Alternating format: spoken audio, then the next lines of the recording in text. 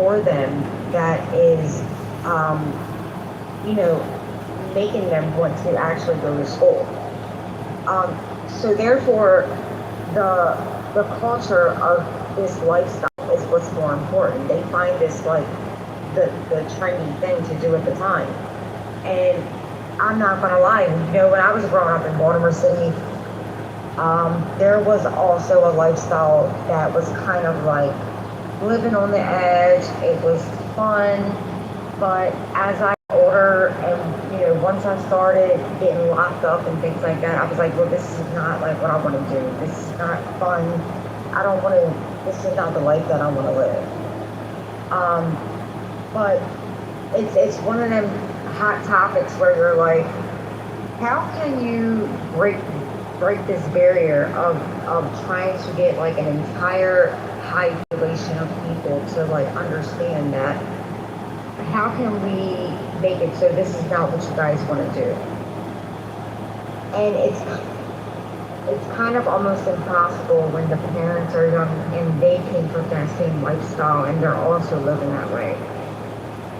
And then they're also going through a public school system that don't care about them, and they're just kind of trying to push them out. And they're literally graduating kids who don't qualify. I mean, how is there anything that you do? Do you do anything in your community? Are you around those kids there? Because to me, I feel like when we talk about like, what can we do? What can I do? What can you do? I feel like whenever we ask what can we do, it's such a stupid, as individuals, we can change a whole lot. Donations can change the world, going to volunteer schools. So what are you? That's a great question. And if I had like the opportunity to be like, yes, let me go ahead and point out like the issues. Unfortunately, pointing out the issues will result in me probably being called a racist or saying that I'm a Republican or some bullshit like that. So what I just found it easier to do is to kind of just say, you know what, me and my father made an agreement. We said, hey, we're going to go ahead and move out of the city. We're going to buy a house in the county where there's a good school system. That's what we did. As far as like trying to make it better for the entire whole population, that's I don't have the power to do that. I wish I did, but it comes down to people realizing that if you're just voting constantly the same way, thinking that you're going to have a different result when you're just going to have the same result, because that is the definition of insanity. I mean, that's never going to change. So I kind of gave up on that. I was like, look, this is a place where people are going to just constantly vote for the same policies, the same thing. They know that they have bad school systems. They're paying higher taxes every single time around. But, I mean, what can you do? You cannot do anything. So I'll tell you, hold on, Adam, just real quick, I'll be 10 seconds. I'll tell you what I do. I donate to charities. I donate to women who are starting homeschools. I go to literal public schools and help kids read. There's so much that we can do as individuals, right? If you got the time to be on Clubhouse, you got the time to go help a child in need. And that's just me. I mean, I get it, people move out of these horrible cities and they want better lives, but I mean, the ones you leave behind are the ones we're so concerned about, right? I feel like a lot of people, who cares if you were called racist? I was called a white supremacist and lost. I was told that I had caused all slavery. There's a lot of stuff that we are being called, but those words mean nothing to the subjugation that these children and these families are facing in these impoverished communities. A lot of us are very blessed to move out and get our shit together, but some people aren't, and we can call them lazy. We can call them criminals, whatever the fuck we want to do. But if we really care about people, we'll go and do some work. And donations are our tax write-offs. So I don't know what the fuck people mention about donations where you can get that money right back. It doesn't matter if it's $20, $30, $40. There are mothers, especially in Philly, opening up homeschools. You hate the school system's so bad, go donate. You know what I mean? Go support them. Bring us some notebooks. If you got the extra cash, go to the Dollar Tree. Go crazy. You know what I mean? Hold on, Holly. Hold on, because you asked what we can do, and I'm giving you steps to what we can do. Those little things can change a child's life. A notebook and some pens can change a child's perspective on whether he wants to move on that day and get shit done or not. That little thing of just going to help somebody, whether it's your duty or not. know, I feel like until we have took the steps and actually listed some things that we can do, we can't ask each other what can we do to help. 'Cause no one's doing it. No one's donating or helping. They're just going to their house and crying about it. Be like, oh God, the world sucks. Do something. You know what I mean? Individually. We don't have to do it as a whole. Yeah, but you can't sit there and say, well, let's just donate some money and think that that's going to actually change something. This has nothing to do with money.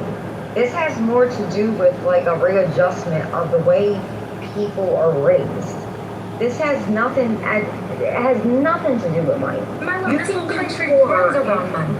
Holly, have you thought of Holly? So you're saying that you can be poor, but you're still going to be like a degenerate? No, that's not the case. I grew up poor. I didn't go out robbing people and things like that. I figured a way out. But my love, Holly, you asked a question. I gave you an answer, you're still pushing back. You asked a question. How can we help? I gave you answers. You said donate. You said donate. You said donate. I said way more than donate. I said way more than donate. I said way more. And donations are literally key to saving communities. That's how you save them. That's how they rise. By putting in the communities. Not buying Gucci, Versace, and all these nice shit. Go to the community and donate back into it. That's how we build communities. But we're so damn selfish. We think, oh, I wasn't I wasn't bad when I was poor. Shit, I got into some shit when I was poor. I was Kensington, Philly, went to jail, went to prison for a year. I got into some bad shit when I was poor. And some woman took me on when my parents were on drugs and literally saved my life. God bless her. She was a suburban woman with half the money. And she took the time to really help me, bought me shoes, bought me clothes, got me a hotel room when I got out of prison. Literally saved my life. I don't know where I'd be without her, and now I'm doing the same thing. I'm paying it forward. So I feel like the idea that saying, just because I was poor, I wasn't bad, not about you, love. It's about the people who are suffering. You got out, and congratulations. But baby, we got children and families that are in need. And if we really care, we would take ourselves out of the equation and focus on that. Fuck what you did when you were a kid. Fuck what I did when I was a kid. So you understand that even though somebody comes out of the gutter, that they're still struggling, right? They don't have money to just give away. We all struggling, baby. I don't have money to just give to a charity or a donation. $10, $20, no thanks. No, I don't have it because I live in Maryland. Taxes are higher here. How about Taxes are high here. I live in a high state, and that's not because I agree with you. Service. You can go read to the kids. What about community? Oh, see, this is why I'm disengaging. She doesn't want to help me. People just want to be just, what is it, grandiose or whatever. That's a fact. That's a fact. You would have never on me, Bima. You would have never. Hold on. I'm not the one who has a platform talking about what I want to do to help all these people. When you ask somebody their opinion and they give it to you and you say, hey, what are you doing? It's like, the majority of the people that you're talking to are not going to a recreation center and helping none of these kids. Then why are you asking what you can do? That's not true. Do not ask what you can do. I'm not asking you. I told you the problem was. I told you the problem was there's cultural differences. Yeah, there's a cultural barrier within the community in certain areas where that's just the way that people live. I think it's important to that's not. Don't ask what you can do, Holly. If you're not going to take the advice, babe. Don't ask how you can do it. You're not going to. I don't care how much money you spend, and I don't care how much time you donate talking to people. If they're going to still go back to the same household that they came from when they met you, and that's the area they live in, it's not going to make a difference. I'm telling you, that's a lie. Because I grew up. That's a lie. So y'all let me give you an example. Have you ever heard of the Harlem School Project? So they started back in 2005. It's a dude named Canada. What he did was he got some corporations to invest some money in this school district in Harlem. Over 95% of those kids have graduated to go to college. They have programs that are teaching the parents how to read and write, also helping them get certifications so they can get better jobs. They've introduced programs where young girls that were having babies, it starts from birth to the child goes to school. It's very successful. You need to look it up. They actually did a 60-minute interview with this guy.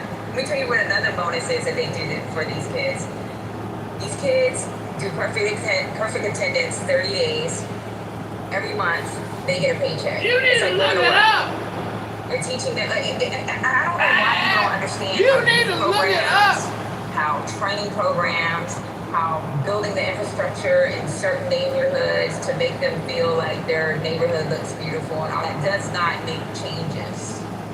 Okay, so There's a whole freaking study. I mean, I want you to just look up the Harlem School Project and see what the success rate looks like. Right. And to actually talk about the federal government at one time talked about using that as an example. They have one in Atlanta as well, and it's not called the Harlem School Project. It's a white house, not what the school is called. Pretty much built like clockwork. Every one of those kids that go to that school are very poor, and they're graduating. And they're going to universities. They're not going to trade schools. They're actually going to universities. They're also helping their parents.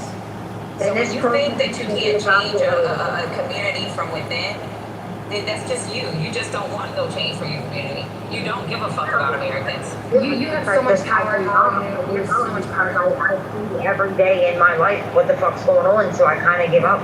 Like, after you see what the fuck's going on, you're just like, bro, I don't care. I get that. Like, it's not my problem. Like, I have my own shit to worry about. Like, I don't have abundance of money to be like, oh, let me go ahead and get my money over here to this place.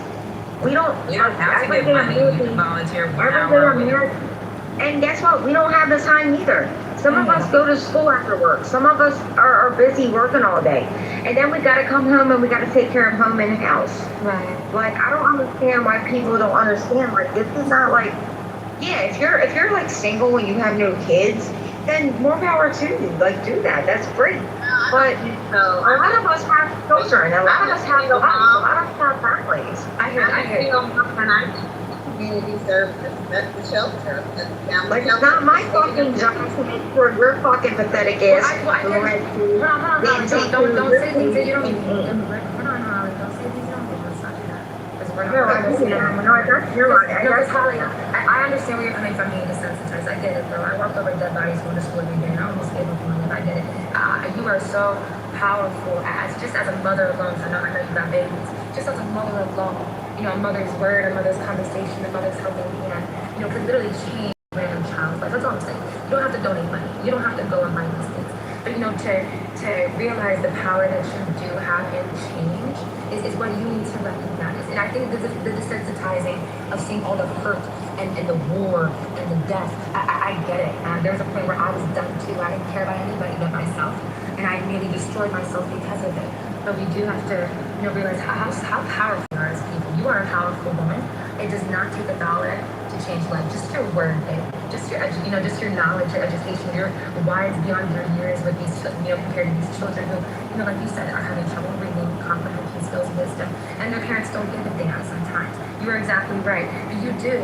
You know, I get it's hard to see that stuff, but that's the burden that we bear, baby. When we are, when we have the strength and power and able body, mind to do something, that's the burden that is put on us, and it sucks. That's just what we gotta do. But as a mother, taking care of your kids, going to school and working, I get you don't have time. But whenever you do, I mean, definitely, it'll empower you to do these things, go to these communities and see the power you have with these children. When you speak to them, they really need it, love. They really need someone like you to let them know, like, hey, I give a shit about you. I don't got shit, but you got me. That alone can change a child's life. Is if I didn't even have to do that because the parents actually, had a cultural way about themselves where they were like, yeah, I'm gonna make sure my kid does this. I'm gonna make sure my kid is not in free. So I'm gonna make sure my kid goes to school. That is what because I grew up in a crime-ridden area, but guess what? I didn't let my kid go the fuck outside and run the streets. Okay. I didn't do that shit. It's not hard. It's not hard to make sure your kid is safe. It's not hard to do that. It's not hard to make sure your kid does his homework. It's not hard to do that. I beg to differ. When your family is on drugs and you grew up in a town that just didn't have any help, my family could not get me to school. My mom passed away a few years ago because of her drug addiction. And there is a certain point in time where you realize that when it comes to that problem, drug addiction is a fucking disease. It is a disease. My father died as a heroin addict. Okay, so He then died as a heroin addict. He okay. was found under a bridge and they posted it on the news on television. So I you had to see. go to school. I had to go to school in 6th grade, and somebody had to come up to me and say, "Why am I in school? Your father is dead. Why are you here?" The reason that I knew that was because the girl that told me was friends with my stepsister's aunt. So I went to school that day, and then the hall monitor came to me and said, "Hey, they want you in the office." And I already knew what the fuck it was for. Right. So that was traumatic for me. Right. So I already knew why the fuck I was going to the office, because somebody already knew my father was dead, and I had to go home and watch his body in a fucking body bag being dragged out from underneath the fridge. Because back then in the 90s, they showed that on the news. Yeah, and another child is going through the same This thing. is not like this is not like something that is like I've never been through something. I don't know what it's like. I fucking suffered through so much PTSD and severe anxiety and depression, and I've tried to kill myself numerous times after that happened, because I didn't know how to deal with life, because I was searching for a father figure. I had a stepfather, but it was never the same thing as getting the love from a real father as you would get. So I had to go through that. I was in a fucking mental asylum because I drank bleach, trying to kill myself. So this is not something that it's like, oh, well, I'm just like this perfect person and I've never had to deal with it. No, I dealt with a lot of shit. Right. And then growing up, I fought all the time, fought fucking people all the time because I had to do this to survive. I went to jail times because I hung around the wrong people. So as I got older, yeah, I realized that that was wrong. And then once I had my son, I said, hey, I don't want to live that kind of life. So there's no reason that somebody else wouldn't be in the same position saying, hey, well, I'm just going to still live the same way. You don't give a fuck about nothing if you do that. I hear you, love, and I'm so sorry for your loss. I can imagine losing that. My dad's my best friend. But we cannot fault the sins of the parents to the kids. That's what I learned. It's not the kids' fault that the parents ain't shit. Honestly. And that's my whole point of this day, this room. The kids. The kids are the focus. The kids are the goal. The kids are the future. If the parents aren't doing the job, we as human beings in this country gotta step up and help. That is our duty. But we have to heal ourselves first. My love, you got a lot of healing to do. And I feel like you have every right to focus on that. I wouldn't focus on no charitable work until you realize your strength and your powers. I can't imagine, that my mom died in my arms and it wasn't from heroin, it was from cancer. I'm fine about it, but I don't talk about it. But when I do have like when I have an opinion on stuff, people automatically assume like I've never been through anything, and it's like you don't have no fucking idea, like the shit that I went through in my life. I had my father died from a heroin overdose. I had my uncle a heroin overdose when my grandmother ran outside the house screaming at the top of lungs, and I didn't know what was going on. I thought her cat had died because the week prior to that, she did the same thing when her cat died. So I was like, oh, she had another cat. I thought her cat died. The neighbor ran up thinking he was going to do CPR. He came outside and said, look, he's gone. He's blue and he's fluid. So, yeah, it's been a lot of shit. Right. But this is someone also who went through all that stuff, you seem to have a lot of animosity and hatred towards people who went through the same thing. And I get why, because they're so triggered. You don't understand. Hatred for people who go through it but don't want to change it. I mean, my love, when it comes to, I'm just, we're just gonna let this go. I feel like, when it comes to, healing and realizing that a lot of problems are out of our control in some communities. I watched the war on drugs destroy my community. Kensington isn't even police anymore. It's gone. It's gone. Bodies everywhere. Everyone's walking over dead bodies. Kids are walking over dead bodies, selling fentanyl, selling heroin. I try to visit as much as I can, but it's really a dead city. There's nothing people can do anymore, and it's heartbreaking. But I do what I can, just because I've seen addiction, I see what it can do. I've been addicted myself. I lost myself, lost control. So I guess in a way I have an understanding of the fact that I lost complete control. There was no saving me until I died. I had to die to save myself. So it's just a lot of us go through traumatic things. It makes us stronger. Obviously, it doesn't make you stronger. We gotta have grace, as I would say. Gotta have grace for our neighbors, man. We don't know what people are going through, So it's just, and I didn't know what you were going through, and I apologize for coming at you this sort of way. I have no idea what trauma you've been through. And I should have, approached it. I should have approached it, you know what I mean? You come off like a salesperson, and I guarantee, and you never have been through anything that I've been through. I mean, I've been in literal. I never said those words to you. You're gonna do that for less. No, I don't do that shit. I don't do that fucking shit. I lost my mom in my arms. My dad literally overdosed to heroin. I paid for his rehab. My sister died, and my brother is addicted to heroin as we speak. Don't fucking tell me what the fuck I've been through. I never said you didn't go through shit. Have some respect. That is the same shit that you just. Sorry, I'm going off fever for a second. That is the same shit that you just pull when you say, "Oh, people say I had a been through nothing. People say I'm so fucking lucky." Don't play that shit with me. That's some bullshit. I was trying to you and tell you that you're powerful, you're strong, and all you can say was you had a fuck what you've been through. I was trying to say that literally the trauma that you've been through, I understand why you act the way they are. But now I see you're just a fucking asshole. You're just an asshole. The same shit you don't want done to you, you did to me. So I'm done bonding with you. I'm done talking with you. I think we should just let you go so you can go heal and talk to your damn self. Because you just definitely spit in my face. I'm not taking that shit. Go to Kensington, Philly, walk on those needles, come and talk to me before you do nothing. You're not going back to the ghetto. I am. Fix your shit, fix your attitude, fix your ego, and bleach your roots. Yeah, I was gonna say I agree, and I'll just let that breathe for a second. Holly, no offense, but the one thing that you said that stood out to me, you're like, I can't do this, I can't afford this, I can't do the blah blah blah. And I'm thinking like, damn. Holly, I think honestly, when you're saying you gotta take care of yourself, it sounds to me like you need purpose. It's you need Christ. You need Jesus. Hold on, wait, hold on, wait, hold on, wait, hold on, I want to hear you. Just wait. You need purpose. That's why you're trying to kill yourself. That's why you don't have empathy for the human being. That's why you're not. You think that you're some special. Hold on, wait. Just let the subject meet the predicate. Hold on. That's why you don't have empathy. You don't understand environmentalism. You don't understand determinism. You don't understand how we all affect each other. All you got is excuses. And this is the thing. And listen, Pockets was a lot nicer than I was. I'm sorry I have to be the bitch, but exactly what you need is purpose. You need to go out there, and purpose is serving humanity. And that's Jesus. That's Christ stuff. So, I'm not empty, but you know what? I'm tired. I'm tired. No. You need to read the Bible. Read the Bible. That's where you should be right now. You should be reading some Christ's words. What would Jesus do, Holly? Is this what Jesus would say, Holly? Is this what Jesus would say? I'm not Jesus, and nobody is Jesus. Nobody's doing what Jesus does. So let's not act like hold on. I'm saying, what would he do? What would he do? Nobody's doing what he did, and you're not going to act like because you say that.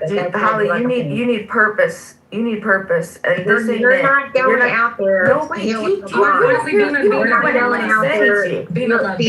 even worth it, babe. It's not even worth it, babe. I have a question. Whose culture we know exactly what this shit is? I'm kind of confused. Sorry? You sound disconnected, Holly. You sound like a victimhood. You're victimhood central, man. You're just all about yourself. Wait, Patty. I didn't even bro. What you did really hurt me, though, bro. Wait. Patty had a question. It's a good question. What culture? I'm confused when you said culture.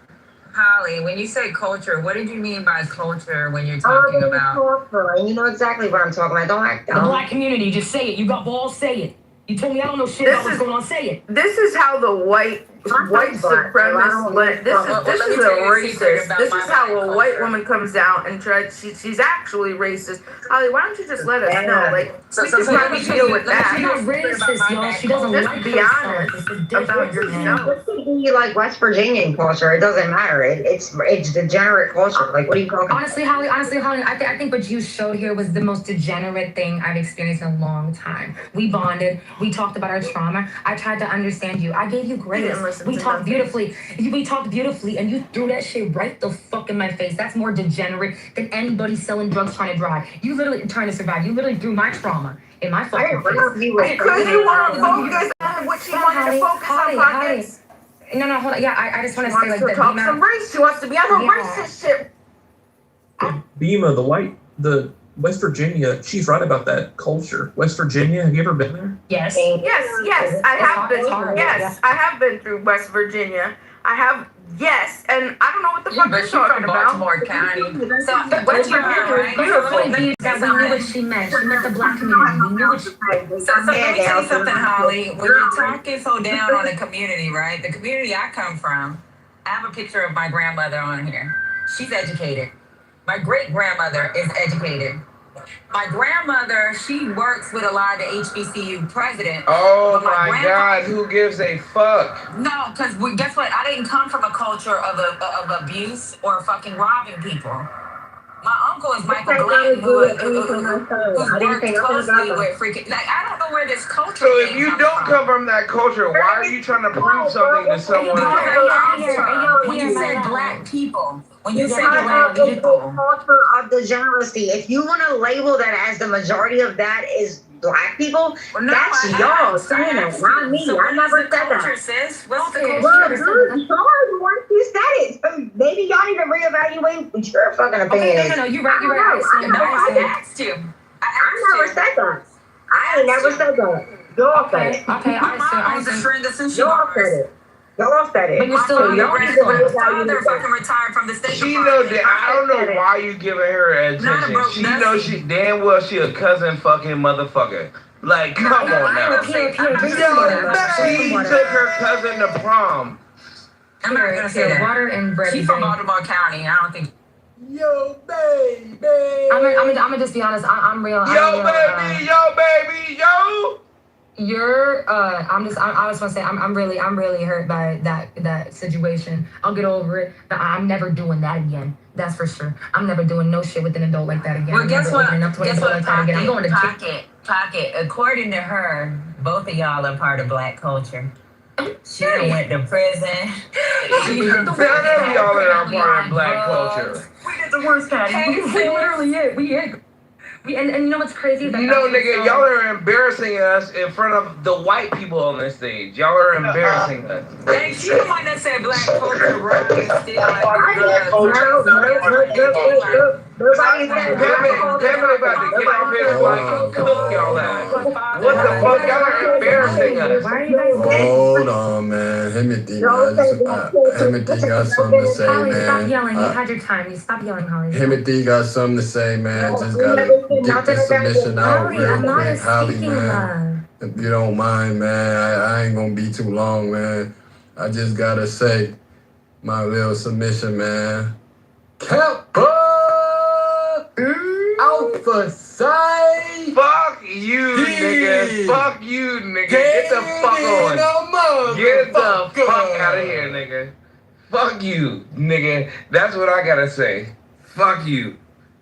Yeah, you better say it with in cursive. Better say that. Y'all can't continue. Well, no, I mean, you did that pretty good. I mean, you a brother, so you did it pretty good. Well, Holly adopted black culture. Oh, Patty, can you please hold? Shout out Gosh, to I'm that still black burning. culture, I'm still man. I don't boiling. know what the fuck Holly talking about. Well, I'm that still is boiling. that. We gotta Okay, move so on. even though we joking, that's actual black culture. Like, I don't know what the fuck y'all talking about. Wait, What is black war, crime, culture? and violence? You know Yeah, what crime? is black culture, Pierre? Nigga, war, crime, and violence, nigga, that's not part You of know our who they learned it culture. from, Pierre? You know who they learned it from? You ever heard of the Italian mob? You ever heard of the Italian mob? So I would tell you guys if y'all shut the fuck up. Oh, no, you better go ahead, Pierre. Speak in cursive. I got a white bitch question me about black. So like black culture is so I mean it goes into simple things like nature. Think about like, okay, let's just think about South Carolina for example. Think about like okra. Where did you get that from? Who was planting that? Who knows how to actually like know the nature, know how to cultivate that land and everything? Who gave land back to their descendants? Like, this is shit that is black cultural. They're all right. Okay. Your PTR tells me you have no respect for your own community. The concept. What? Because I'm a pimp? Yeah, because the concept of the pimp was foisted upon the black community. All right, when have you ever seen a pimp in real life? through black exploitation. No, I'm asking, when have you ever seen a pimp in real life? My point? And then No, you cut me off. No, you cut me off, dumb fuck. No. I was talking and you cut me off. You don't have no fucking, you don't hold no rank in this bitch. So you cannot rudely interrupt somebody and then expect me to shut the fuck up and hear your stupid ass point. Nigga, you don't got no white privilege in this bitch. Brother, he's not white, man. He's not white. Allow me to finish my point and then you can suck my dick after. Do you understand me? He's not white. No, hold on. Do you understand me? Yes or no? I don't understand you. You just speak Ebonics. Anyway. Oh, okay. So you're a white man that think everything is just for you. Listen. You can interrupt people. I'm talking about the nutrition in the ground and you interrupted that. You interrupted that. That is what your stupid ass did. So I have to shut the fuck up. No. So everybody shut the hell up. No. I have to shut the hell up now. Yeah, please move him down to the audience. To see what? No. Why do I gotta get moved down when you interrupted me? Finish. He never got to finish. Let him finish. I want to hear what prestigious shit he gotta come out his white ass. Finish your submission. No. What do I gotta shut the fuck up for? I want to hear it. Okay. No, I'm with you. We just listened to Holly for 20 minutes. It was foisted upon the black community through black exploitation films that were funded by the CIA. And here you are embracing it. You're internalizing the commands of your own oppressors. Yeah, I was talking about fucking the garden, the fucking like family type of shit. Nothing of the shit that I said has anything to do with black exploitation films, you dumbass fucking cracker. And I get it. Your dumbass only want to say what you want to say because that's what your dumbass do. You're incapable of listening. I was talking about cultivating the ground. I was talking about black culture. And the first thing I started with was the ground. And the first thing that your dumbass gotta shut me the fuck up is about some fucking films, nigga. I'm talking about way before what the fuck films was even a thing. Shut the fuck up, bruh. Y'all are stupid. Bro, you mayonnaise ass motherfucker, bruh. Oh God, bro. Brother, you keep miscategorizing, bro. He's not white, gang. He's a Mexican. I don't give a. He's a Migo then. All right, Migo ass nigga. All right, bet. He's a goddamn wetback, man. But where the fuck does film come from the earth? That's what I was talking about. He interrupted me. No, shut the fuck up. He interrupted me to talk about film. You were saying he interrupted me to talk about film. Yeah, he looking at your picture, bro. And the picture he's associating with you, like his psyche ain't really there like that. Like he's slow, man. Don't be too hard on him. No. Enunciate, nigga. The goddamn. Really? He's kind of slow. No, nigga, enunciate. What the fuck? What are you trying to tell me? I mean, what are you trying to tell me? He can't see artistic perspectives. Like you have a picture. Nigga, that is not my job. My job is not to go through this life and show these people that I'm artistic, show these people that I'm smart. That's not my job. Now, I get it. We live in a world where they want us to do that. They want us to walk through the suit and tie. Yeah, like, show you a good nigga. No, nigga, that's not my job. And your ass just fucking doubled down on it like, he can't see anything other than, oh my God. Nigga, this is Clubhouse. This ain't me. This is not what the fuck I think about. This has nothing to do with how smart I am, nigga. This is Clubhouse. I don't go through this world trying to look good and fucking look smart for these dumb motherfuckers that don't got no money in the first place. Well, maybe I wouldn't go to those conclusions. Nigga, y'all are broke. You are broke. Why in the fuck would I put a suit and tie on? Why in the fuck would I put a suit and tie on to come on this stage on Clubhouse when your dumb ass is broke? I got my own company. So look. Invest in my company. Can you do a 50 band investment? Cause I'm about to get a contract with Dominion Energy. So can you invest in my company? 50 band buy-in. I'll get you about 350 back. What is it, him at the, I'm all I don't alone. scam. There's no one here beside. My problems have all gone. Hey, we gotta listen to Donkey, man. He was on a song. Cardillo been auditioning for the white badge for a long time, man. I don't know if my brothers accepted him into the community, but he's been auditioning for a minute now. Y'all not missing much being this. You're really not. You're really, you know what's so funny with white people? There's no community with us, right? You have communities like politics. You got the Democrats, Republicans. There's really we don't see ourselves as like a community. Like, oh my God, that, madness, we don't see that. Which is very selfish in a way. Most of our parents don't like us. They really just want to throw some shit at us and get us out the door the second we, grow old enough doors. So a lot of what people think that's so glorious, it is really something that's much to be proud of. There is a lot of conditioning that happens in this country, from education to, jobs, to what we see in movies. We're taught about emperors, white kings. We were never taught about the patents that are owned by other races of people, the ownerships, the true history. We were told a lot of lies. So the idea that like people want to be in a group that is so conditioned, and so kind of lost, it's very. I don't think you guys are missing. To be honest, it's really, yes, and we can burn.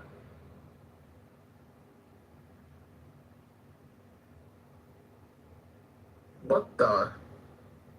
Yeah, if you didn't follow, but you followed Pierre, I'm very for yourself.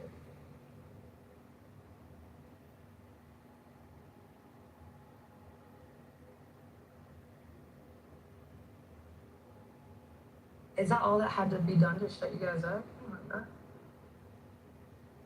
Gotta let it sink in for a Go, little big bit. dog. No law. No law. No law. No law. Fuck all that. He was a ferret.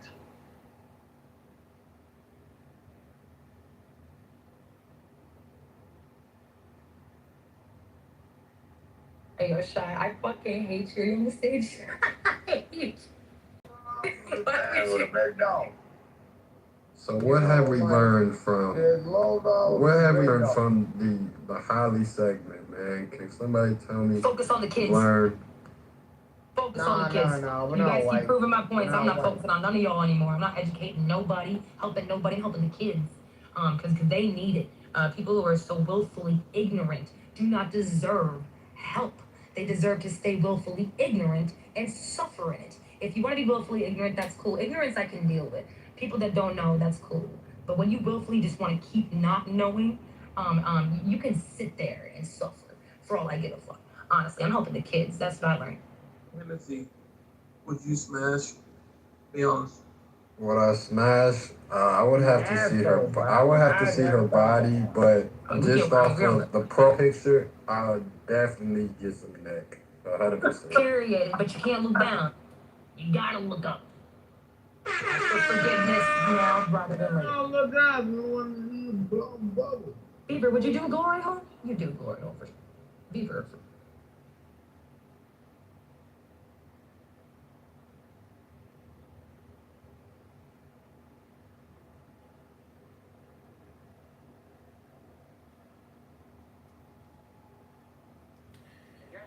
Hello, Chillism. This is your feedback. You are all retarded and suffering from brain rot in Nathan's Art Experience Project. Ink and keep going to the gym, but read a book, retard. Lots of books. All of you should be reading more and more books, you retards. That is my feedback for Chillism. Hello? Thank you very much and appreciate your. Wait, is that Kitover? Yo, does Kitover know about my gym work? Yo, that's dope. People are complaining about your gym experiences on Clownhouse. Hello, Mom, I made it. The fuck is wrong with you? Like, man up, deal with your problems like a man, and eat your fucking food, dude. You're shortening your lifespan like that. Do you realize that, Nas? Like 115, 5'9", you're fucking dying. Hello? If you were 600 at 5'9", Hello? you're dying. I'm just saying.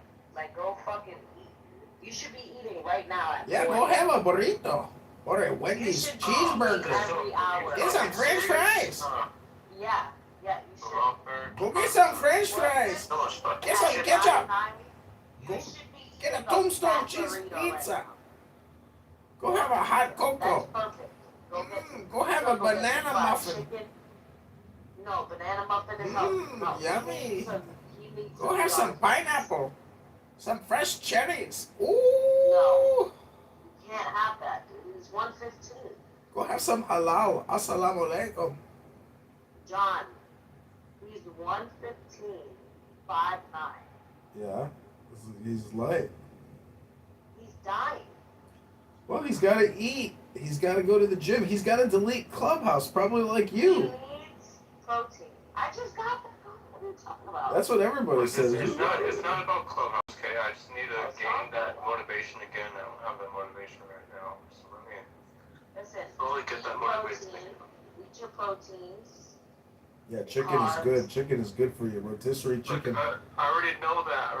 What I'm saying is I don't have motivation right now. Okay, so let me just eventually work on that. You're gonna get it tomorrow when you wake up. Yourself not to die. We're gonna neurolinguistically implant motivation right now. Yes. Take the deepest breath of the day.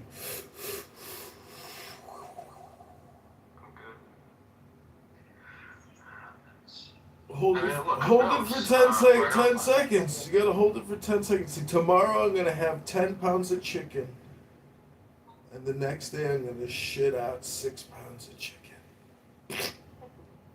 Now let's say this game that we're working on right now, right? I complete working on this game, I could make a lot more money out of this. Nah, I don't care about you. I don't want you to starve yourself. And Look. just go apply for food stamps. Chicken is good. Pizza is good. Ice cream is good. Yum, yum, yum. Feed me. Feed me. Like right now, at your weight, you should be eating a whole Haagen-Dazs ice cream. You should be having a 3-foot hot dog right now at Costco. $4.99 Costco hot dog in your belly tomorrow. Ooh. Yeah, but only it was a lot with this. Like, eat a whole pack of Oreos right now is what you should be doing. No, don't eat the Oreos. Not until Kennedy gets the food point coloring is just to out of fucking it. gain weight. I can't. Well, I mean, look, it doesn't even matter if I fucking eat a whole pack of Oreos because I can't gain weight. No matter how much I fucking eat, I can't gain weight. You gotta lift weights as well, like Lord Incan here. You know, you can't just eat and gain weight. You gotta eat and lift weights. That's the whole game. Don't you realize you're living in a video game, Lord knows? Your body is the first person shooter, and it's up to you whether or not you want to repair, get your health bonus points back. You gotta get karma points. Gotta get those karma points. While I run on my treadmill, you pick up weights. You know what I mean? Go ahead. Don't run at all. You don't run. Yeah, you can run. Fuck be that shit. as You gotta get some sedentary as cardio in. possible.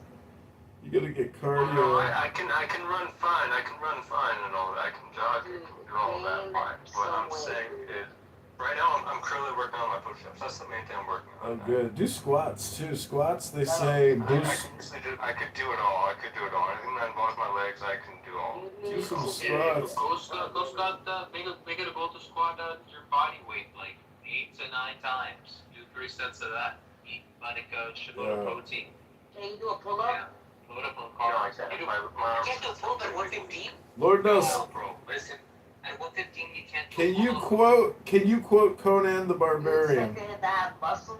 Arnold Schwarzenegger. What is the meaning of life? We have different perspectives of meaning of life. I can't do a pull-up. No, what did Conan the Barbarian say when asked, what is the meaning of life? I don't know. Watch that movie. Oh, well, you should learn the philosophy of Conan, then you'll become invincible. Good, I'm writing all novel and all that, doing all type of franchise, so What did he say? Look it up. I'm not going to tell you the magic of Conan for free. Alright. Let's look it up. Conan quotes Arnold Schwarzenegger. What is the meaning of life, Conan? What did Conan say? Watch your enemies, see them living before you, and to hear the lamentations of their women. No, that's not what he said. He said faggot retards use Klaus conference call social app for free and waste all their time. To crush your enemies, see them To delete the poisonous app that has infected your minds. I mean, Nathan is alive. How did Nathan create this mind virus and survive? That's what I don't understand. Technically, his activities should have imploded him. The assumption that he survived. Oh, you think only part of his brain is still there? Oh, he's dead inside, dude. He's dead inside? It's a whole brain. He's a shell. You know, you are your environment. So, like, Nathan has absorbed Lion. He has absorbed Incan. He has absorbed the other fake lawyer, the other fake lawyer. You guys just run, like, mock trial rooms every day. Everybody has become a lawyer, essentially, in the Chillism house. And it's a public speaking, gymnasium for faggot retards. And, I salute you. But every good art project ultimately has an end. It's just the way it is, Every relationship. There you go. Oh, wow. Alright, so, guess, right? Or Shida. Right? Look, I'll just stick to Shida. Oh, shit. Crazy. Spicy in this motherfucker. Here we go.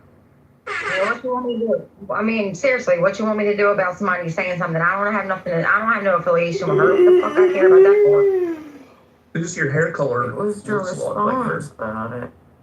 Holly, do you feel like... What do you want me to say? Oh my God, sorry, I wish you wouldn't have said that.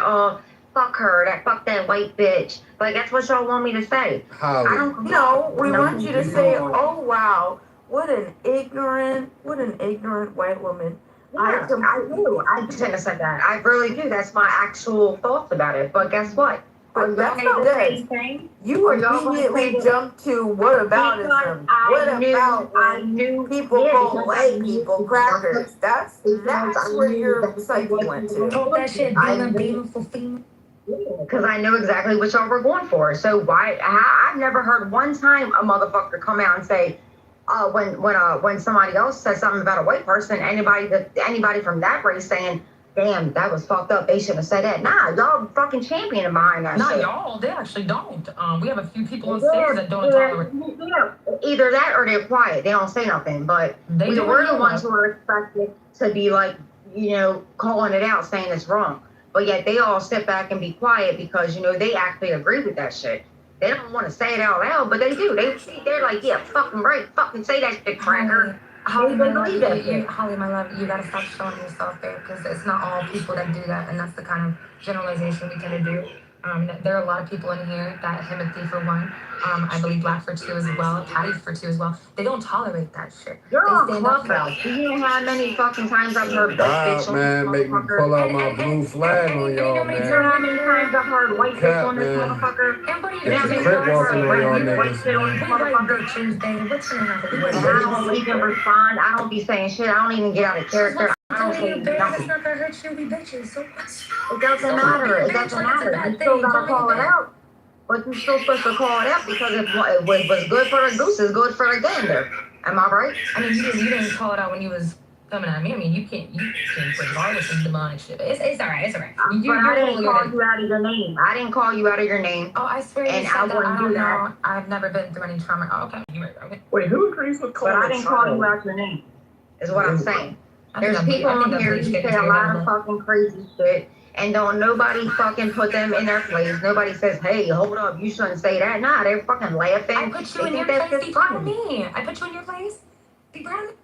Something's happening. I don't think you understand what I'm saying. Okay? I don't think you understand what I'm saying. I'm talking about rape. You should be. Holly, quick question. And be honest, there'll be no judgment. Have you ever called a black person the N-word? Never. Oh, bullshit. Get the fuck out of here. Never. Never. When I was younger in my teenage years, I used to say nigga all the time. Oh, shit. Oh, where is it? Oh shit. Well, that was the slang. That was like the that shit slang. rolled off your tongue so smooth, man. Nah, but Like, you Yeah, talked Hold on. yeah, because it was culturally trendy at the time. It's trendy. Wait. Pockets, don't lie. You used it like that too, though. Oh no, in Philly you get When your you ass beat growing if you up- use it. That word is never uttered. With In white people. Philly? No, you do not. Hey, where No, I lived, you got your ass beat for saying that word. I don't say that word. I was mad when Eminem said it. I don't think we should be saying it at all. It's a disgusting word. Don't say it. It's not cute. It's not trendy. That's such a lie. Yo, how? Holly, have you ever fornicated with a black man? I'm with a black man. What are you What talking do y'all about? do? Do y'all do like slave play? Okay, she said nigga. She didn't say Somebody y'all. tell Wait, me hold on. What's what that song, Patty? You say fornicated that I'm a means. ride from my motherfucking. Hey, Tasha, You're supposed to say it what out. did you say, Tasha? I didn't hear what you said. I'm a ride for my Wait, motherfucking hold on. niggas. I said that them, but Hold on, I'm a ride for my motherfucking niggas. Oh God, you sound like Pierre. All right, chill out. I want to hear what Tasha said. Go ahead, Tasha. oh, it's cool. It was already here and gone. I said I'm it cool. was lingo. It was nothing but lingo. I don't talk like that now because I'm a lot older because I kind of think it's kind of corny. Tasha, are you a white baby? Like that now, but let the intensity get Okay. and all types of Taking her shit. PTR. I can tell. Yeah, man, Never she's mind. nowhere near a white lady, gang. I I know. I have to. From a distance, Timothy, her PTR looks, white. But yeah. Yeah, I don't say it anymore because I think it's kind of corny. Like, because now I'm older. You just said it was but trendy, baby. back in the day, it was like acceptable. Everybody's contradiction. But my love, you just said it was trendy. Different places. I live in different Baltimore. They let you say it. Like, they don't give a fuck. It's You not can say about it. if they You're let in you Baltimore, say let's it, check baby. here. We It's shouldn't be when you saying say it. how you Nobody's asking for your permission. They're Yo, saying it. listen, listen, you better have some respect, because there's no way you're going to be talking like that. Be like, oh, we're allowed to say it. Like, but Okay, one second, one more.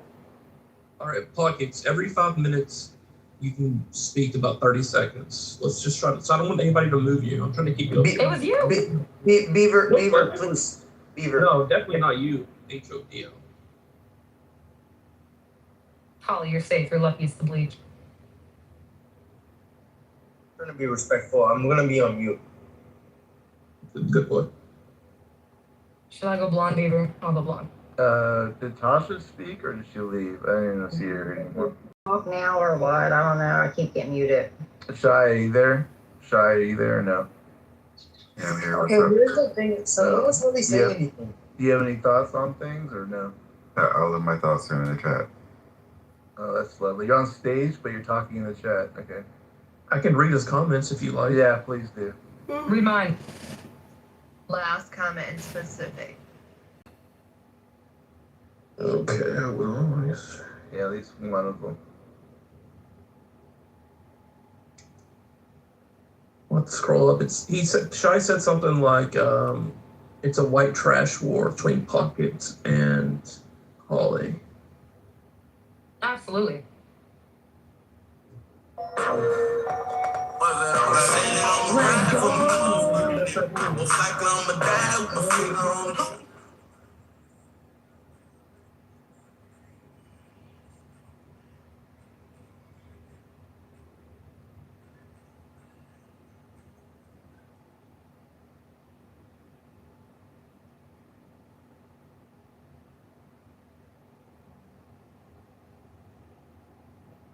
This is your 15-second ASMR deep breathing video. Take the deepest breath of the day and hold for 10 seconds.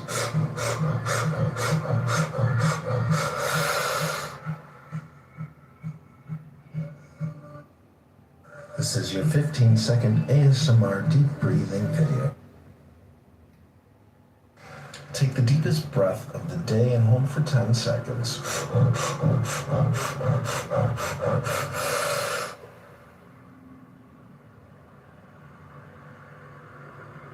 Let it go. Hit the like button. Take the deepest breath of the day and hold for 10 seconds.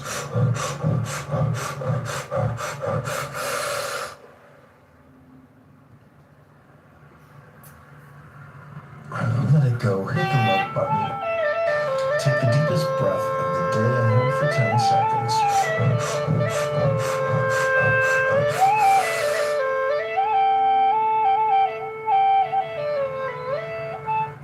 Let it go. Hit the like button. Take the deepest breath of the day and hold for 10 seconds.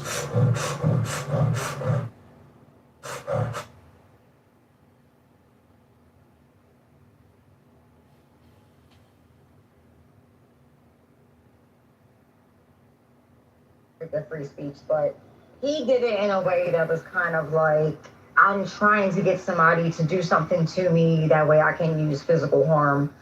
And I mean, I think he learned a lesson. Hopefully he learned a lesson. Maybe he won't do that again.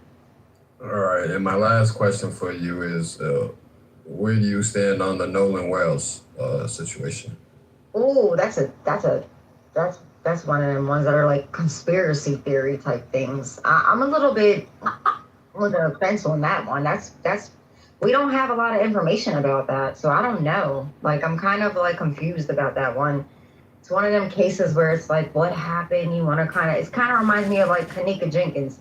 You remember the Kanika Jenkins thing when she was at the motel in Chicago? No. You don't remember that? I was obsessed with that thing. Oh my There's God, I was evidence obsessed in with the that. case, Holly. There's amounts of evidence. It's not a conspiracy. Nancy Grace on the case. That woman came out of retirement with her hair fizzed, ready to go. There's no evidence. No. Yeah, there is not no evidence. There's just a lot of like assumptions. No. Nancy Grace on the case, there's a problem. I have a question for the black ladies in the room. Holly is with a with a black man. Does that assuage any of your concerns about her being racist?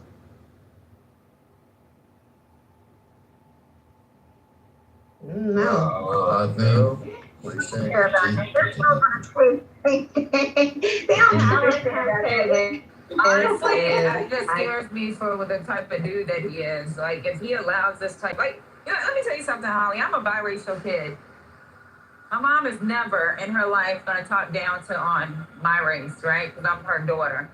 Yeah, I don't do that. My dad would. I mean, she wouldn't associate culture with violence either. And my dad would not do the same to her. So this is kind of weird. This is a weird thing for me. Well, if you think I'm racist, then you should hear what my black son's father says about black people, because I tell him all the time he's racist for speaking on his own black people like that. So. One of those. I love a savior. Black girl, wait. Black girl, you saying something? Yeah, go, black girl. Oh, he calls me ghetto. He says I'm ghetto. He's like, hold on. Can I speak, please? Can I speak? Thank you. My best friend, she married a white guy. And I'm not saying this is the situations for everybody, but she married a white guy. I think she married him too soon. They had, 2 kids together. So it didn't work out. Okay. And so as soon as it didn't work out, he called her the N-word. So how old was she when she married him? She was in her late 20s. Mm-hmm. Yeah. And how old was he? Like, how older was he? Just a couple of years older. Just a couple. Like, she didn't like go 10 years plus. No, she didn't. Okay. So she thought she was doing the right thing because niggas ain't shit. And so she was like, I'm going to marry a white man because that's going to be better for my life.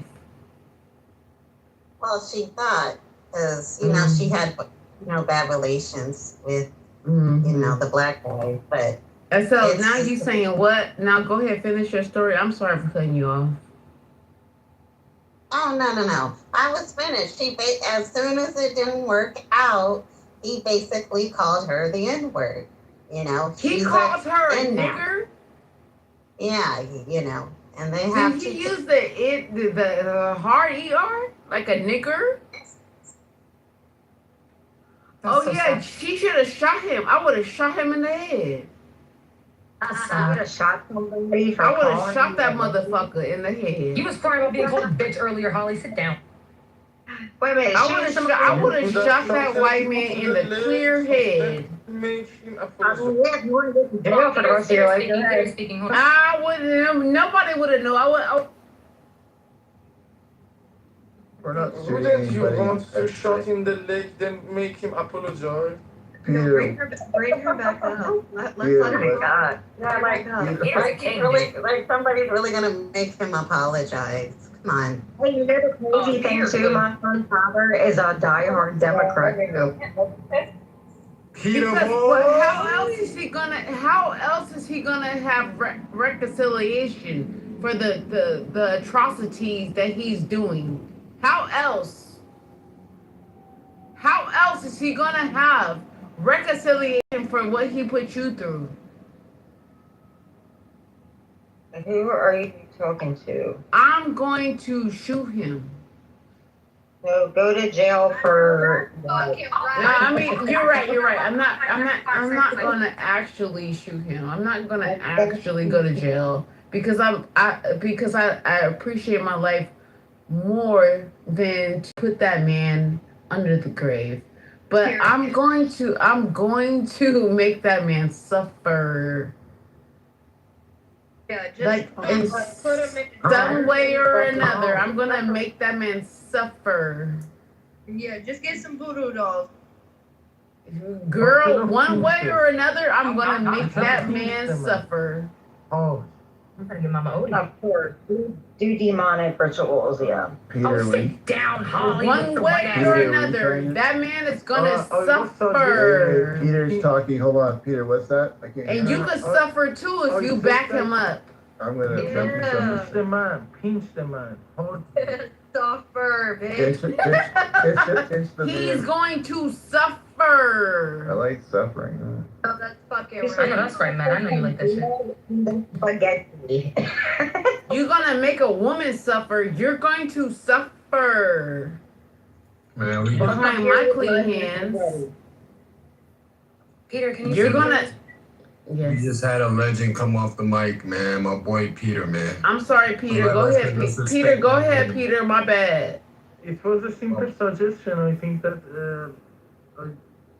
you can pinch the man hardly and a couple of pinches. He would remember all the time. Absolutely, Peter. Purple nurples are the worst. Give me. Peter. Purple nip. Absolutely. Pinching those nipples, man, are a different type of pain. Yeah. Peter, are you still here? Yes, I'm here.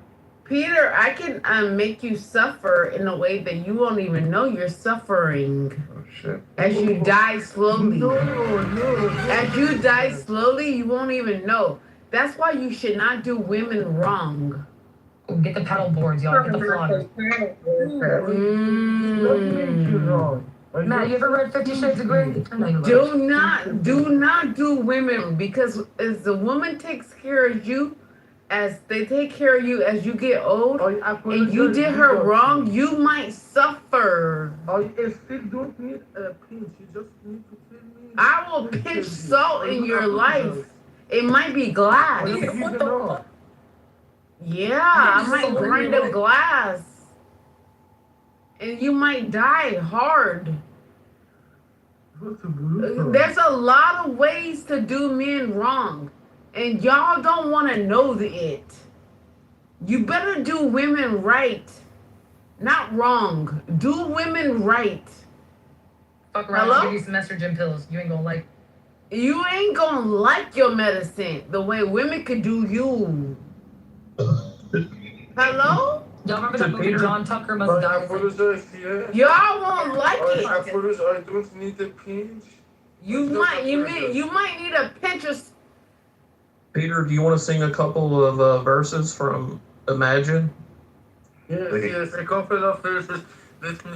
Thank you, Peter. Are y'all crazy? No, we're about to hear a masterpiece. Okay, let's go. Imagine there is no heaven. See if you try. No hell below. You could die today. Nah. Above is only a sky. Imagine all the people eating for 2 days. Imagine there is no countries, nothing to kill or die for, and no religion. Imagine all the people. You miss it, I'm a dreamer. But I'm not the only one. I hope someday you join us, and God would be as well. Imagine all the sessions, I wonder if you care. No mean for grief, no for death, a brotherhood of men. Imagine all the people sharing all the book. You miss it, I'm a dreamer. But I'm not the only one. I hope someday you join us and the world believe as one. I would die for you, Peter. That's right when John Lennon got shot, right? The way her plug hit. Why you gotta do that, Holly? That was a good moment. Ruin it. Bro, that was so bad. That was beautiful, Peter. You're going to Hollywood, man. Fuck what He going Simon to says. Spawn He Ranch. Thank you. He said he going to Spawn Ranch. Now your English is getting better though, Peter. Like literally every day your English is getting really good. You're gonna suffer. Where's the girl at? That takes balls. A lot of y'all wouldn't sing because you suck. Peter did that. So go ahead, you do it. Oh, bro, fuck you. I'm not doing shit for you. But I am gonna get a box of hair dye and I'll be back, Peter. You go and see things with.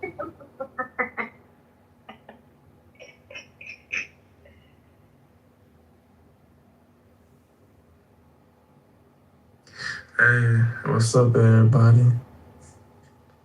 We've been waiting for you. You How you guys? been? Yeah. How you been? I've been doing good. Been doing calisthenics. Ooh, nice. You following anybody on YouTube? No, Where are you getting your exercises from? You just. my brain. Oh wow! All right. I know that's right. He sounds like Timothy. Okay. He does. I don't know who the hell that is. It's the all magical being up top. Nigga? Who the fuck is you, nigga? I don't sound like this drunk ass dude. What the fuck? Oh my God, it's like Palm Beach Nigga, I'm Pete. Timothy, nigga. You just said my name, nigga. I knew you was up there. Yeah, my name Timothy, nigga. Good for you, man. Good for you. I'm not about to argue about your name. That ain't my name. That's your name. So You just said Timothy, brother. I said I don't know who that is, man. So why did you bring up my name? Why are you trying to Someone argue said me he sounded about? like you, Timothy. No, I ain't trying to argue. I'm just trying to say I was minding my business, and then I just heard you say Timothy. I was reading the comment section, dickhead. I'm gonna give you a pass, gang.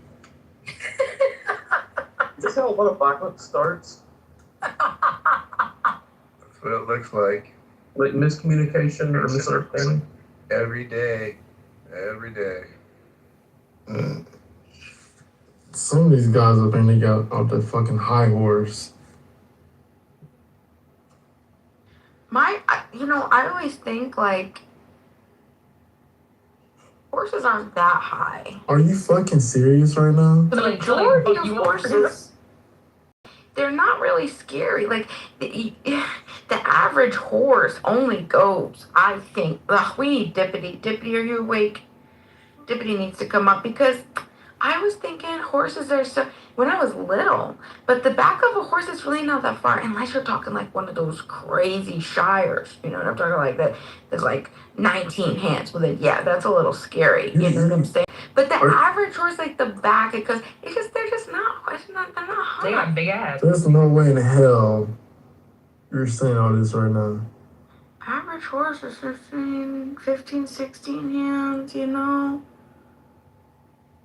And then there's like so many littler ones. I want to be a cowboy so bad. Well, all I gotta say is it was an insult. I wasn't talking about your expression or your feelings about horses, okay? Now, you need to get off them drugs, lay off them fucking drugs and stop talking about them damn horses. All right? I've never seen someone with so much hostility for someone with love for horses. Okay. I don't know what to say. I mean, You just call me a he been whore? doing some promethazine, man. I know what that shit. Are you fucking nuts? Are you nuts? No, I remember cough syrup, man. They used to use that. My nigga. Tell us more about your what exercises you were doing. So, in my calisthenics, I typically have a female partner and we're naked. Oh my god, I regret it. I regret it. I just threw up, but I'm alright. And I work her body.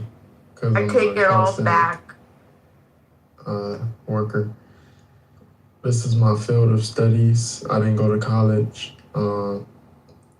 They also refer to me as a star. I don't think you need college learning to know how to wreck pussy, but I hear you. No, that's where most whores get their experiences from, college. So Whores? yeah, they're the exotic horses, as we were talking about earlier. Are we talking about horses or people? Horses. No, female. Oh, whores. Or yes. Oh, well, you saying it funny. I thought we were talking about horses. Like giddy up. Oh, well. Kiss your mother with that mouth? No. But wait, can you say horse again? Let me guess. You're single. Yeah, I am actually. Mm-hmm. Oh, we should have read his bio, Bima. We fucked up. Oh no. Yeah, we should have read the disclaimer. What's wrong with my bio? Oh, nothing. I just said we should have read it. Oh, I forgot I had it up there. We forget to read shit sometimes.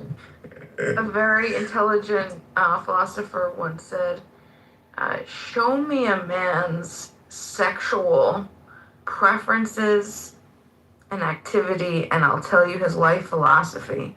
Another man once said, one fish, two fish, red fish, blue fish. And that changed the game. Oh, shit. Dude, first rapper to do it. That ain't gonna work on me because I'm a handsome man, so I can get any woman I want anytime I want. Does that make you feel good? Yeah. Shit, but that would make me feel good. It's a good thing. Good thing. You know, I go outside, say, hey, I want you.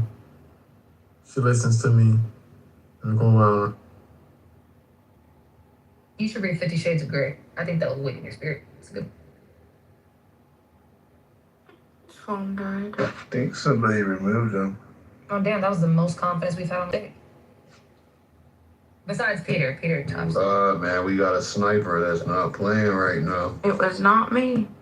Keith! They're cutting heads off up there. That sniper, they going crazy, man. Y'all better be on y'all best behavior. I found my head. We're good.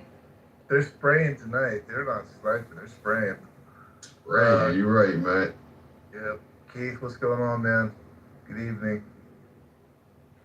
You know, as I'm about to go to bed, I just want to say this is one of my favorite rooms because, you know, you guys speak your minds. You know, there's interesting people here. But guess what? I love you all. Have a great fucking weekend. Have a great Saturday. Have a great Sunday. Love your family. You know, be happy, guys. Okay? Smile a lot. Give to the poor or people that are less fortunate than you are. And have a great fucking weekend. God bless America. Amen. God is good all the time. God bless you, Keith. Thank you for that. Right back at you, buddy. Absolutely. Is this FBI kid? I don't know. You were just cutting off a blessing, girl. But you can go. Is this FBI kid? I don't think you're speaking our English, Are you okay? What's going on? Are you in a kidnap situation? I think she's having a... Or a stroke? I don't know. I just want to know if this is FBI kid. Is that that called FBI to tell them that the Rothschilds are ruling the world.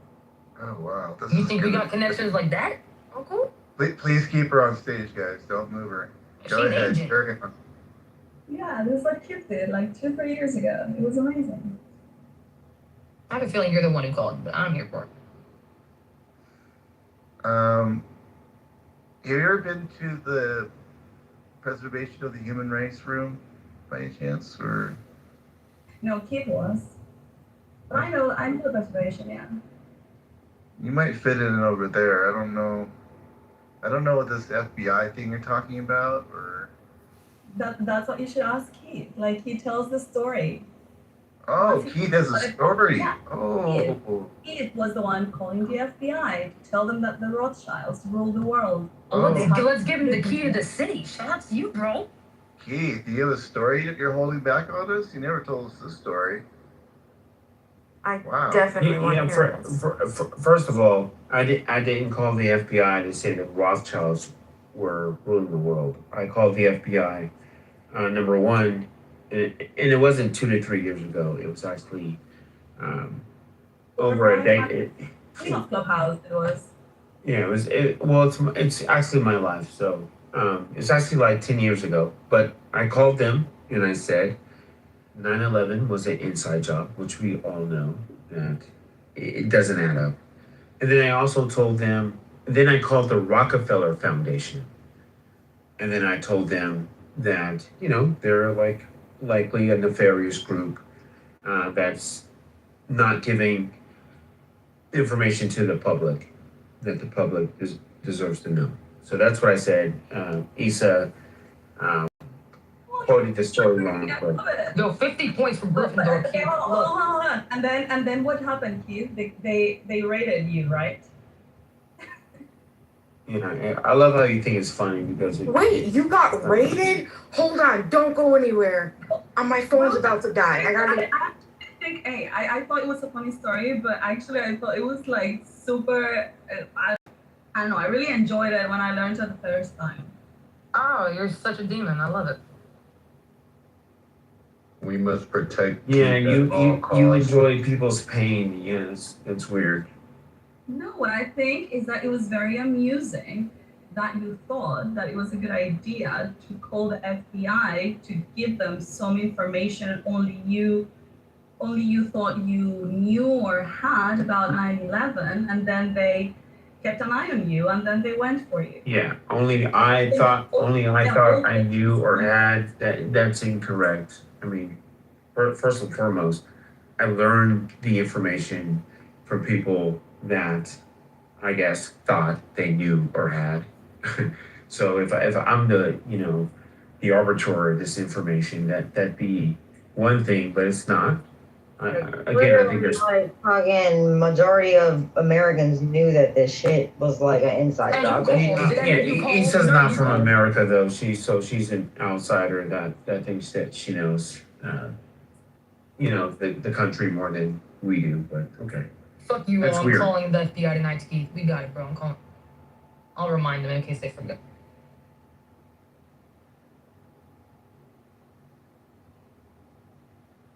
So are you what y'all saying? did right now. Are you saying what they taught me in school is a lie? Oh, no. As far as 9/11, is that what you're telling me? Did you guys just They wake taught you something about up? 9/11 in school? Yeah, they Yes, taught they me taught you about 9/11 in that. school. Absolutely. I mean, I'm just asking because when that happened, I was like 14, 15 maybe. And I remember when that happened and I was home. Okay. Well, we're in the future now. We're in 2026. We on some 9/11. I didn't know they actually taught about that in school though. Did I hear that somebody say they called the FBI to report 9/11 conspiracies and they ended up raided? Yes. Man, I had to come take my lunch break. Yo, 50 points for Gryffindor, man. Keith is killing it. Y'all didn't do Hey, it. Pockets, what's up, baby? What up, Rob? How you doing, love? Man, I'm just out here getting money on. But, take You know, I think I am. I don't know if I'm highly favored or not, but I am blessed. Yep. Seriously. Oh, the babies are good. Seriously. So Keith. Oh, they are. Keith, They hi are. Rob. Welcome back, Rob. Keith, Hey, I baby. missed it. Good to see you, Rob. I missed it. My phone died. I don't know if you told us. So they raided your house, and who is they? The FBI. Keith, is that right? Yeah, no, it's not right. So the reason why I called them in the first place is because at the time I owned a dispensary in Southern California. It was called Pinkweed. Um, it was organized as a 5013C because you had to be a collective, right? Senate Bill 420. This is back in 2013, by the way, folks. And they did not raid my house. They raided my dispensary, but it wasn't just like they showed up one day, kicked down the doors. What happened actually was about, I don't know, a week later. By the way, the OC Register, where I live, Orange County, California, the biggest periodical or newspaper publication is called the OC Register. So they had just featured me in an article, still up to date, by the way. If you guys want to find them, cool. And see pictures of my handsome face. They created an article about me and my dispensary. Why? Because it served a true altruistic purpose. A portion of my donations actually went back towards breast cancer research. And I was wanting to do it the right way. So, with that being said, one day, 2 to 4 weeks later, some guy shows up in my dispensary and he's like, hey, I own a dispensary, in Inland Empire, the IE, Inland Empire. And we saw you in this article and you're trustworthy. We want to do a deal with you. I'm like, okay. They wanted to buy 100 pounds of weed, which is nothing today. Dispensaries, do these things all the time. But either way, there were laws on the books of how you do it. So each and every patient you have, which by the way, a customer back then is a patient under your collective, and you can hold 8 ounces of the medicine or the plant, whatever you want to call it. You can have that in your dispensary. So for every patient, you can hold 8 ounces. So I had 400 or 500 patients, right? So I'm like, cool, went to my attorney, wrote up the transportation agreement, bada boom, bada bing, 100 pounds. Contract was like, hey, you gotta sign this. But then he goes, yeah, well, my friend actually is the one with the money. He's the one that's gonna be transacting. And I'm a naive, 27-year-old at the time. Keep in mind, I was doing this all above board. So my spidey senses weren't up, right? I wasn't thinking oh, I better be careful. And nowadays, I'm skeptical of fucking everything. But, I was naive, dumb, super dumb. Didn't even correlate, I didn't even think that this could be a confidential informant, which this person was. He's like, yeah, my partner is the one that's going to give you the money. They want to meet you, to talk to you, just to see if you're trustworthy. I'm like, okay, cool. I have nothing to hide. So I had several meetings with this person, which was like a Indian dude, which I should have thought was strange, but This several nigga meetings. name is Pee-Pee, suck dick. Why his name is Yo, Pee-Pee? we're talking to Pablo Escobar. Nigga, fuck your dad. Shut up, bitch. You got school in the mornings.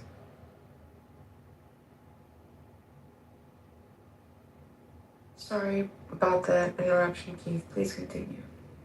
Yeah, and the whole Pablo Escobar thing, that's not cool. It's not please don't equate. That nigga name is Pee-Pee. Nigga, suck dick, nigga. My apologies, Steve. My bad. Listen here, you motherfucker. Sit the fuck down and shut the fuck up. My apologies, Keith. I take it back. Yeah, I'm good. I'm sorry, Keith. So that's pretty crazy. So they basically set you up, right? This is the government. So it wasn't the FBI. Who was it? It was DEA.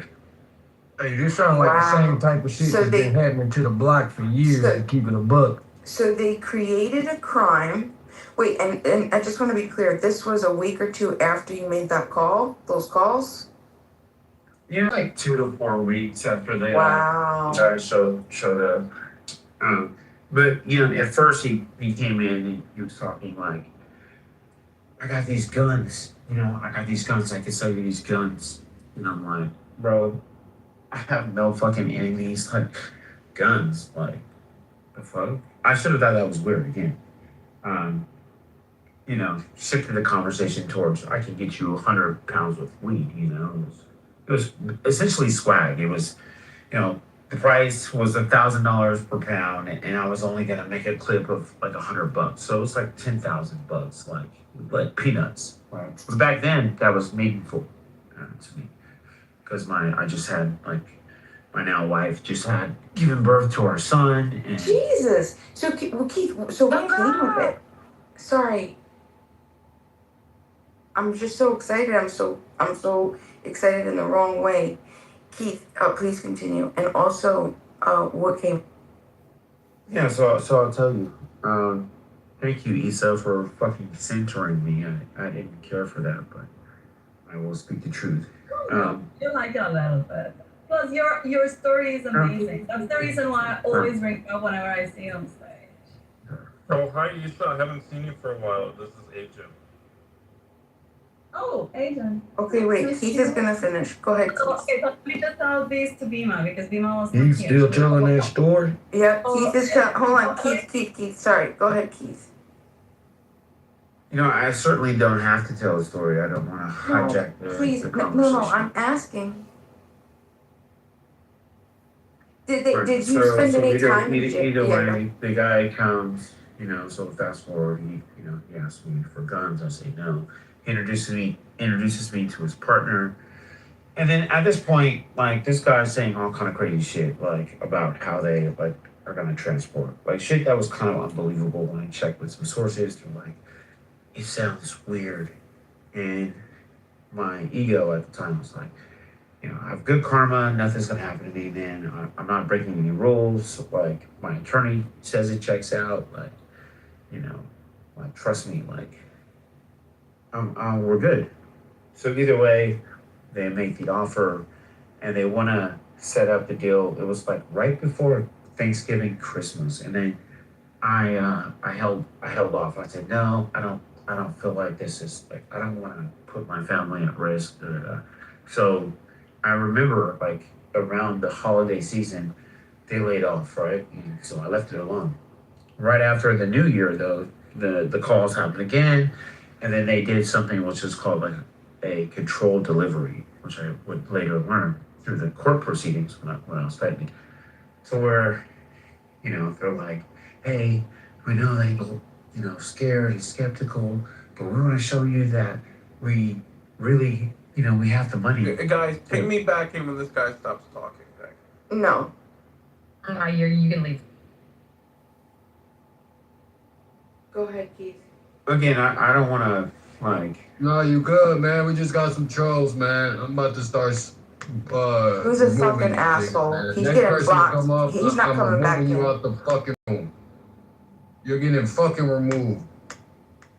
Go ahead, Keith. So they're like, you know... That nigga over here like acting like a white slave master. Alright, go ahead, You Keith. need to shut the fuck up because literally He's nobody fucking gives a removed, motherfucker man. fucking He's thing. removed. Go ahead, Keith. Yes, it's not that serious. But either way, they did this controlled delivery, right? Where they drove up in this nice car and they like showed me like a vacuum sealed bag with what they said was $100,000. I've never seen that much cash in my life. Mind you, I've been in the game for like 3 years at this point. So never seen this much amount of cash, and I'm just like, they showed it to me, and so like, I remember telling them like, I have a son that is just born. Like, I want to be here for my family. Like, they're like, hey, this is why we're doing this. We're gonna do this every month. You're gonna be able to provide for your family, this and this and that. I'm like, okay, whatever. So, boom, I went to my growers and we set a date. The date for the transaction was set, and it was supposed to play out to where I go into this hotel room, which was the Hyatt. Never forget it, off of Harbor Boulevard, like right next to Disneyland. And we were supposed to sign the transportation agreements. I brought my corporate books, and I had like 4 different growers bring like 25 each, right? So we're supposed to sign, and then we count the money, and then they get the herb. All this sounds like a fucking setup. Like, knowing what I know now, it's clearly a fucking setup, right? I just didn't know, right? I wasn't even looking at it like that because, why would the government lie? Like, that's kind of what I thought back then. So either way, the day comes, and my guys are showing up, getting text messages, and from people like, this doesn't feel right, like something's off, from the people that were coming to bring me the stuff. I'm like, man, everything's good. Like, relax, bro. Like, I got this. I got the contracts. I know these people. They've promised me. They know me from the article. And so, what's your point, bro? Like, can you get to it? Hey, I to be fair, Keith, I think No, a few no. people are If thinking that. anybody else interrupts him, I'm just gonna keep moving every fucking person. I want to hear this story. I'm kicking their ass once they hit that goal too. yeah, I mean, there is no point. I mean, this is a traumatic experience. I'd rather not, I tell it just so people can understand, like, these things happen, but, like, I don't have to tell it. It's fine. Nah, we want to hear it, bro. The mods want to hear it. We want to hear it, bro. If people don't want to hear it, they can bounce. It's just that simple. All right, I'll try to wrap it up. And I'm trying not to, like, leave out any detail because I know people are going to be like, oh, you're a dumbass, and yeah, man, like, trust me, like, this had a profound effect in my life, caused several years of depression. I felt like shit. I felt like I let family down, I let the culture down, because here I am, someone at a young age was able to raise money to start my dispensary off of a Craigslist ad. I literally, like, put together a business plan from a Microsoft Word template to raise $70,000, put it on Craigslist, and got the money, right? Like, literally. And so I was very proud of what I was doing because I was doing it for the right reasons. So when all this happened, like, it crushed me. I felt like I was no gooder, as Dave Chappelle would say. Either way. So circle back. You were So they you were need to telling us. fucking, we're at the Hyatt, and then I just remember, like, I'm waiting for like hours. I'm like fucking suit and tie, literally. And at some point, I'm looking at out the back door, and I see like red and blue lights. I think because my guys were in the parking lot, and I seen red and blue lights, and my heart dropped. So I fucking went to the bathroom, took off my coat, and threw it in the trash can, and then I walked out the front door of the hotel and walking down the street. By the way, when I'm outside, I see a fucking helicopter. Man, there's fucking squad cars everywhere. I knew, like, it was a bus, right? And I'm walking, and I could have, like, just walked away, but I'm like, fuck, man, people are here because they trusted me my word. So I turned back around, and I walked back towards the hotel, like, for 3 minutes, and a big-ass black SUV pulls up beside me, and guys jump out, big-ass gun, go, go, go, go, go, go, go, go. and it was DEA. Anyways, they arrested me, take me in. I bail out like the next day, and um, you know, I'm not gonna talk about all the other shit that's going on where people are texting me, but I'll say this: I fought the case for 2 years, right? It just kept getting pushed down. You know how court cases go: push down, push down, push down, right? Got the best like attorney, criminal defense attorney, and then we went to trial. Okay, so we went to trial, and the judge has to allow the entrapment defense in order for the defense to argue it. The judge found that there was enough evidence to show that I was, entrapped, right? Which has three tenets. Number one, the perp cannot have ever committed a crime like this. Number two, they have to be dissuaded by the government. And number three, they have to, show that, the business, that they were actually conducting business in the right manner. So I fit all those qualities. Man, I'm thinking I'm going to win. Go to trial. Went through the jury selection process. All white jurors, right? Anyone that said they liked pot during the interview process, called the de jure process, the prosecution eliminated them, right? Because you start with 36, you get down to 12, plus 2 alternates. Anyways, go to trial. Trial lasts like 2 weeks, 2.5 weeks, and I'm found guilty. Okay?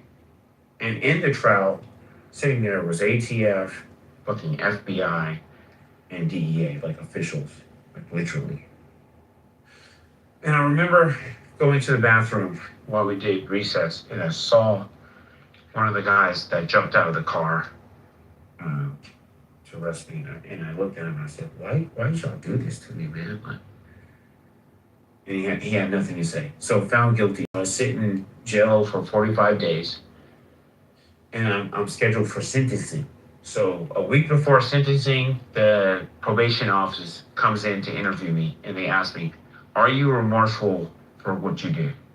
And I said, fuck no. I didn't do anything. Like, I would have never done this. And then my attorney calls me like an hour later, and I have to walk out the fucking dorm of the jail, get him a call. He's like, what the fuck did you say? I'm like, what are you talking about? He's like, the probation department recommended a year in prison. What the fuck did you say? I'm like, bro, I just told her the truth. Anyways, a week later, sentencing. I think I'm fucking toast. And the judge looks at me. She says, you had a lot of letters of community support. And she goes, literally says, I swear to God, she says, I feel like the jury got it wrong and you're persuaded. And she let me out that day. And I walked. 3 years probation, but I walked. Shut up, and that's after the jury found you guilty? That was the best ending I could have expected. Awesome. Dang, I want to know who this judge is. I gotta write a letter. That was a movie, dude. I love writing letters. I gotta write a letter. You're a hero, bro. They need to write a fucking movie about you, nigga. I'm so sorry that happened to you, Keith. I don't know what else to say, but thank you for sharing this. It was a blessing in disguise, because there's a lot of kids in jail that don't have anything. They've never met a positive role model, and they resort to committing crime because they have nothing. They're in a state of apathy, right? They can barely afford to feed themselves. And so I found my true purpose during that 45 days. I did. So it all happened for a reason. This further proves to us that the white man ain't shit. That's a fact. Wake it up. They're not shit. So Keith, That's a fact. Fuck them crackers. That's a all right, fact. so I'm getting We back don't in talk about there. Denzel, So man. when you sat Denzel. down for 45, did you not have a bond for most of the time? Once you get sentenced, there's no such thing as a bond. Oh no, so you got sentenced to 45 days. I got sentenced. Well, first of all, I got reprimanded to custody, and then my sentencing hearing was like a month and a half, after when I got, after the jury came out, they deliberated, they made the decisions. So I went to jail, right? I was bonded out for that 2 years when I was Okay, so fighting. you fought your skull. Okay, I got you. Yeah. So you got This happened in California? In Cali. And the crazy thing is, like, if anyone's ever been to jail, like, people ask me, like, what are you in here for? Let me see your papers. And I'm like, bro, I'm in here for weed. Oh, you was in the feds? No, I wasn't. They kicked it down to a state case. Oh, nah, usually the feds is where you gonna hear people asking to see your paperwork, but... Yeah, no, I mean, shit, you still have to run with your card, so, black people are like, what are you in here for? And I was like, weed, and they're like, no, this motherfucker's a snitch. There's no way he could be in here for weed. How long did you sit down? 45 days. I mean, you was in a county jail? Yep. Theo Lacey. I would have thought you were a snitch too. You made it. Yeah, I can see. Was you in one of the wrong I had a tanks? shit ton of money, like, on my books, and, my whole strategy was, like, okay, motherfuckers don't like me because the black people that I have to be around, they think that I'm a white boy. I'm suspicious because I am well articulated and, the way I carry myself. So they think something's off. And, friendly. So they think something's off. So what I did is I used, I bought a shit ton of commissary. And all these, people, or anyone actually, in a dormitory, I would say, hey, look, I'll give you whatever you want, because most people are starving. There's 3 hot meals, night shit, it tastes like shit. Commissary is actually important. And so what I did is I said, hey, I'll give you guys whatever you want. All you guys have to do is do a book study. Read some of these books, like religious books, like spiritual, social books. So we do our book study every single day, and they got whatever they want. Since you mentioned that you found your wonderful, what is it called? Major definite purpose or whatever. Can I ask you what that is? Yeah, I mean, in the truest sense, it is to number one, stay vigilant. And, with that being said, it's kind of, you have to question everything, right?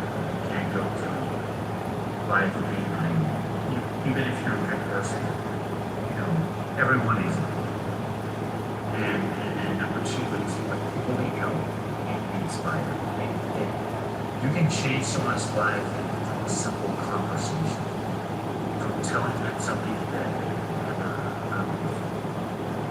that will give them the thing of themselves in a completely different light, right? I agree with you on that.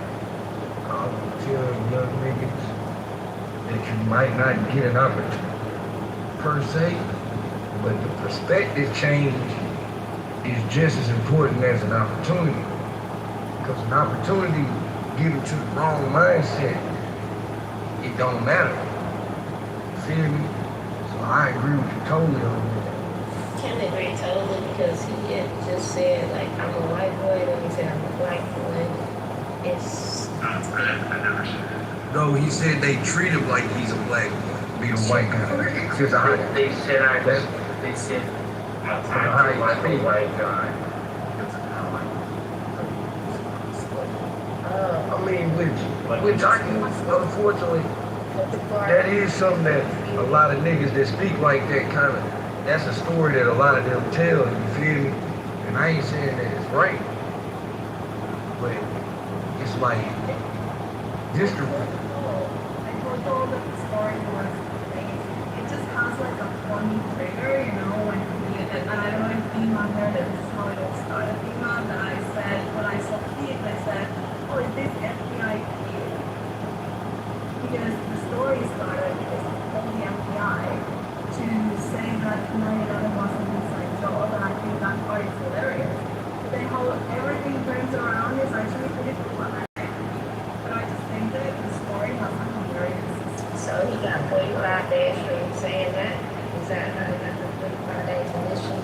you got 45 days initially. No, they're not. You missed the whole damn You thing. missed the story, Gina. No, Yeah, did it? You no. got it. Yeah, you It missed starts it. at 9 p.m. Okay, my bad. When I saw him, like in the trial, he was kind of like, I grew up on a military base, and that was my brother. My mom's a college professor, right? So I have a college degree, shit like that. So it's not that's great. But I was like kumbaya with everything, right? When I saw the jury is confidential, known confidential information. Anyone that knows that confidential informant, they're working with the government. They've committed a crime, right? So you can't trust what they say. This dude got on the stand because, we subpoenaed his ass, right? And he told the fucking story. And he literally said that I went to my guns. They wiped all of my security footage so that you can submit that to evidence because he said that he sold me guns. When he first came in. He didn't bring the gun in. He brought a gun in. Fucked that. He said that I took that gun. But the jury believed this guy. They're they come in. And another thing is that the prosecutor used me driving a Mercedes Benz. Paying me out to be like some kid. I'm fucking bullets. Yeah, a man's in 100 pounds. Yeah, I can see that. Like, it's just like. So That's insane. So this was an informant. This guy who said the guns, or did he actually work for the government, like TVA or whatever? No, he was a CI. What's a CI? Confidential. Okay, yeah, so he was just so he's just like a regular guy that they hired to do this. Yeah, I don't think they hire people like that. They let you out and say, yo, do this. Go watch somebody and they'll They'll hire you. They'll hire you. I've had friends that have literally been paid money to do shit. And oh my gosh, I can't even, I would love to invite him to this app because let me tell you, he's such a producer. He is such a producer. He is so well known in our he fucks with the cops. He gave so much wrong information and they didn't catch on for it. He was an informant. He would tell us all these crazy stories about how he would mislead. And because he's really smart. But he's also, since we graduated high school, the guy has never, not once, held a legitimate job, like a job, what I mean, and when I say legitimate, hold on, I was a legitimate job, never held a taxed, like a job where you get, your taxes fucking taxed. These are under the table cash jobs, right? Fixing computers in the community, whatever, shit like that, okay? So, he would fuck with the cops. And he did this for years, and he just sounds so believable. And it was, what a fucking gangster. I would love him to come here, but I was how long I'm gonna chill.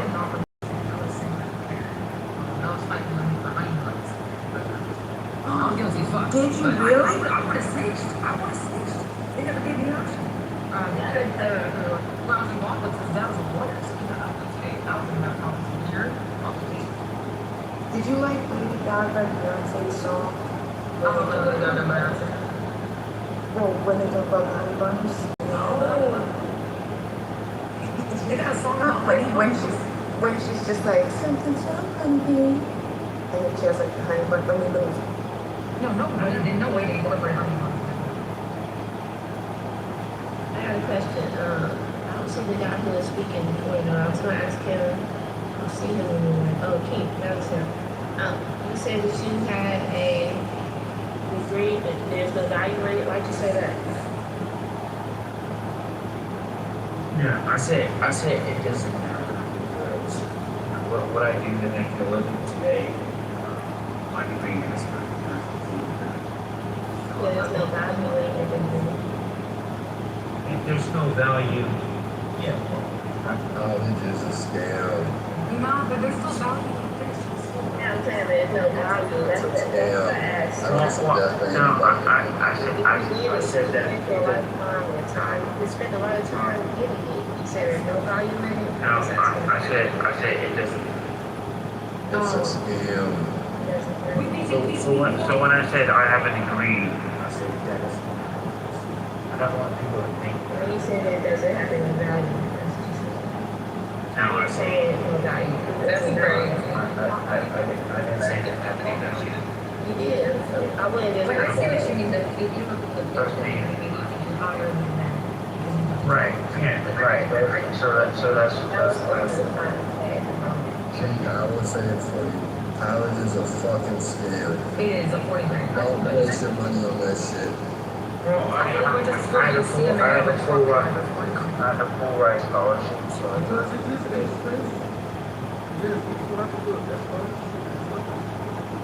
Exactly, Peter. I pay cash. I guess the question is what do you have to do again?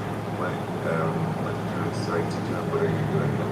Yeah, great question. So I have a degree in political science, and that's the reason why I got involved. I don't give a fuck about your degree, nigga. Because that was a. Let's talk about it.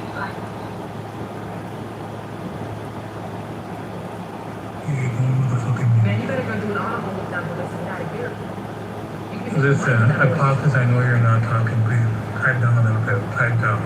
Pipe. Can you let us finish? I mean, he's going. Yeah, I have a degree in political science, so that's why I got involved in water, because it was a huge political issue at that time. People deserve to have the right to smoke. First, what kicked it all off was Senate Bill 420, with respect to California. Senate Bill 420 allowed for legal businesses to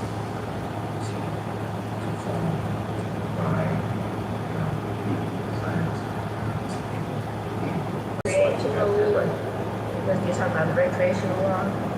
No, it wasn't. No, Senate Bill 420 was predated regulation. That's why you have to have a doctor. You have to have a recommendation from the doctor. So anyone that came in to my training, you have to look at their recommendation. All we had to do was go online to the little web doctor online and it just told me I had headaches and this. Like, you never saw us, just a few questions and you got the lead part and see if you have them. I'm not gonna get that shit for the kind of business for. They lied, they got the part easy. Anybody can get the part. Anyway, for this one. But you say you were saying you was a part of like signing the petitions to get it legal medicinally. Was that something? Yeah, exactly. That's exactly why I came in the writing. So I would go to every city council meeting, every county board of supervisor meeting, and I'm there, right, talking about a concept called ASA, Americans for Safe Access, and people should have safe access to cannabis without having to deal with a dealer or someone that could, put adulterants inside and spray on the weed, right? It needed to be, in a way, you need to be held accountable for the product they're giving people. And so that's one of the reasons why I reached out to the FBI, because I was feeling myself. I mean, I was a bastion for truth. A bastion for fucking truth. And I didn't really know that these motherfuckers would kill me for speaking out. They say you snitched. They probably said you snitched. The people you said was mad at you for going to the FBI about them. No, what, 9/11? The 9/11? Yeah, we're talking about it. No, we're talking about we're still talking about legality. You should have said that. No, I didn't think so. I'm still iffy about you, Keith. I don't. Keith is the way that you put the Y in there is Keith. That's different, but I don't think you look like that. Keith is a superhero, man. He will be treated as such in this.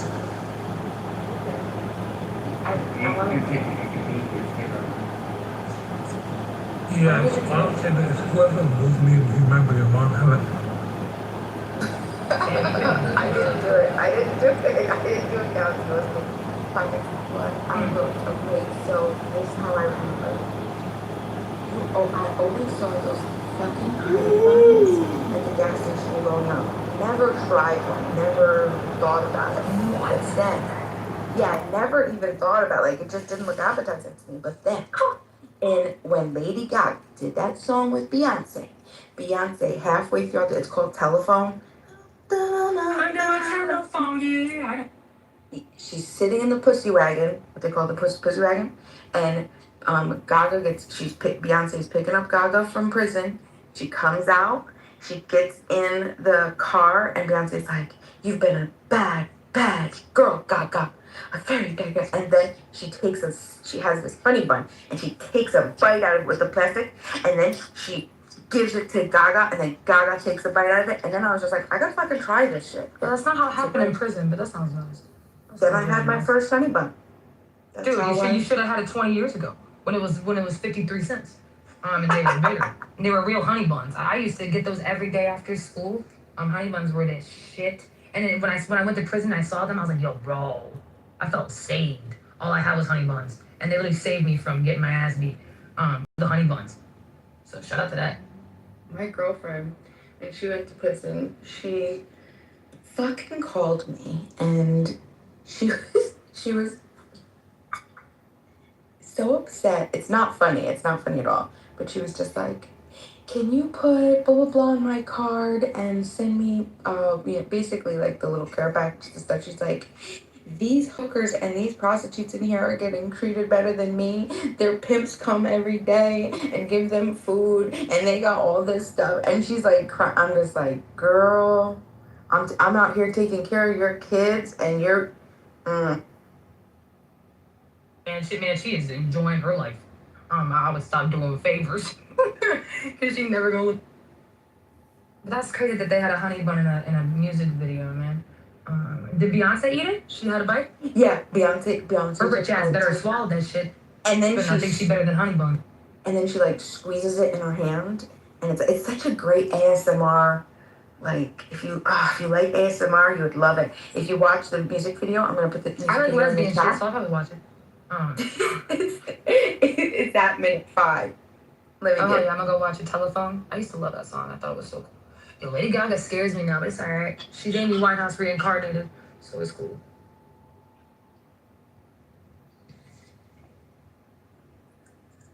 But yo, Keith, you're freaking awesome, man.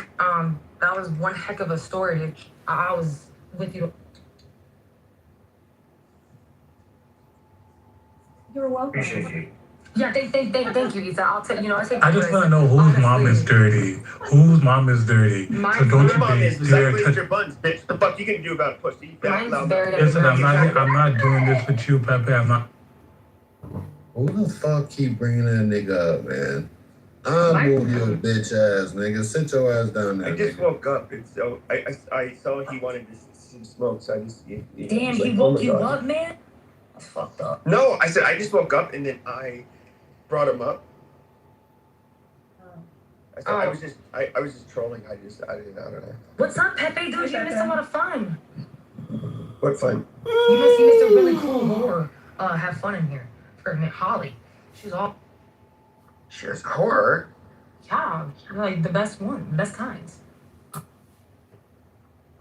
Yeah, it was awesome. She's a like married mom. Yeah. I don't know. We heard some stuff. Damn, dear.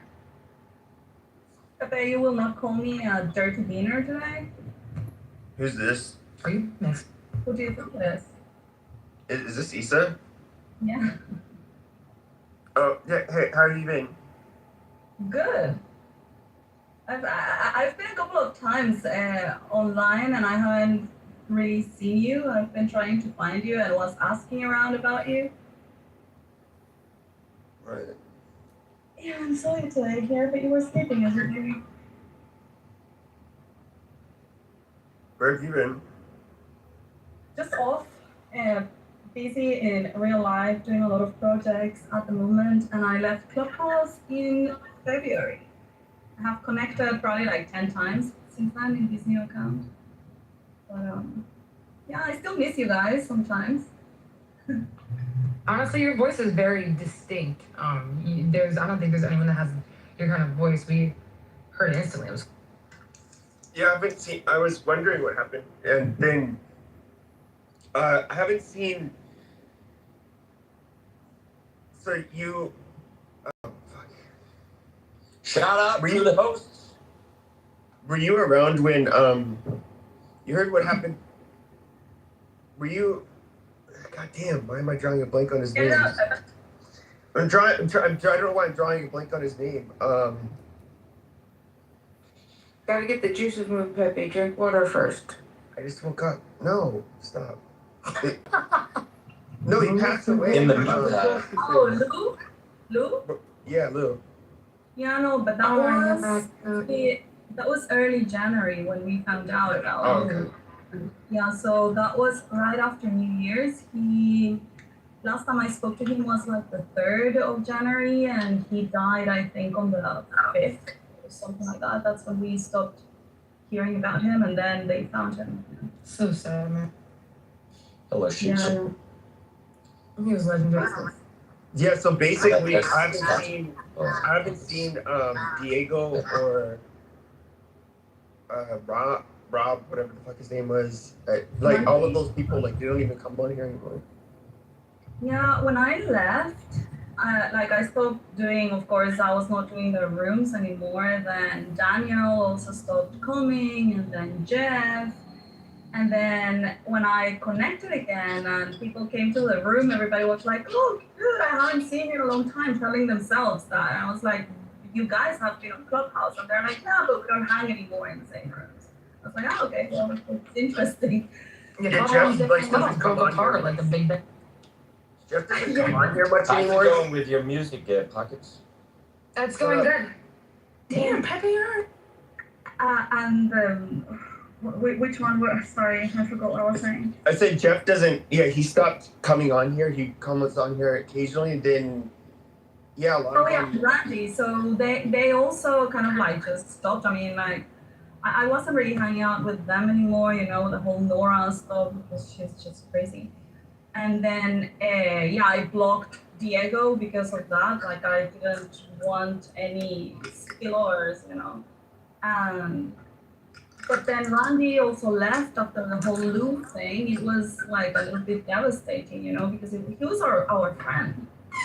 And yeah, I still speak to Randy every once in a while on Telegram, but he barely ever connects again. Yeah, I don't see Randy, and then a bunch of Diego. Diego hasn't talked to Nora in a long time, from what I can. Like Nora will make rooms. And it will be like, I miss you, and it will be like 2 days straight. She'll just have like, I miss you, Diego room. And Diego never shows up. It's kind of sad. Yeah.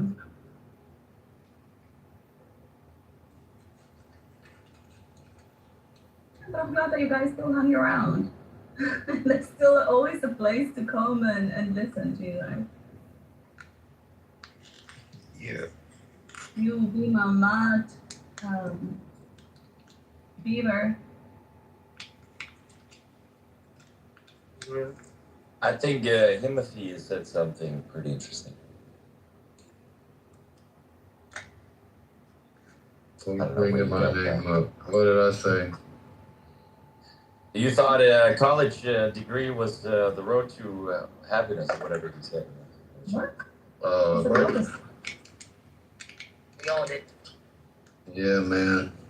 They told me if I go to college, I'll come out making a lot of money and get a good job. And it was all cap. I almost didn't get my house, Timothy, because of my student loans. It was horrible. but I got it. A college degree, I mean, there are jobs that would say that you need a college degree to just to be able to apply, but other than that, I don't. They just want experience. On paper, they want the degree, but in real life, they're not gonna hire for it. They want you to have experience. It's true. Am I the only one in here that hates LinkedIn? No, I hate LinkedIn too. It's fucking retarded. I use a lot of LinkedIn. My role or what I do, that's how I interact with everyone actually. There's a it's a funny pay or account on X. He basically just like trolls LinkedIn. And just like comedy shit about it. Oh, dude, I just put that in the chat that I would leave bad reviews for fun on companies I didn't like on LinkedIn and Indeed. The one thing about college that I use today in my professional life is just the organization of things, right? If you want to get things done, you have to, like, let's just say it's a task that will take like several days. You know, you have to chip at it, day by day, right? You're not gonna accomplish your goal all at once, but as long as you have an organized plan, a structured plan, to where each day you're getting towards the end goal, that's how you get shit done. And so that's the one thing that I would say I took from my experience. Life is like a hot potato, man. You just gotta keep moving. It's funny you say that, because in Denmark we're notorious for having hot potatoes stuck in our throat. I don't know what that means, but I think there's a message in there. She's used to having other things. It's fine. Pepe, did you get the joke? The potato in the throat? Yeah. Oh, okay. I thought it was like symbolism for like sucking dick or something. I don't know. No. Bima, shout out to that video girl. I'll be thinking about that for the next 20 minutes.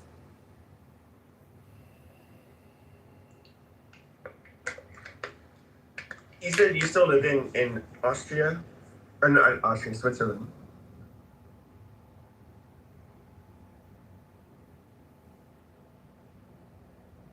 Who are you talking to? Isa. Hello? What? Check that. I said you still live in Switzerland? Oh, yeah, I'm in Switzerland still. Do you plan on like just staying there? I mean, I love it from all the places that I've lived. Switzerland, I think it's the best one. At least also right now in Europe is the best one. I mean, you have low taxes, low illegal immigration, a lot of control, high salaries, privatized healthcare. It's not really a socialist country. It's the fourth country in the world with more guns per capita, only after Yemen, US, and I don't know which other one. So yeah, I mean, it's not a bad place to be. It's also beautiful, has a lot of nature, good food. It's very expensive, but you also got the opportunity to make a lot of money. And yeah, I don't know, I like it. I went to Yemen. I said I thought I was gonna die. It was great people, but I thought I was gonna die. A few times. Yeah, I would say it's a very unstable place. Yeah, I wasn't ready. I was like, oh, let's go backpacking. If I didn't have cigarettes, I think I would have been killed. So yeah, Pepe, I think I'm planning to stay here. Also, right now, I am involved in a couple of projects where, two startups and also a creation of a football league. And I think that, this is the place where I need to be located for those two things. Three things. So.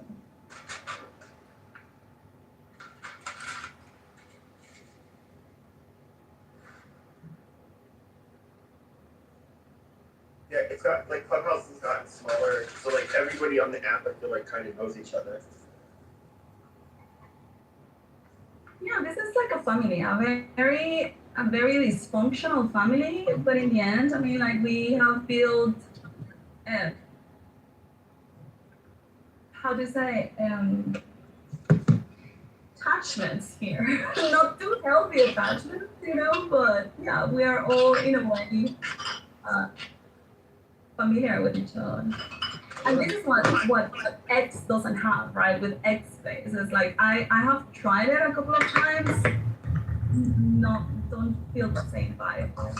Well, I go on like I went on X like this X Spaces a couple of years ago, and then got to know a lot of people. But then, like there, it's kind of reminds a little more of like Clubhouse, like back in the day, and it's like it's just I'm trying to get how to put it's like where everybody I feel like is trying to like clout chase off of each other, and I don't know. It just like it just looks like a shitty place to everybody. Basically, everybody's trying to be like the next like um, compete with each other and have like the largest space, and they do that by having like their little alliances with each other. And I personally just wouldn't want to be. I don't know. It just looks so fucking fake and gay. I don't really want to be a part of it. Yeah. I mean, I enjoyed Clubhouse back in the day, you know, when we were having those super big rooms and all these cool people coming in and whatever, but I wouldn't do it again. Yeah, it was like fun when you did it once, but then it just sucks.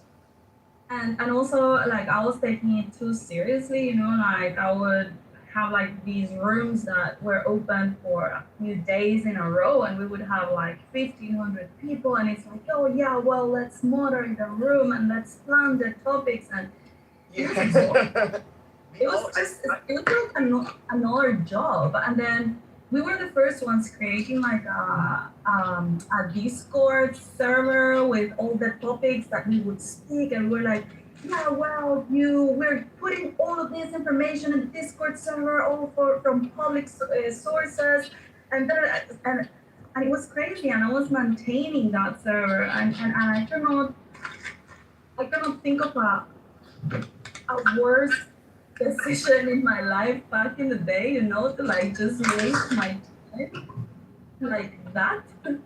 Yeah, that's like one of the biggest realizations is just like I would like wake up and I would like think about like what do I want to be about, and then like it's so fruitless. And if you even like think about it, like out of all of the people who like did this, what did they ultimately get out of it? I don't know of anybody who like made a career out of it, except for maybe a few people on the business side of the app that had I don't know, they did like real estate stuff or something like that. Some of them were like given jobs by the wealthier people that were on the app back in the day, but other than that, it never goes anywhere. Well, personally, I think that it helped me in the sense of like I don't know, I developed a little bit of like my public speaking in the sense that I don't give a shit now, you know, like who is listening to me. And so my brain got trained into that type of just say and think on the go and analyze and whatever. And now I use that also. I think that I have become better, you know, when I am in business and when I speak with people. It's way different than before I got to be on Clubhouse, and I think it's much better now. Like the almost like I have found like a formula, you know, on how to impact people or how to say things to certain type of, I don't know, how to read people, how to talk to them like that. It has been super beneficial for me. But as in like something coming out of Clubhouse, I mean, yeah, some friends, I guess, intellectually stimulating topics that I would never be able to speak with people in my real life. Yeah, I was about to say. So like, it was kind of weird, especially during the pandemic, was like all of a sudden people had like strong feelings, and then it's like, well, where can you actually talk about it? It's like online. Okay, cool. I'm gonna go ahead and do that.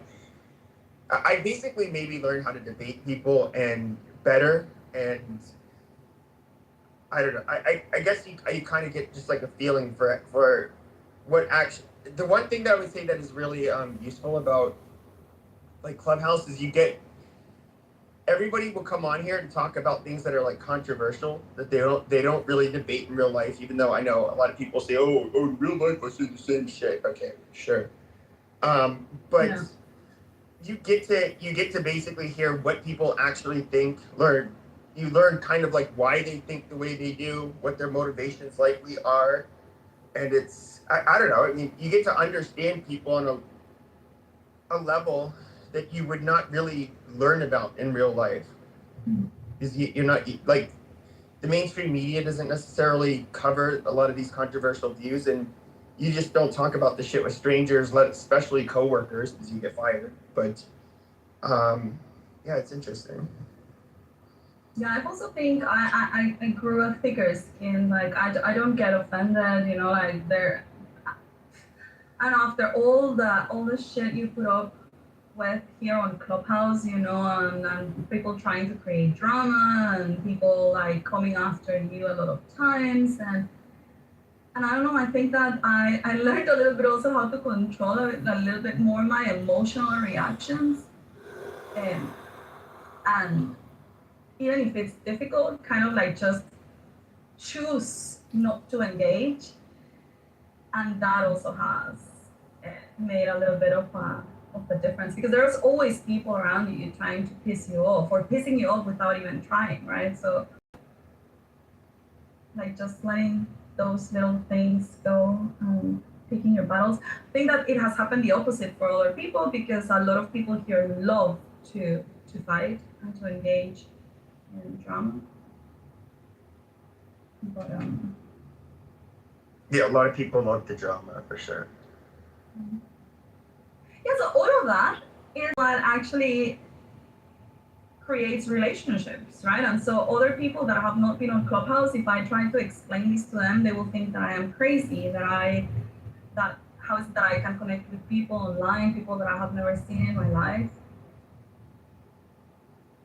I would say that's kind of like one of the bad things, though, is that these people online will never replace, like, I think in real life relationships. Like, they are not. You know, it sounds kind of dark to say, and this is a realization I have. Like, these people will never replace like in-person relationships. Like a lot of people that you think you're cool with are not your friends. Well, I've made a few like real friends, you know, like that also are now my friends in real life.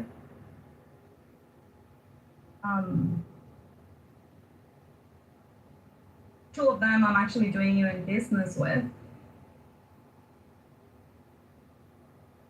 But good morning, everybody. Hey, Beaver, you kept sending me the invite. I said, let me get up here.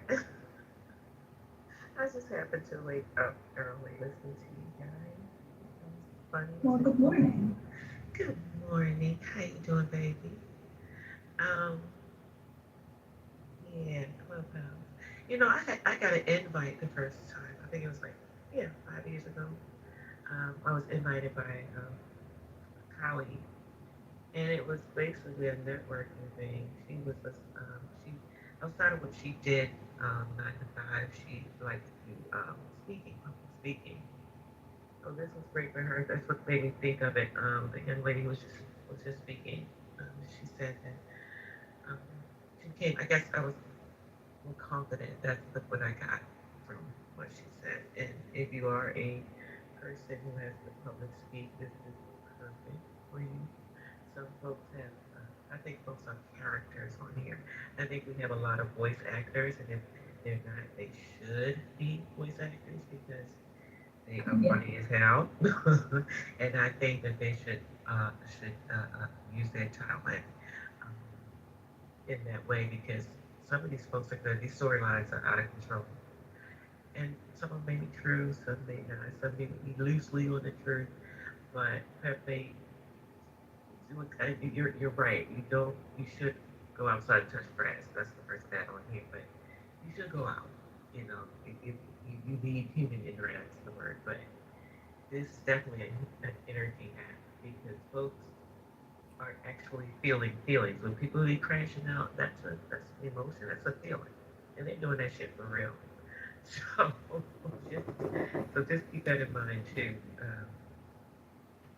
I have to operate how I operate for real, so I don't have to worry about being in situations that are ridiculous because I've never opened a room. I know I'm going to ask that. I never opened a room. I never had a club. However, I have all these fucking followers because I interact the way I do. Yeah, I am who, meaning I don't be around too much, like that. I never go with the clique.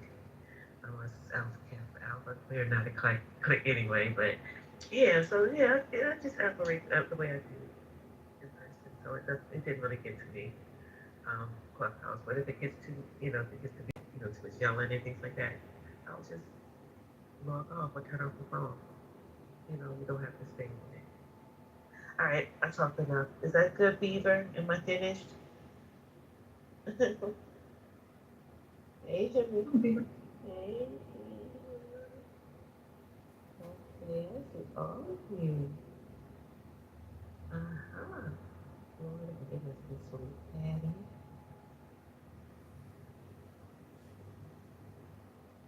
So have you seen the drama, Shiksa? Like the fighting we've been basically fighting since like the start of the shit with Iran.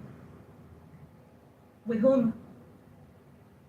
Um, Can you give us a quick recap on what's going on on a serious note, Pepe, in terms of the news? I know we had a lot of shit going on, and I want to know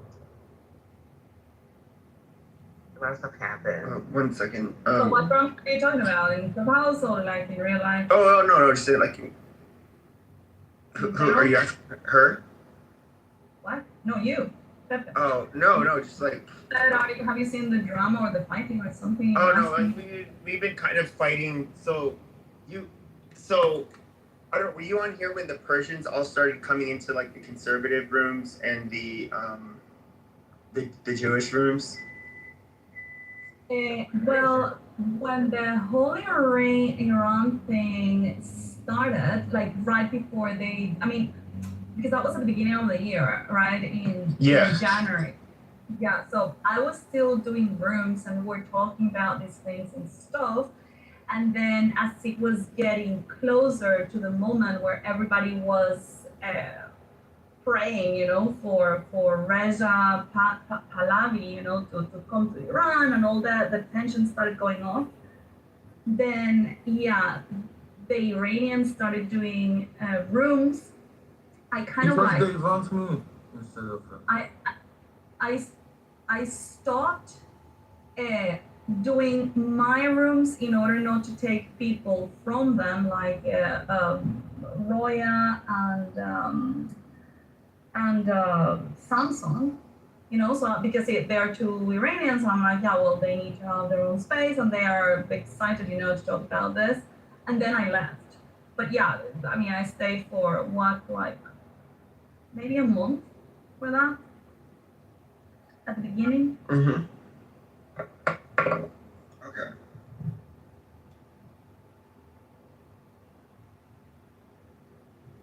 But why? Are you what do guys you trying mean? to Pepe, please speak more clear than this way because. So, by the way, Peter's the new guy. He's Matt and Beaver's #1 guy now.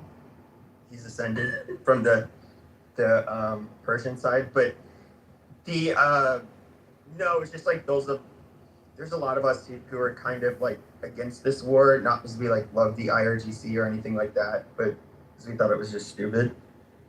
I figured this from the day first. I even told you that you are a Democrat. Do you remember? No. Denied. You said that I am Republican. What he said. I remember like the other side of mirror, how you see the other side of mirror. Uh, when we talked, I firstly thought that you are a person from Democrats who are using the freedom of speech, for example, in here. But then you clearly said that, no, I am Republican.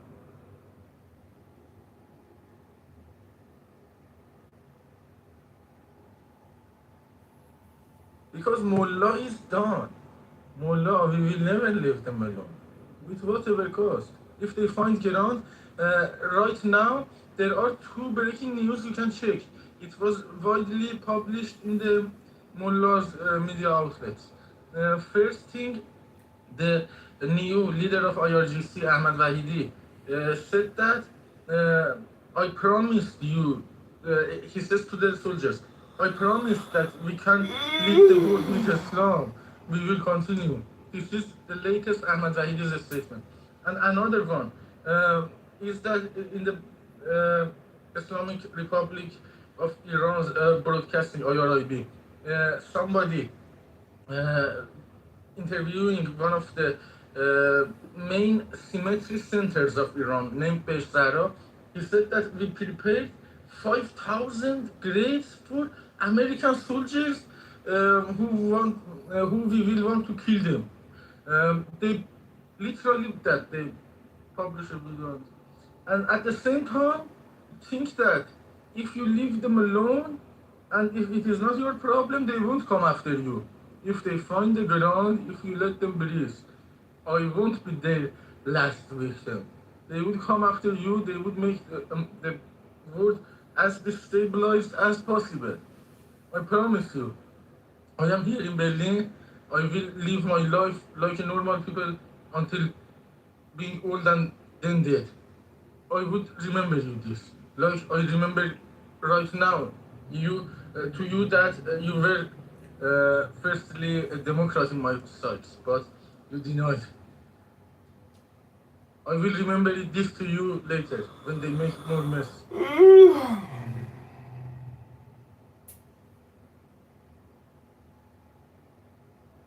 It's on our site.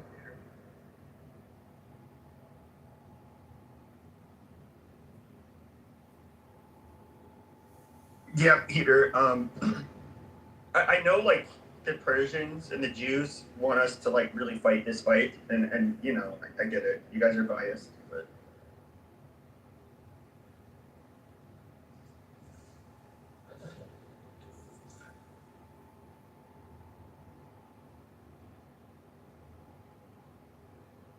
However, our tactics might be different because Jews were counting on us not being able to represent ourselves so they can set the narrative for Iranians. This is the part that they are wrong because we can set our narrative when it is safe. When it is not safe, when it is unsafe, it was not possible for us to set our narrative. When it becomes safe, I am not speechless. yeah, but the Jews have their own agenda. They're only doing this out of their own self-interest. They only care about themselves. Like me too. I am doing this on my own. I know. All sides like are. You. Yes. You do it from the American side of you. I do it from Iranian, and they do it from Israeli. So when we have shared interest, I am also counting on interest to be aligned forever. I want that, so we would fight for each other without fighting for each other. You fight for yourself, but we fight for each other. That is undeniable when you talk about shared interest and you for any other. But it's also fighting for others. It is undeniable when you fight and I have an advantage, the third parties becomes banned, like Egyptians. Yesterday they were on this stage with the name of Iran, calling United States just another country. I asked him, why do you say United States is just another country? Why do you use my country's name, my homeland's name on your profile? It is just another country like United States. He said that Iran is not only for Iranians. Egypt is mine, Iran is not yours. I'll come and overtake that place. What the fuck? Those people who are not having shared interest with us would get burned. What? Only one of us would fight for ourselves. Yeah, you tell him, Peter. I removed the bastard. But he thinks like that. He thinks that he can come and He take just it called over. out. He just called out all of the IRGC. He wants to smoke all of those people. Calling for war. I hope so. Yeah.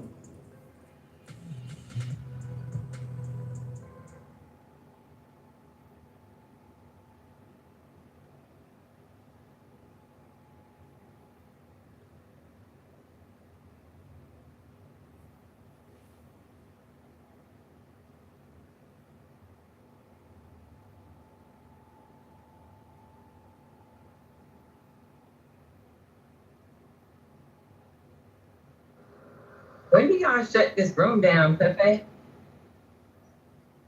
Oh, it's not my room. I mean, you'd have to ask Matt. They just. This room has to be over 24 hours old. Yeah. Hatis another Democrat. Yeah, but she confirms herself to be a Democrat. But I do. I do. Peter wants all the smoke today. I can speak as smooth as ever if the subject comes to Mullah. I am expert of Mullah's situation. Peter needs to learn how to raise construction hat first. But you gotta be able to put your construction hat on first, Peter, before Yes, I would put it on, and it is like not tilted. blinder, picky fucking blinders. It has a blade inside that. If I take it out and hit it to another person's face, that person's face won't be recovered forever.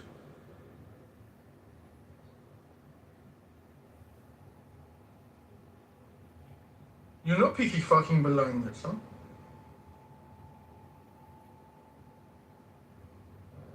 Where you live at, Peter? Sorry? What country you live in?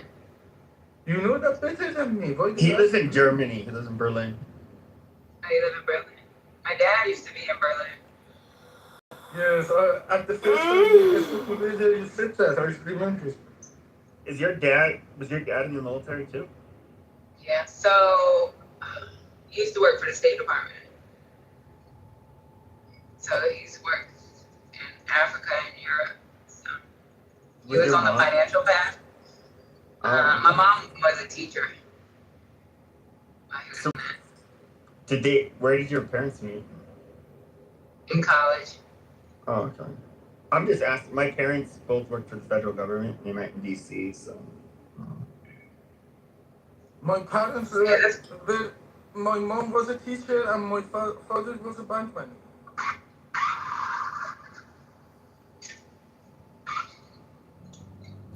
In Iran? Yes.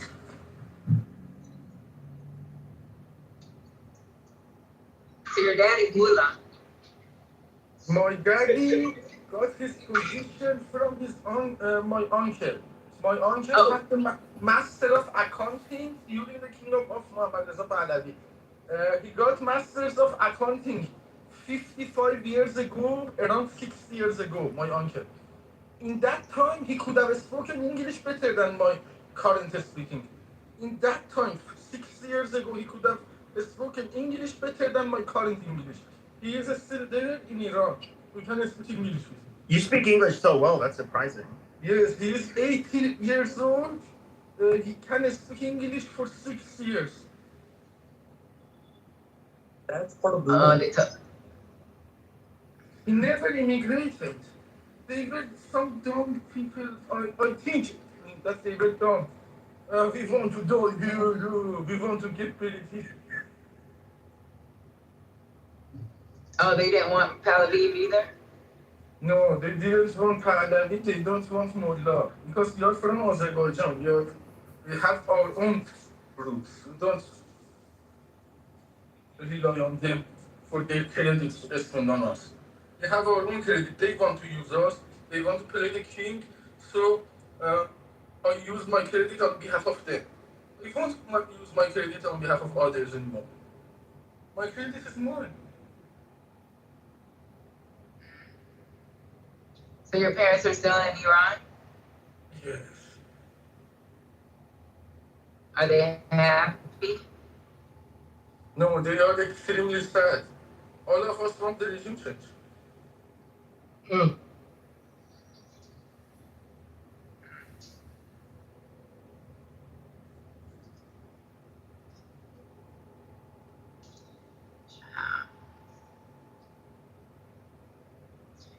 But to be honest, when my yes, me. Girl, I love Who's your that talking? PTR. I love your PTR. Who do you think it is? Who do you think it is? How much is Oh, Mimi. Not Mimi, Fifi. Hey, girl, how you feel? Fine. Good, good. Is that your mama or your nana? My mom? What do you mean? In your PTR, you forgot. That's my grandma. That's my grandma. Oh, that's your grandma. Hey, Soror grandma. Crazy, my grandma, my great grandma, it's like Oh, that's so sweet. You know I love my golden. one women. And she First ambassador of Iran in the United States ever was also from Azerbaijan during the dynasty of Qajar. The next, after 6 years, after 50 years, I would be the first ambassador of Iran in the United States after 50 years. Oh, wonderful. Like the first ever. We are both from Azerbaijan. Oh, you're the first. That's what's up, Peter. He was the first. I will be the first after 50 years. He is still bigger. my grandma been so deep in this, her and my grandpa. So my grandpa is an alpha. Oh, it's a serious man, baby. Yes.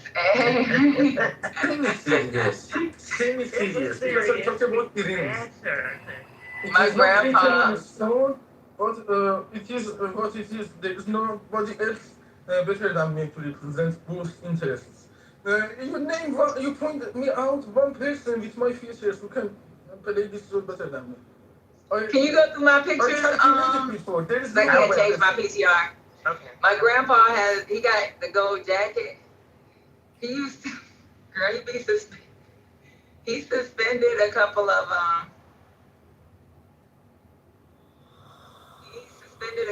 chapters. Oh yeah, I see you. Wait a minute, let me go back to it. Can you hear me now? Yeah. Okay, yeah. Okay, so I see him. He's in the center. Well, he yeah. Because there's 3 of them on here. Yeah, he's the one with the gold jacket. Okay, yes, I can see that now. Okay, I'm sure he did go into chapters and lay down the law. Yeah, he do not play. No. And then it's so funny because my brother was actually telling my dad's an alpha too. So when my brother was like, I was kind of thinking about, because these young kids want to be like cute. And my dad said, my dad said, you do what you want to do, but don't tell your grandpa. But you know what? We gotta let. It's definitely the more they're the older they are in the chapter, the more that they're committed to service. This is definitely service. We don't want people to think they clicking up to the guy. Oh yeah, it's a lot of that too, but it's about business. And the business of service to all. And the communities from which we came. But I just thought I would throw that out there as an FYI. But yeah, I think you got legacy. You're called legacy. That's what I am a legacy. And the thing. Girl, let me tell you how legacy. My great grandma is we got 21 women. So when it was when my daughter was gonna do hers, or when it was time that she could like try to figure out what she wants to do, so she's done the youth. And what ended up happening Was she do a cotillion? Yeah, she did her cotillion. Yeah. So what ended up happening, we were in Hawaii her senior year. And we were in Hawaii. They don't have a youth chapter or, a youth organization. But Deltas do. So she had some friends that was doing the youth organization over there, so she would volunteer.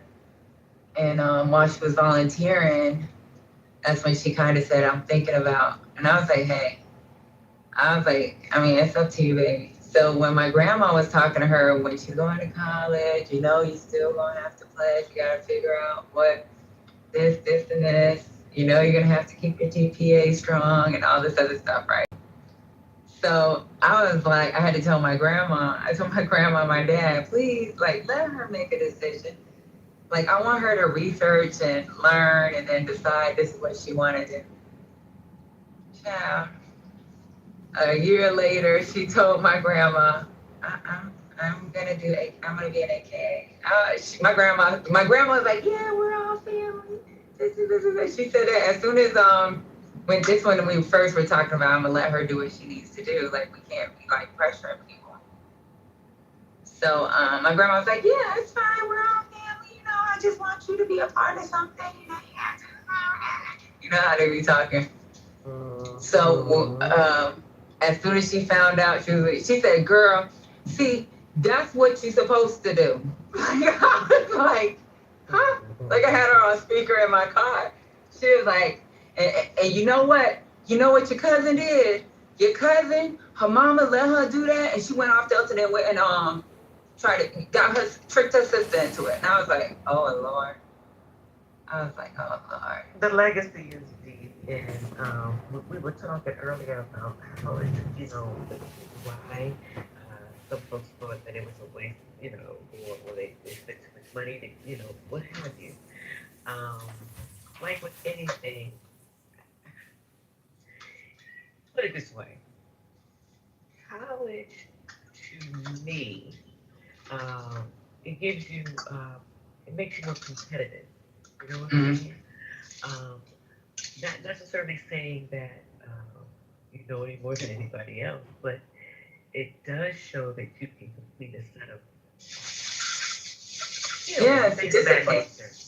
Yes, and then the relationships, because if friends, frat brothers, and then this goes for everyone, those relationships, those are key as well, because your network is your net. Your network. You got me? So you, as long as you are networking with the right people or keeping yourself, in those circles or in those places, you're most likely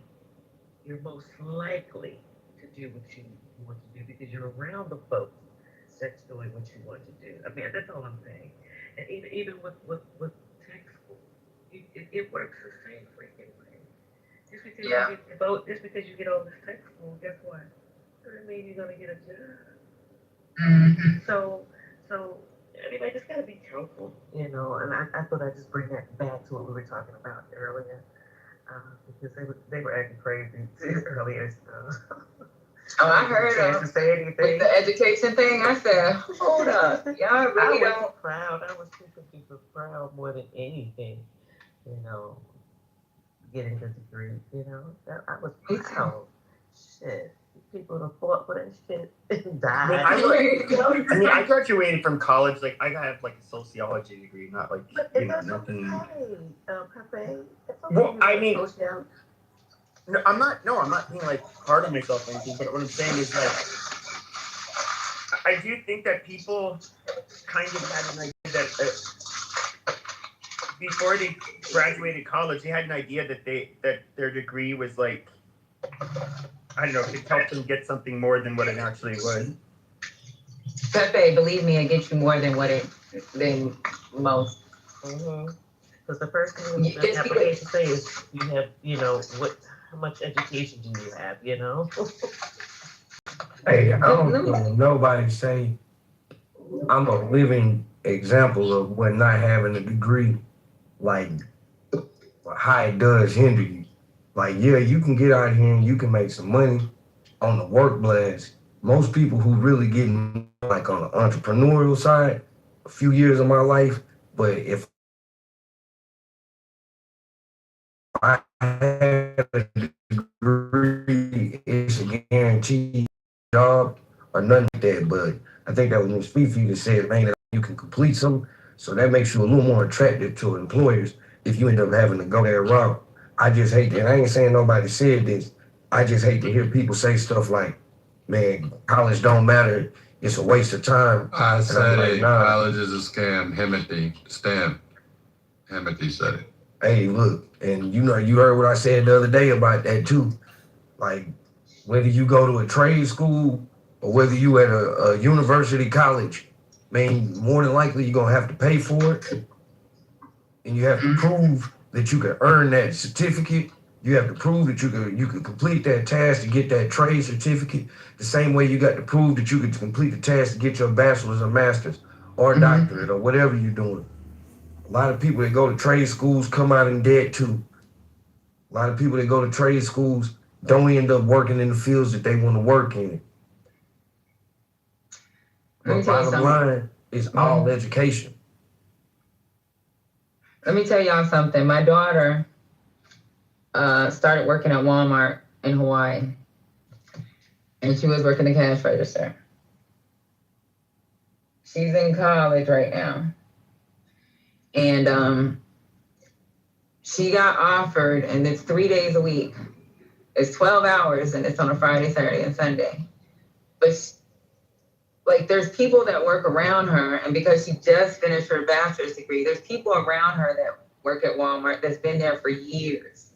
And they might be the electronics manager or this manager. She's already been the electronics manager. Now they done moved her to the distribution center, and she's gonna be a darn supervisor. They put her on the fast track. There you go. Right. Right. And guess how much she's gonna be making? $98,000 a year. There you go. You know how old my daughter is? 20 years old. And that's what people don't understand. Like, oh, she got a degree, is she at Walmart? Are you kidding me? She's on the fast track now. Mm-hmm. And see, her degree has nothing to do with what she's actually doing, because she's actually going to school for engineering. She's doing this, but you can incorporate that with any business, and guess what? Walmart is not exempt. They hire from within. They use their talent from within, or they send her to school for what they need her to do. Man, how many 20-year-olds that's not athletes or maybe like celebrities that are making that type of money? Man, come on, man. That's a fact. That's smart business. That's smart business. But she's been there since high school. But I guess with them, it's like, one thing I will say about Walmart, because when she first called me, she was like, they're gonna let me be the electronics manager, but my school. And I said, well, you tell them that you I don't want the job. Tell them this semester and then see how they can work around your schedule so that you can still manage it. She was like, okay.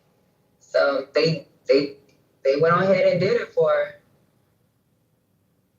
But Walmart is smart. They take advantage of them little kids while they're there, while they're getting aid. She didn't even go through no internship program with them. She did her internships. Or she did an internship. She did 2 internships, but they pretty much my son's mom, now she was a respiratory therapy major in school. She finished everything, but she was struggling passing the certification, more so because she was having test anxiety. Like, you know, man, you familiar with the great HEB, you know what I'm saying? Right. The greatest grocery store in the world. But she had been working there since she was 16. Man, my baby mama just turned 40 and is a year away from retirement age. And I remember initially like, hey man, we done made these sacrifices for you to finish school, and you gonna stay working at HEB. I was mad. You feel me? Like, man, that's some whole shit. But hey, in the long run, I can't be mad at my dog. You know what I'm saying? Like, she great. Like the next she after this next year, like I say, she at 25. Everything she do moving forward is just what she want to do. If she want to choose to retire, she can retire and collect retirement, then back door and come back to work. She can go finish her degree. Here's the here's the fun part about something that I don't I think it was both of you internships. That was the cool part for me when I was in college. Well, I had Me to too. find one. Look, you had to find.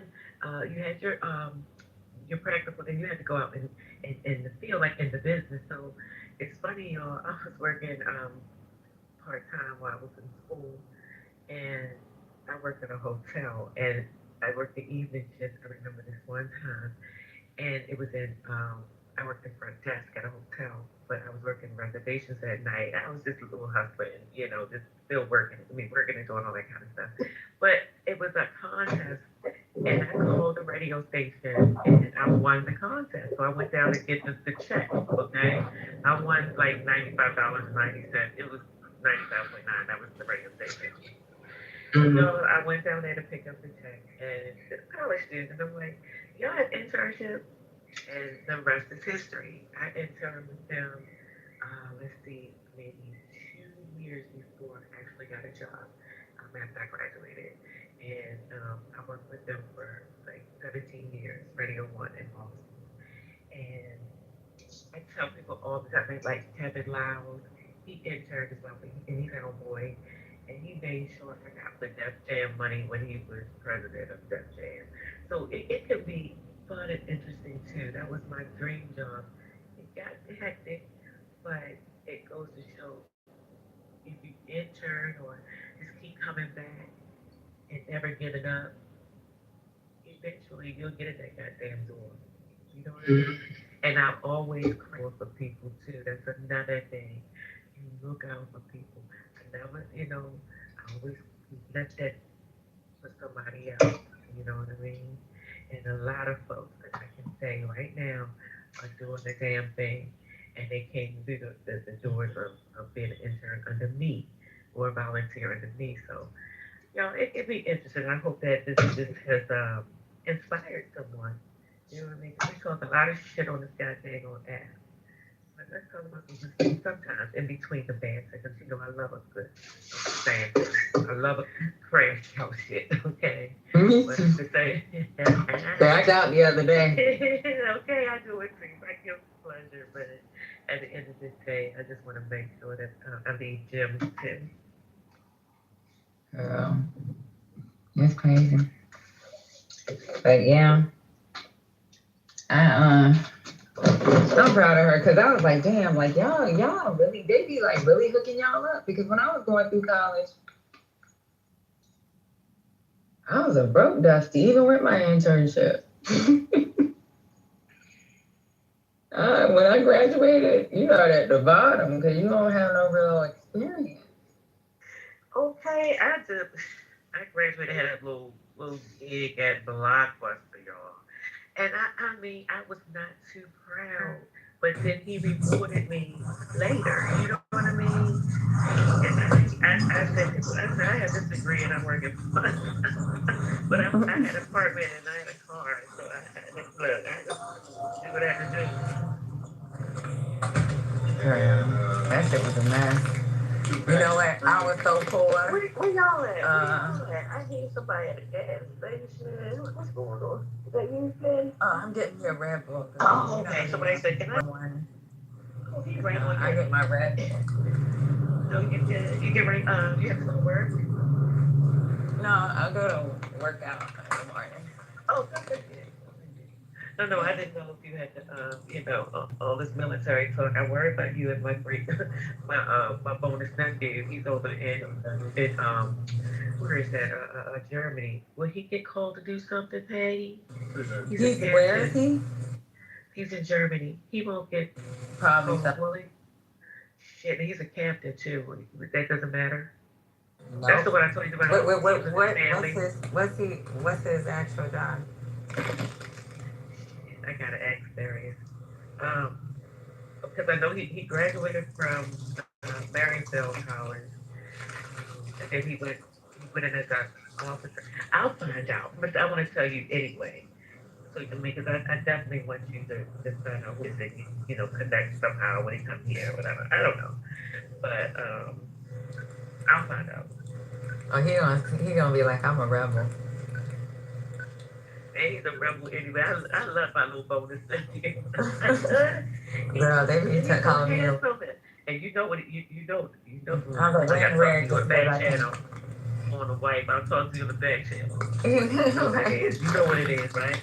Yeah. You know what it is. Beautiful little thing. She's got a beautiful little face. She's married. Girl, she in there, right? I'm an army wife. I'm like, all right. She is an army wife, though. No, she know her role. So. But you know what's crazy? Under this administration, if y'all notice, under other administrations, and even under Trump's first administration, he did. So like when Millie said no, Millie meant no. And that's why he would get mad at Millie, because the regulation, like people think that we're robots. They don't think that we're allowed to say no. Like when he went to Congress and said, I'm not taking that out of West Point. Now, Trump can get it ordered out of West Point, and then yeah, it's gonna have to come out. But him talking about it don't mean shit to Millie. You talking on TV. Go do some orders. Do you think, Daddy, we're going to be, do you think that? Honestly, or do you think we already moved? No, I don't think we moved somewhere. I'm gonna be honest with you. Trump getting his money. Yeah, he is. And that's number one. Yeah, he is. And number two, he want everybody to like him. You know what? We know that damn Trump. We know that nigga Trump. Trump's way back. Of course he's getting his money. And he's definitely a people pleaser. Kind of sort of. Make any sense? I think he only wants to please people so that they'll like him. Exactly. Right. And if you don't, he'll get mad like a little boy. It's written all over his face when things don't go his way. That's why I laugh sometimes. Like, this man is crazy. But it's at the benefit of us, though. That's not the fun. That's the sad part. That's not funny at all. You know. But I really don't think he understands that they don't like him. You know what I'm saying? Like, I don't even think Rubio really likes him. I think Rubio's just working on his career. Nobody likes him, for real. They using him just as much as he's, I think they all using each other. I don't know. I mean, there may be a small percentage of politicians that really think like that. But I think most politicians are old school Republicans, even if they're younger. When you say old school, are we talking old school Reagan? Because they were on a different level, Reagan and now, to be honest. To me, they level meaning. These people, they the different, two different kinds. I think like Daddy Bush, Daddy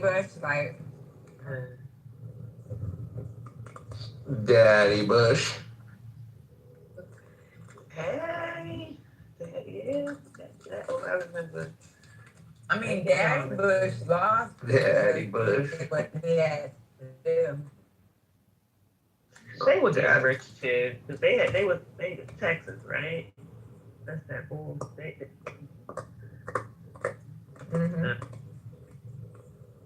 But remember, Bush had no new taxes.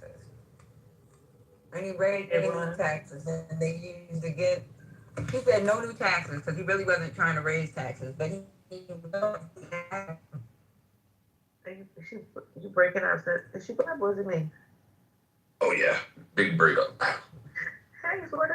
You in you blended patty in the She's on a phone call. Oh man, y'all were in here cutting. I said, wait a minute, let me just turn on my phone. I couldn't go back to sleep. I said, look at you guys. Y'all was acting up, had all these red and white crime going on. What was going on? You had girls? So I just said, yeah, it's my kind of room. Mm-mm-mm. Now they all sleep. Did you get your 6 hours, Fifi? I sure did. Oh man, I did. That's why I was up like looking. But it's okay. I go with it. I don't. I try to keep that. I don't like sleeping like late like that anymore because I don't get things done. You know, I feel refreshed when I get up early. You know. Yeah, me too. And I feel refreshed when I get my 6 hours here in the President Trump house. Okay. Everybody go ahead, join the house, follow your mods, come up on stage and join the discussion.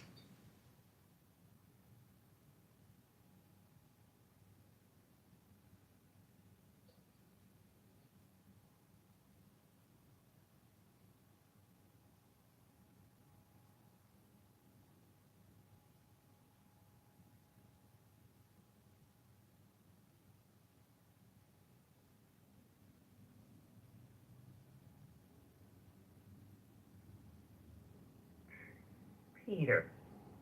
Is Peter there? Oh, don't summon Yes, him. I'm here. No. I just wanted to make sure everybody. I just wanted to see who was up. I'm doing roll calls. Doing roll call.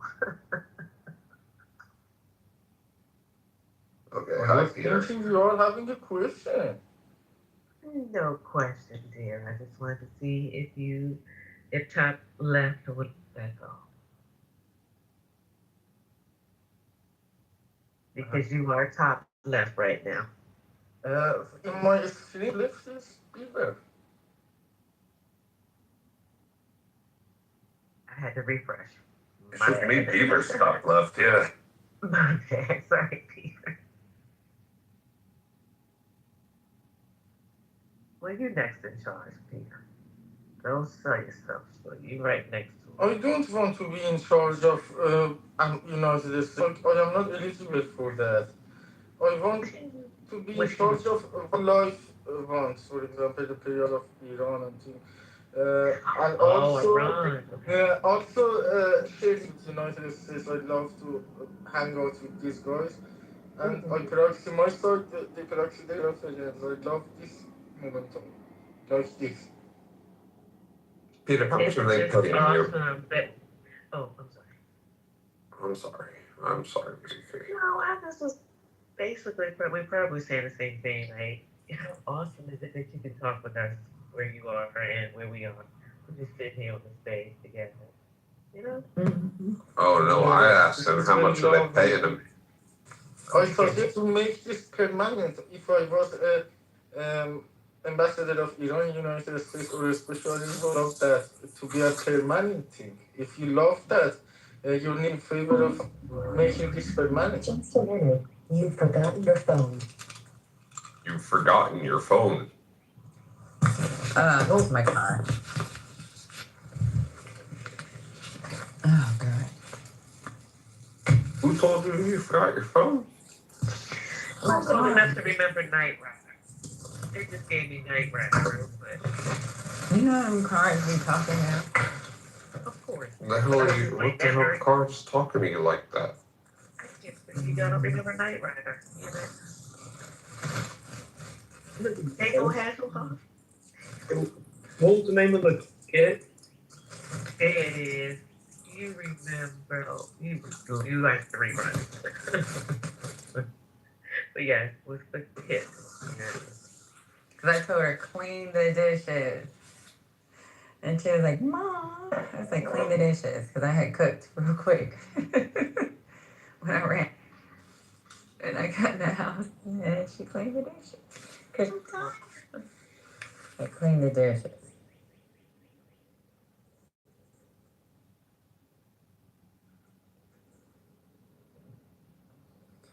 She did a good job. I'm so proud of her. Hey, Patty, did you see the administration, the Department of Treasury, rolled back the requirement for business owners to report business owners' names and details with the Department of Treasury? What do you mean? Oh, it's all over like the anti-money laundering, anti-financial crimes websites. Oh wow. So people gonna be doing some slick shit. Here, FinCEN. Oh, hold on. Checking the Wi-Fi. Yeah.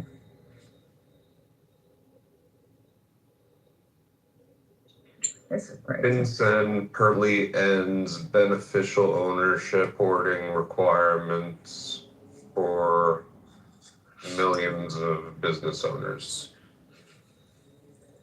Today, the U.S. Department of Treasury's Financial Crimes Enforcement Network is issuing a rule that permanently removes the requirement for U.S. and U.S. persons to report beneficial ownership information to FinCEN under the Corporate Transparency Act.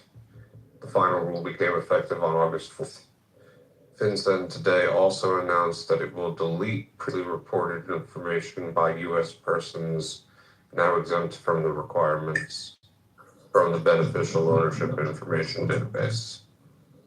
Basically, like opening up the opportunity for you, me, and Fifi to open up a shell company and just start money laundering like nobody needs to know. Wow. Y'all down?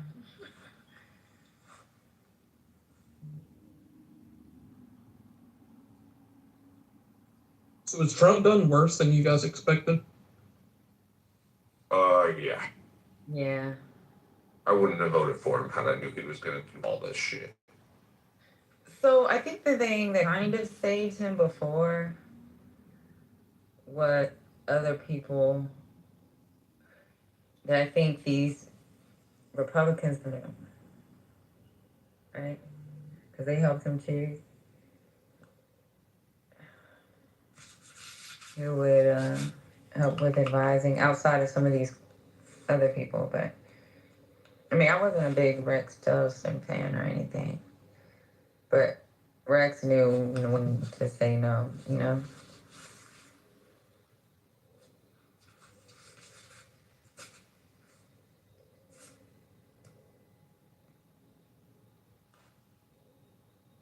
I thought the worst that was gonna happen was maybe a couple of dead Americans in the streets from the biggest deportation scheme America's ever seen.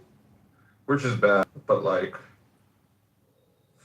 in a vacuum, it wouldn't have been this.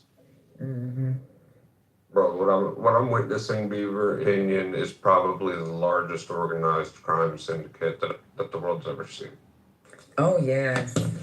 Everything from the Board of Peace, which is really nothing more than a real estate board to try to, and private equity holdings company, all the way to the World Liberty Financial Company, which is owned at like a 50% share by like, I think Qatar and the UAE or some shit.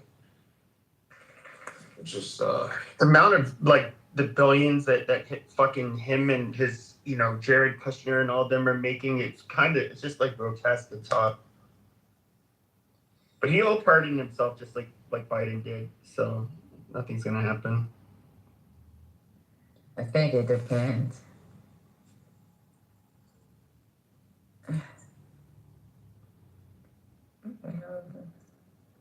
I think in hindsight, even a lot of you fucking conservatives, fucking MAGA President Trump tards, you guys know deep down in the pit of your soul that even Kamala Harris probably was a better option. I don't know that she would have. Oh, come on. She supported Blue Man Gordon. She might have did to support the anti-mullah movements. The blue MAGA is impossible without that because the red MAGA is the anti-mullah too. Florida, you know better. So, Beaver, you think it would have been this bad under Kamala? Well, I don't think it's that. The only thing my only complaints, they're pretty big, is the Iran. I think he got duped into doing work for another entity, and then how he flip-flopped on Epstein. I didn't like that. But those are my two beefs with Trump. I'm still happy with him overall. He started out great. Now he's down to like a B-.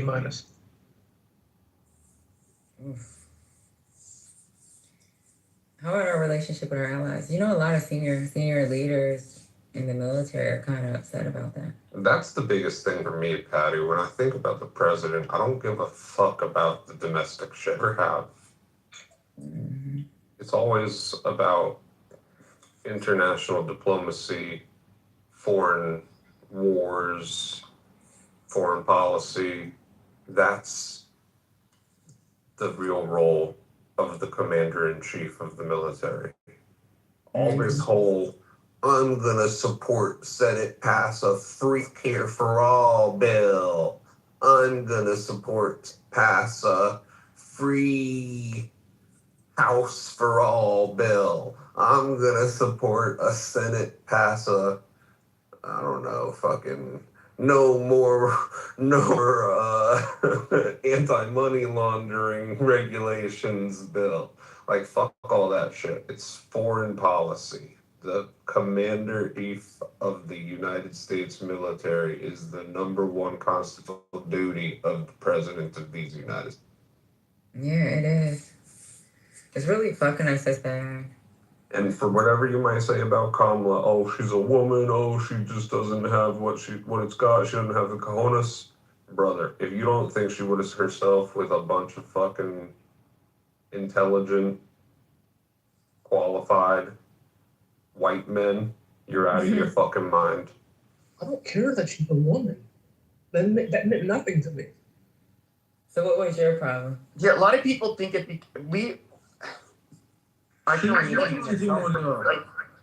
but basically, we thought Biden was a disaster, and we kind of saw, or at least I saw her as a patient in him. Her being a woman or not white or any of that stuff was not really, it wasn't really anything I cared about. Trump, like, okay, when it comes to the border, it's like that. He stopped that. That's one thing I'll give him credit for. Is he stopped the flow? As far as him, like, how he's used ICE, I think it was fucking retarded. I don't know why he had to put on a big fucking spectacle with them going into these days. Why they should have just been like old school, just doing their fucking job and behind the scenes, or I should say without running military campaigns without doing like a show of force like he did. Yeah, I don't know. I personally don't think Kamala would have been better. They would have liked different. My critiques of Kamala would have probably been about much different things, but I do think that Trump did. He fucking lied to us. Like no new wars, all of that shit. That crossed the red line for a lot of us, and even kind of like what he said. No. He said he would release the fucking Epstein files. Now, I personally didn't get about the Epstein files, but when I saw how he and made fun of the people that were asking for the release, well, dude, why did you promise that shit? I agree, dude. I didn't Keep give your a fuck fucking about word. him either. Like, I thought, Pepe, like, we probably shouldn't be making the Epstein public. It probably wouldn't be a good idea for the world. This shit should just be dealt with by the intelligence units, by the police enforcement units, it should just be dealt with behind, and everybody should get their fucking comeuppance. Everybody should get executed, caught, investigated behind the scenes, and then maybe in 100 years from now, we all find out what actually happened. But he fucking made it the center point, the center stone of his whole campaign, dog. So I was like, well, I guess the world's gonna burn over the fucking Epstein files. Look at where we're at. You know, I really didn't care about the Epstein files. To be honest with you. I do feel some type of way about them releasing it and him talking about getting them released. I had a problem with that because like there was like there should have been some type of ongoing DOJ investigation of each of that was in those files. Don't get me wrong. When I said I didn't care about them. I care about hypocrisy. So when you say you're going to release them, you better fucking release them. That's my issue. Yeah, that's what ended up happening for me. Oh, you said you was gonna release them. You was talking all this shit. Why they ain't out? But to be honest with you, when he first said that, I said that's stupid. Because he was like, they're sealed, and he's talking. He ain't gonna be. I was like, they shouldn't be. If they're sealed, maybe there's ongoing investigation. Sometimes they keep things sealed because of national security. Could be there's still pending investigations. Certain people that are named enough, and once you release it, like, what does the investigation look like for these people? Like now that what they're gonna be able to clean up certain things or do what they need to do to make shit happen for themselves to keep themselves from getting tainted. I don't know. I just didn't. The way he was like, "Why Epstein? Why are you asking me about Epstein? Like, what do you mean? Why the fuck are they asking you, Steve?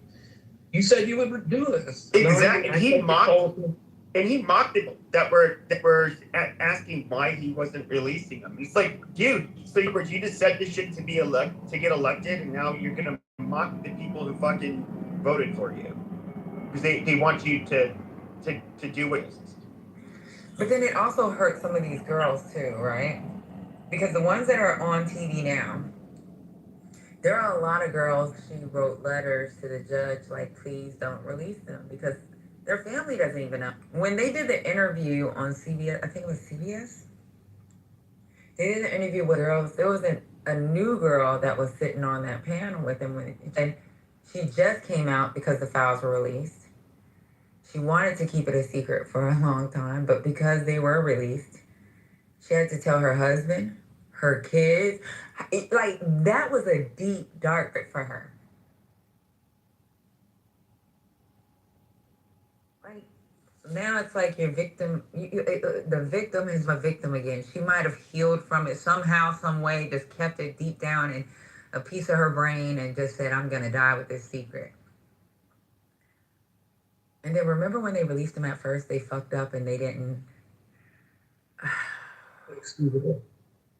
Yeah, they had things released that were some of these young ladies. Like, that shit is crazy. There's no excuse for that to ever happen. None. And because he said he's releasing everything, you got people demanding the videos. Who the fuck want to see little kids? Like, who the fuck want to see little kids fucking giving a naked Exactly. massage with her titties hanging? That's why I'm like, do we really want to release the Epstein files? But like, you fucking said you were gonna do it, bro. And then you even the law that said you were gonna do it, and now you're not doing it. Well, he was, if I recall, wasn't he? He was forced. That wasn't of his own volition. The Congress, didn't they force him? Last time I checked, the Congress can't force the president to sign anything. No, but they voted to have it, like, for the transparency, to have it all released. Yeah, but he still always has the veto power. Abuse material, that's something that legally that couldn't be released. It's literally a crime for them to, But he release can't. anything. Even if he were, in general, though, if you veto something, he can still get through. Mm-hmm. Oh yeah, they didn't. Yeah, they that's didn't almost impossible. Like, you mean if he vetoed it?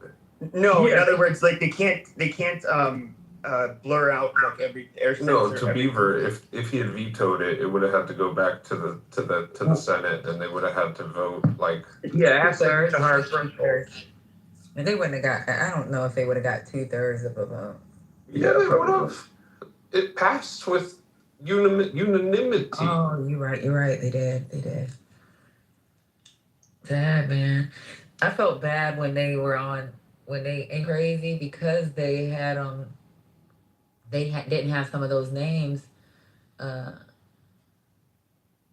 hidden. You know, there's pieces of these that were already released that someone then screenshot, and it's all over the internet now. You just gotta search. What's up, Patty? How are you? And Pepe, to your point, they did release a lot of the stuff that's supposed to. Yeah, like there are names that got through, obviously. They did it improperly, non-redactions. You know, I'm sorry, guys. I had to get coffee time, so I was listening to you guys. Period. I wanted to add that with those fights, the telltale for me that something was curtain is about to hit the fan and Trump is guilty as sin is when Marjorie Taylor Greene just kind of disassociated herself with them. She got close to the women and she found out the horrific things that those nasty ass men did. So I think that's what made her just say, okay, I don't want no more part to this. So yeah. So I think for It's her, pretty bad. yeah, I think for her, because she is still a woman, like people were saying, oh, she's doing this for a show. This is all. She's a woman. She's a woman. Y'all, let me tell you this crazy. And every knows a woman that's been either sexually assaulted or straight up raped. I don't know one woman that doesn't know somebody that hasn't been assaulted. And I'm not talking about every fifth one. No, you know somebody. It could be your. It could be your cousin. It could be your sister. It could be your best friend. You know, and when they say 1 in 2 women have been sexually assaulted, that is the truth. Whether it's been raped, it's been like fucking like molested. And see, guys don't really hear these stories, but like girls, like All right, question though. Does an unwanted ass grab in the bar qualify as sexual assault? Absolutely. Absolutely. Oh, So that's all right. I mean, we're talking about compared to 100% rape, though. No, that's 100% of women. If we're talking about Exactly. right, that's 100%. Every woman has been grabbed on the tab, something. I'm not saying that it's not like inappropriate, but we're talking about like real sex here. Florida just got caught. But Makes 100% of straight men criminals. I don't know one woman in my life that doesn't know somebody that actually like had like a real assault. Like that's a real assault. Exactly, and it wasn't her. Even if it was herself, you know. So right. And we talk about college. Shit, some of them got to beat goddamn men up off because that's the rape culture haven. You know what I'm saying? So yeah. My daughter and her friends did this video on teenage violence when she was in high school. And this shit is crazy video. And this is because these are girls that are in high school that know each other, that have been beat by their boyfriend. This how they, like beat by their boyfriend, been forced to have sex by their boyfriend. They did a little like video in Hawaii, and they talked about like teenage dating violence. And there was like little girls, they had their face blurred out. And one girl said, my boyfriend forced himself on me. Another one, it's like, oh man, like he just. But you see how enraged you are with that? Can you imagine some nasty, wealthy, goddamn ugly man just all over some little girl? You know what I'm saying? So, you know, well, brainwashed because they probably want drugs and drugging them up. You know what I'm saying? Because they probably couldn't do it sane. I don't know. It's just. There was a high school kid. Trump is all in the shit. He knew about it. That makes him just as guilty. All right. There was a high school kid in like Mississippi, big guy, ugly as sin, white guy. It might have been in Oklahoma, and he had 2 girlfriends, not at the same time, but just different periods. And he raped them, like held them against their will, and like choked them until they passed out. I don't know if you heard about this case, but he got off. Like he got some kind of like sweet. I think his dad knew a judge or something. I don't know. He got off. Nothing happened to him. And he's gonna keep doing that shit too because you feel like you can get away with it. You know, it just makes it more of a thrill, I guess. Or I don't know. That's just sick. Let me tell y'all how sad. So when my daughter and her friends did the videos, right? They did the videos and they interviewed their own friends about their faith. They did it for a media class. Was it journalism media? So when they did their journalism media class video, they state of Hawaii used it as a video. They did surveys, right? They did surveys at each of the schools in Hawaii. Do you know over 70% of those young ladies have been, these are high school girls, have been forced into having sex, whether it's sodomy or fucking just straight up penetration, or have been beaten. So when they made that video, they pictures of scars. I was like, what the fuck? Like, what the hell made y'all do? Because like they want like provocative. Her and her homegirls like, we're gonna do something with this.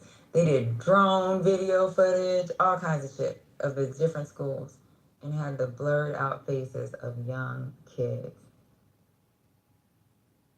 The girl was like with the blurred face, is like, my boyfriend forced himself on me and he beat me.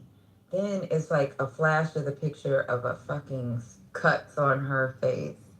Like flash pictures of someone with a black, you just see the black eye. And I'm like, what the fuck? These are teenagers.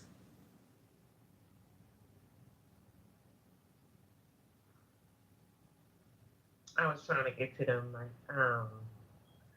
and I'm gonna leave it at Can I? this because this just real quick, Odie, I'm gonna throw it to you. I'm gonna leave it at this with this team thing, and this is recent. This is nothing that happened a while ago. I'm talking a matter of like maybe a month. So, in the Baltimore County area, suburb, a 16 and a 9-year-old were found murdered in their house by their parents. Everybody trying to figure out, oh my God, what, because it was horrible. I mean, this nice part of community, police chief, like this, they kept it tight knit, but it was just a horrific scene from what they were saying. Come to find out, the little teenage girl, the quote unquote boyfriend in the house while the parents wasn't there, and this boy shot her, but it's not just he shot her, it's where he shot her. Yeah, there. That's where he did it. Yeah, where you're thinking. And then killed the brother. He took the bus to the house to do it. So that baby let her kill her in. But before that, before all this happened, she told her best friend that, girl, he said he gonna kill me. He said he gonna put the gun inside of me and shoot me, da da da da. He carried it out, and I'm gonna leave it there. It's just disgusting. Wait, you said he stuck it. So wait. It's horrific. Yes. He stuck it in. So hold on. I want to ask one clarifying question. He stuck it shot? Yes, sir. That's what the police chief was. The police said he never seen anything like this his whole career. They didn't say it out, but when they made sure they told the story of what he said he was going to do to her, and it was terrible because he thought she was cheating on him. These kids, these young boys, and they went to schools. These were not kids. I'm tired of the kids in the inner city getting into things because it's all these little crazy kids. You hear me? It's all of them. They went to good schools. Both of them. Bless her heart. Attractive children too. It was terrible. Terrible. Okay, I gotta get that out of my mind. But I'm saying for a reason it's serious now. It has to be. This shit's crazy. And so I'm gonna go ahead and tell y'all, right? So I've been with my daughter's father. I was with him. I've known him since elementary school. But yeah, I guess it was my turn though. Oh, go ahead. I just want to say something. So, anytime I listen to this talk about assaults, I think that America has lost the moral question. The moral pundit has left America, elected Trump. So, Trump has many accusations, even wife. not. His own wife accused him of rape. I know she later recounted, but the question is, how many people do you know that their own wife can accuse them openly of rape? Like in the first place. How many people do you know? But you guys voted for him, so I don't want to hear it. Sorry. Anytime I hear Trump is the president, it means he doesn't bumper. Thank you, can go on. So I forgot about that, Odie. I forgot about that. He should have accused him. And he in just got court, swept under it. in Swept under court, she recounted, but look at it. How many people in this life do you know that their own wife will accuse? Whether she recounted or not, that's a terrible thing. But you guys, it didn't matter to them. So I can't listen to anytime people talk. I don't care. I'm sorry. I'm not being sensitive, but I don't care. It's not an important issue in America. Are you? But So this is this dude I used to date when I was a little girl, right? We was together so long that I've known him since I was a kid. We got married. I have cut my neck where he cut me across the back of my neck. Under my chin, I have a cut because he tried to cut my face so nobody would look at me. So you know, to be with him, I would look down on the ground. So and look at people so he wouldn't think I was looking at another man. Now, mind you, little girl, that was the only person I could see. Like, I thought he was beautiful. I thought he did everything for me. I would listen to everything he told me to do and still got beat.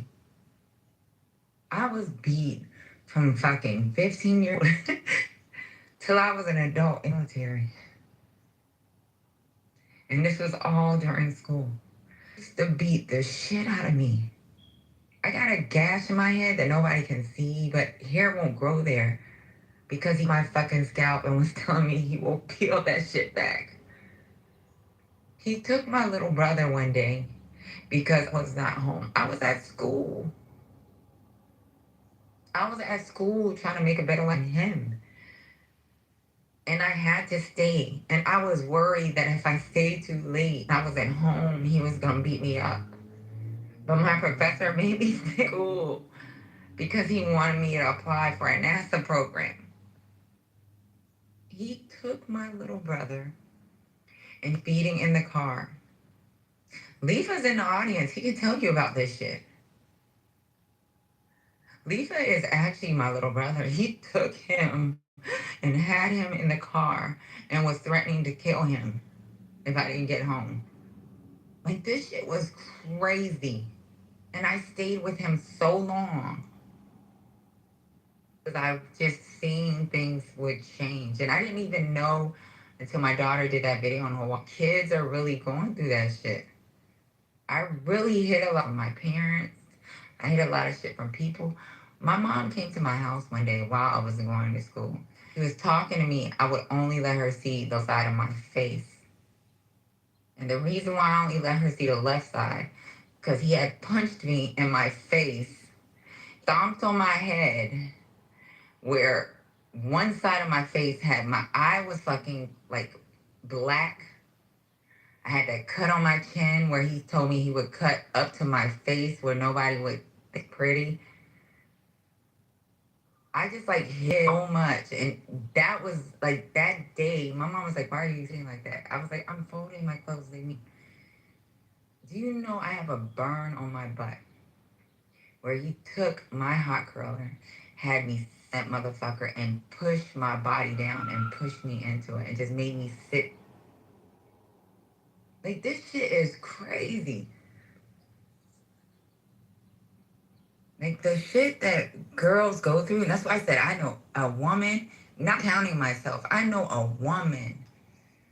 I know where I PCS, I always have a friend that has been beaten or fucking sexually assaulted or fucked by some man. And you guys don't get to hear it.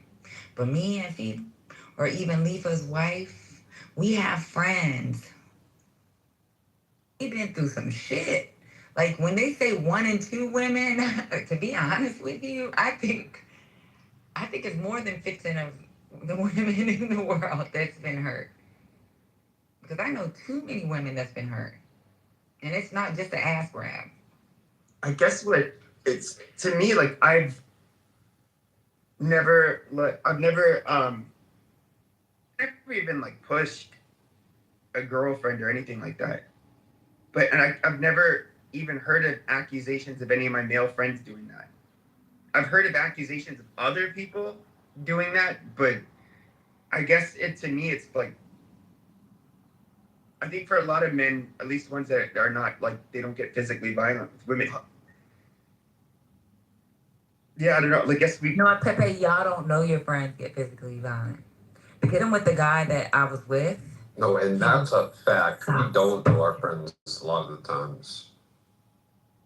You don't know. And you know what the problem is with a lot of us women? We think that they may change.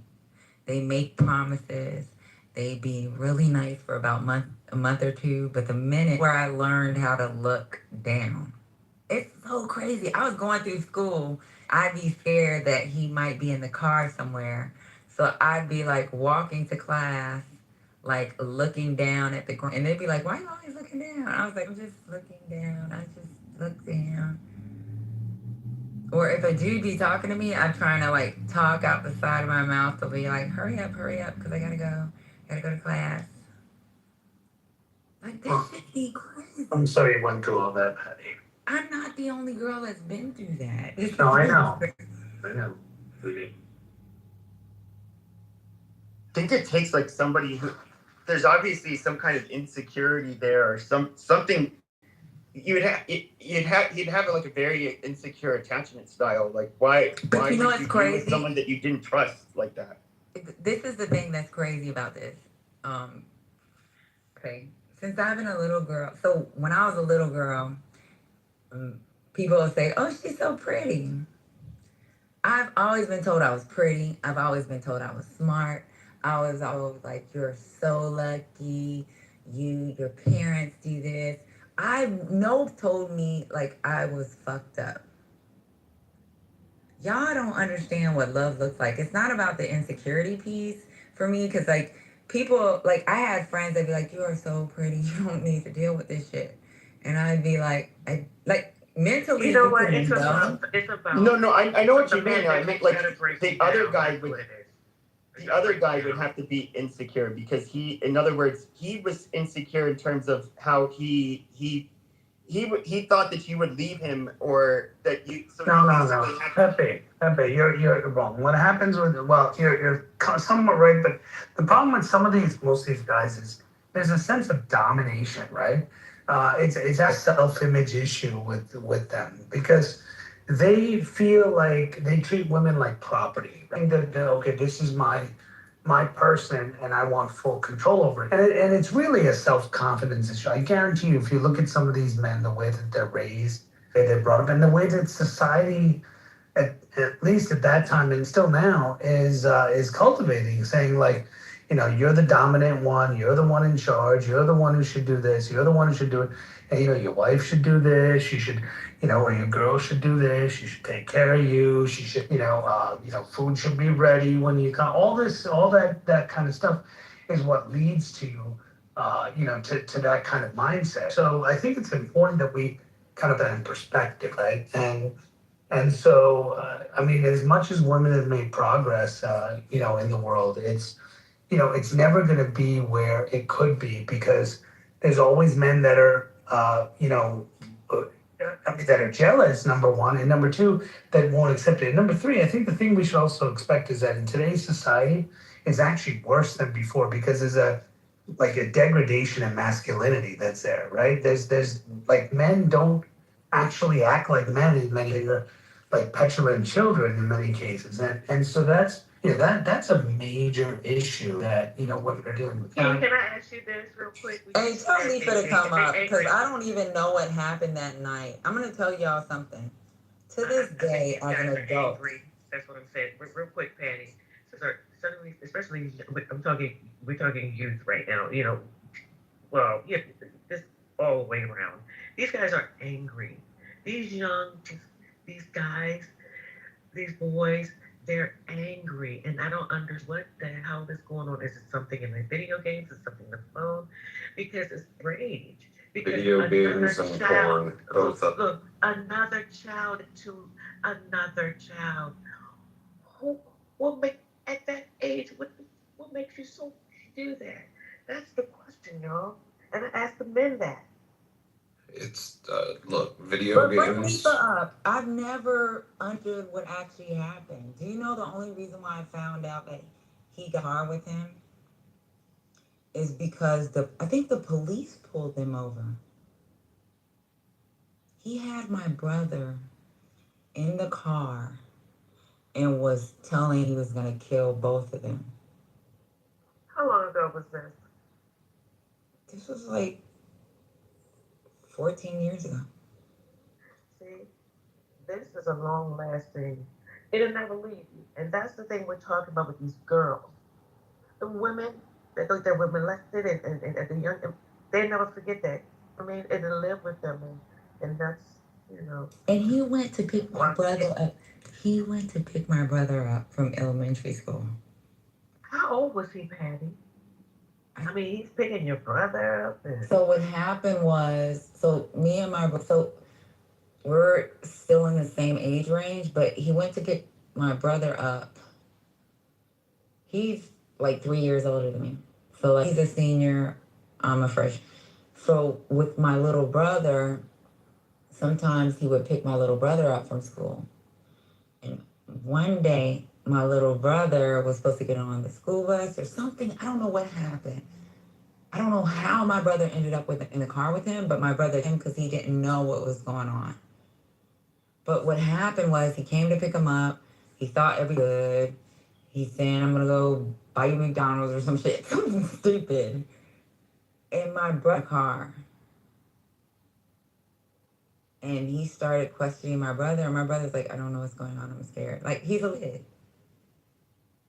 And he was going like over 100 miles per hour and telling him he was gonna crash and kill them because I'm not back from school on time. And the problem with me not being back from school is my professor at the time wanted me to be in a program that would have made more money for us if we would have got married. He was trying to put me in a NASA internship.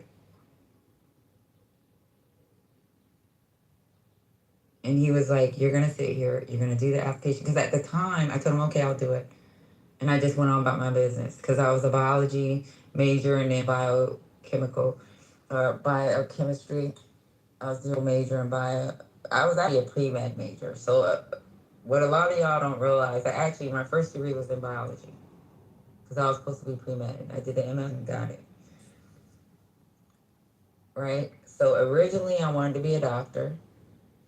When certain things when I put things together because I was trying to plan for my future on having a family, it was like, I'm going to have to work in medical school. I'm not going to be able to work.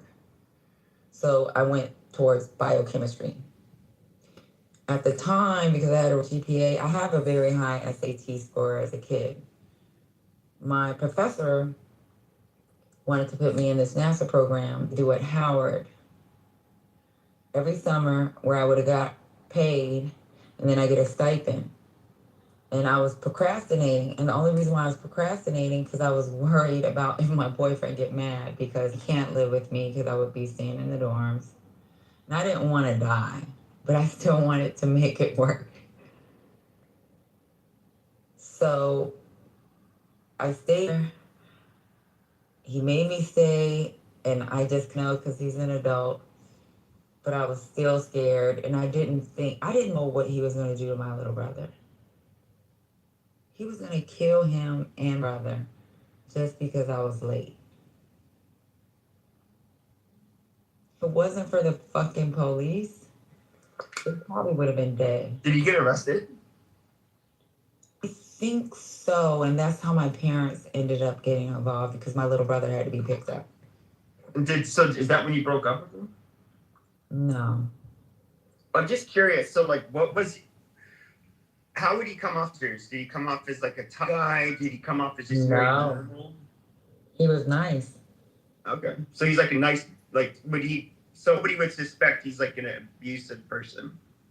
No. The thing is, because I was really quiet and I always looked down, a lot of times I would blame it on Asian culture. You know, I'm a black girl. I have a mom that's Pacific Islander. So I would be like, oh, that's how we do. And then in my mom's mind, it's me adopting culture, right? Because even with my mother, He it's was like Asian? No, I am. I'm Okay, late. okay. Okay. So I thought you were saying that this young man was. No, I always do like, well, I have to do this with my mom anyway, so it's okay.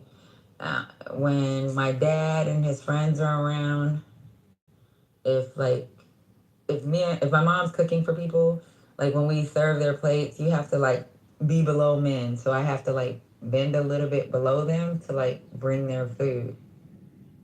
Is it So Asian culture? Is it? I know, like with Native Americans, they looking at an elder or like an adult in the eye when you're a kid. Yeah, you can. Is often considered disrespectful. Yeah, and I always use that as an excuse when I knew it was me just being scared that I think I was looking at another man.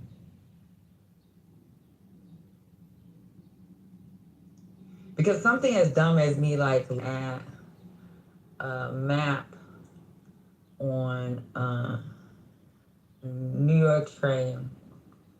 If I'm looking at a map and a dude is sitting down where that map is, I was staring at the map. I was looking at the map. I was looking at the map. You know, the first time when I said I was looking at the map because we were going to New York, and I wasn't from Brooklyn. He's originally from Brooklyn. He's from Crown Heights. I was living in. So it's like, okay, we're going to Brooklyn. I'm looking at the map. Like, why are we getting on the beach and it doesn't connect to the L? So I'm like looking at the map saying, hey, we need to transfer this. That's what I'm thinking in my brain. But when I got off that train, he used his keys to cut the back of my neck to keep me down.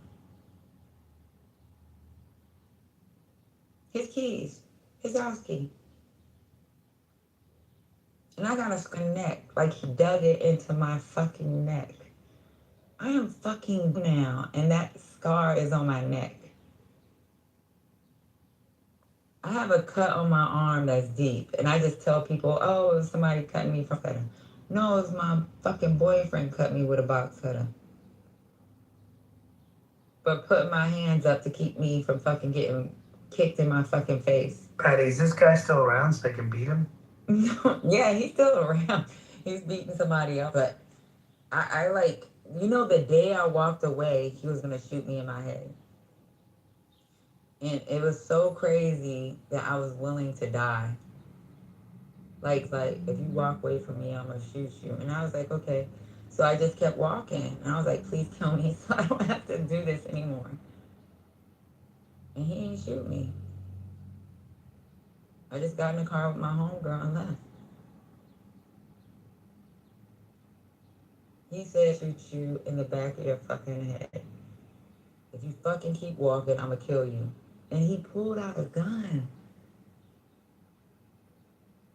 Is that the last you've ever seen him, or have you had to see him outside of court since? I didn't go to court about that. The couple of times that I had to go to court, he beat my aunt up in Brooklyn. I went downstairs to open the door because her buzzer wasn't working, and I had on some boxer shorts and a long t-shirt. And he said I was trying to show people this motherfucker dragged me all the way up 3 flights of stairs. And that knows about New York City buildings, those are concrete stairs. They're not pretty stairs. This motherfucker stomped my face to the point where I just know, I can tell you my memory is black and white stuff, like white stuff. My cousin told me I seen him, she jumped on his back, and I don't have that memory at all. She said she jumped on his back. She said he fucking threw her down the stairs. Mom came out of out her apartment because she heard commotion in the goddamn stairwell, and she came out, and he fucking punched her in the.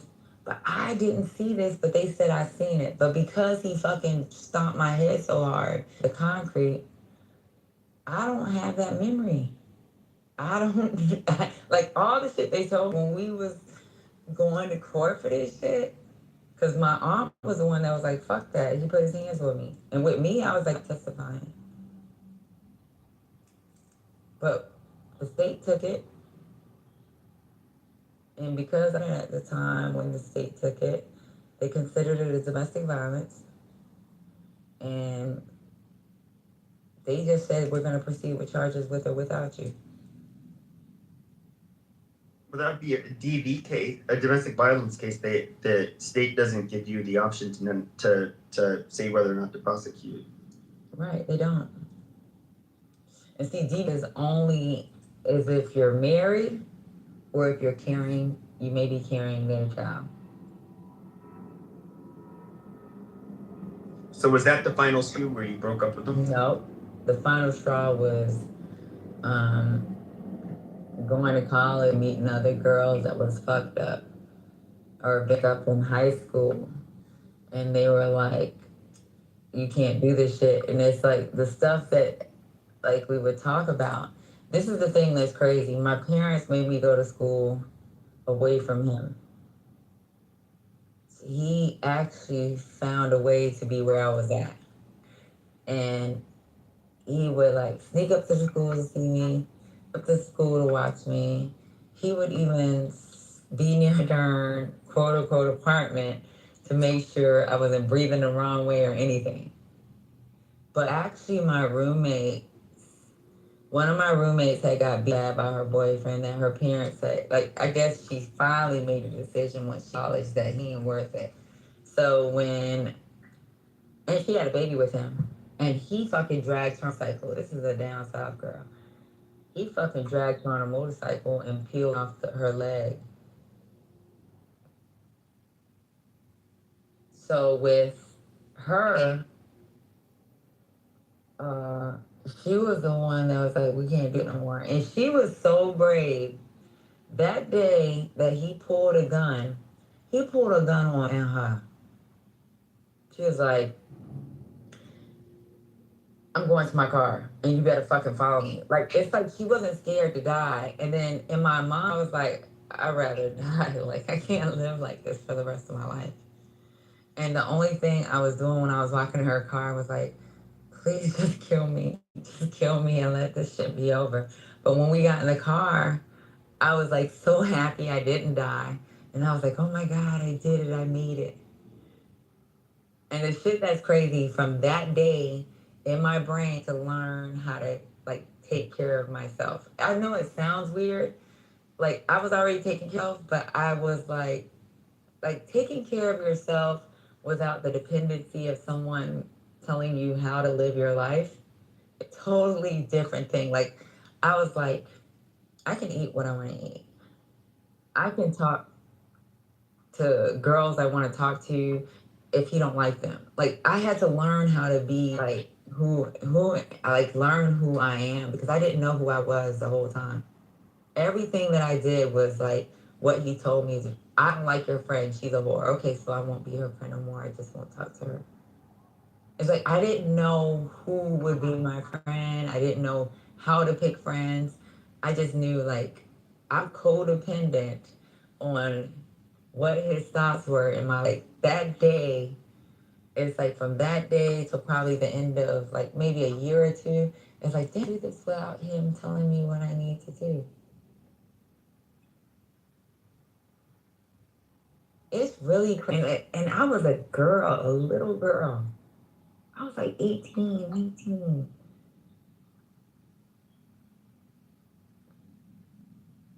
And could you imagine your child learning how to be an adult or learning how to make decisions? Like learning how to make decisions is because your parents have done, not because of what your boyfriend has been doing.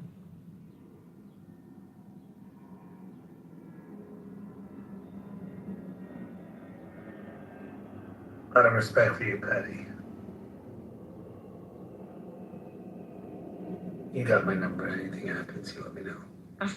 No, he's not gonna do nothing. I know. But back then, oh my God.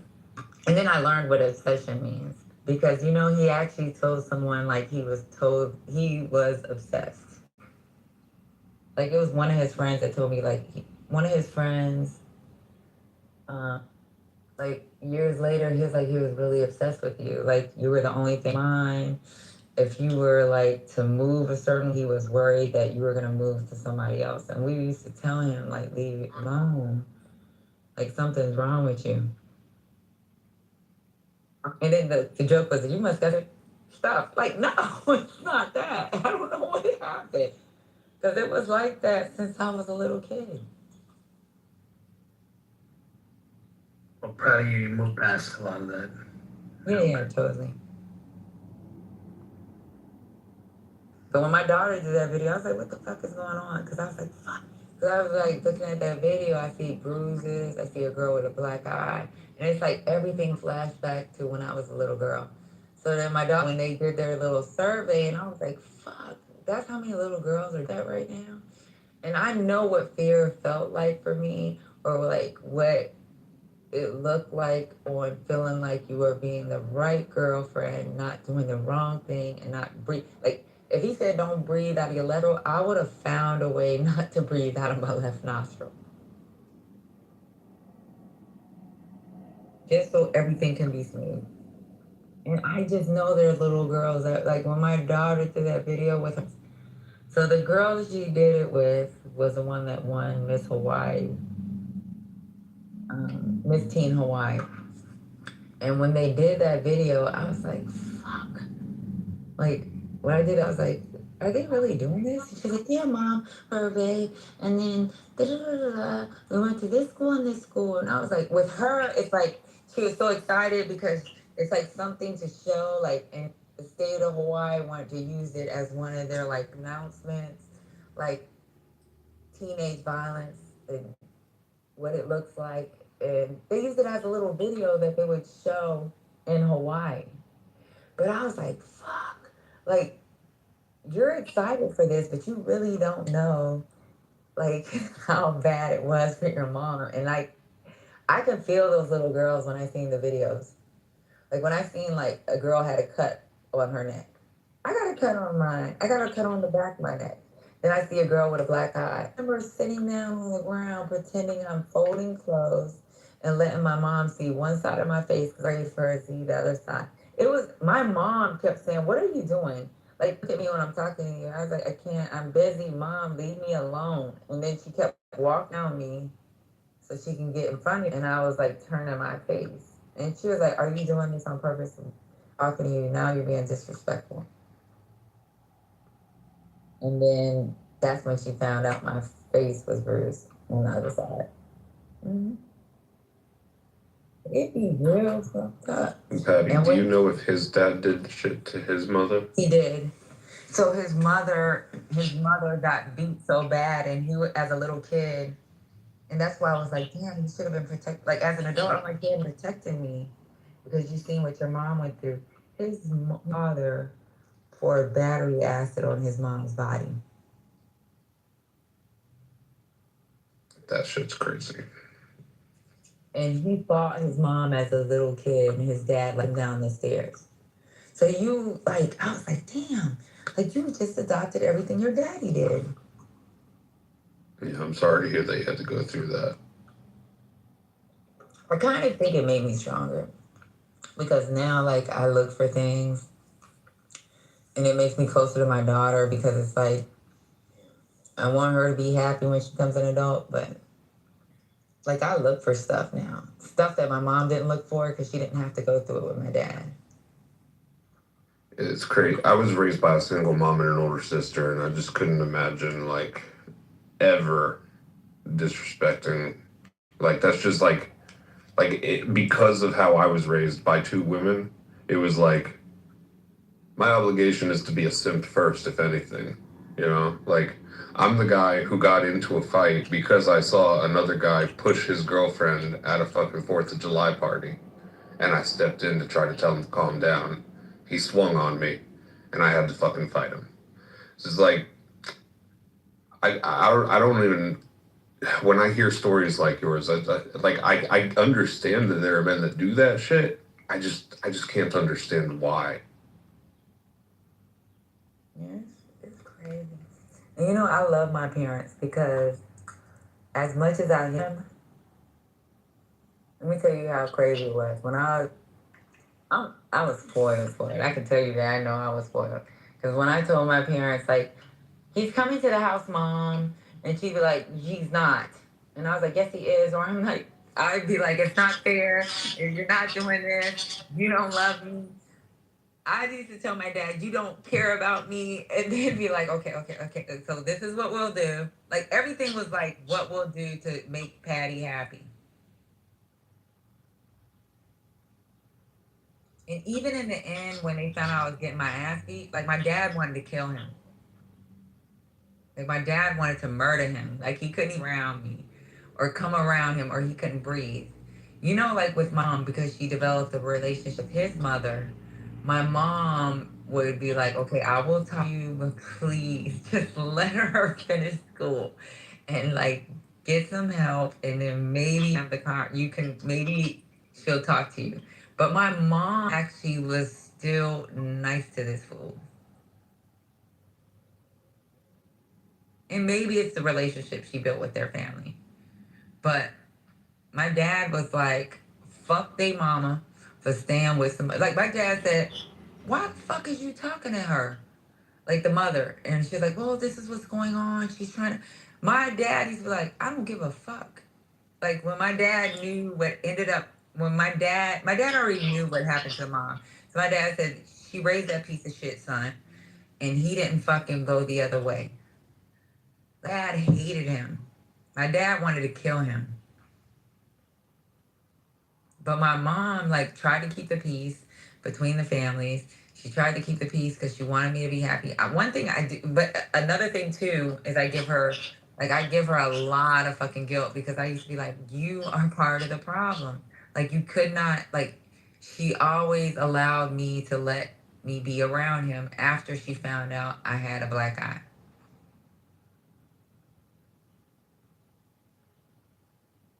Because I think at the time it's like, how do I keep my daughter close to me? Because I would make threats. I know damn well I depended on them for everything. But I would be like, you don't love me. I don't care. It's not fair. Like, and with my dad, he'll stay silent. But with my mom, she'll be like, you talk too much. You're just disrespectful. And then she'll be like, okay, okay, look, this is what we'll do. Like, it's, she always, like, I don't know. And most Asian moms, they probably would have fucking kicked their own child in the face. Instead of kicking me in the face, she fucking, like, was an enabler. And I think that was, when me and her taught it, she was like, I just didn't want you to, like, run away. And I was like, run away, college student? She's like, I just didn't want you to leave and just not come back because you wanted to be with somebody. Because, like, for her, she felt like she left her family to be with a black man. And sometimes she's like, sometimes it's like you're gonna make, like, I made decisions to be with your daddy, and I was like, I didn't want you to make a decision to be with, so I just wanted you to be happy, but I wanted you okay. But with my dad, he didn't give a fuck. He was like, he'll nigga first if I leave with him. My dad told me, like, we were talking about it one day here, and he was like, you know what? If you would have, I would have killed his mom, his dad. I'm prison proud. I would have killed the mom if she wouldn't give me information where my daughter is. I would have found him and killed him too. Was your ex afraid of your dad? I think he was.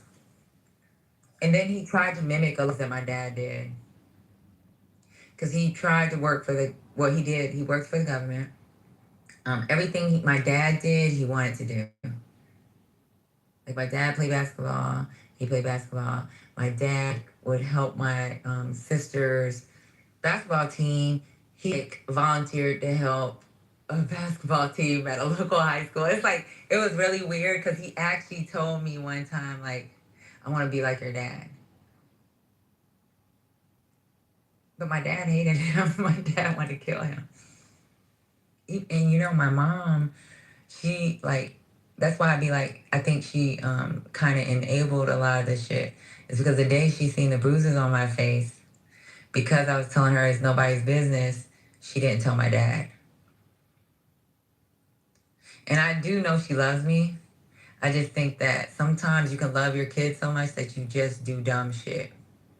And I won't do that with mine. Because even though my daughter, I will tell everybody on her ass because I know what enabling situations look like. You will have a daughter that will stick with some shit and she can possibly end up dying because you think that you love her and you're the thing. Because he could have shot me that day, my back, because I walked and I kept walking and I only prayed to die. And I don't never want my kid to be in that situation. Because up until that moment, there were certain things that me and my mom kept a secret. Because she was trying to respect my space. And I don't even know what respecting space looks like.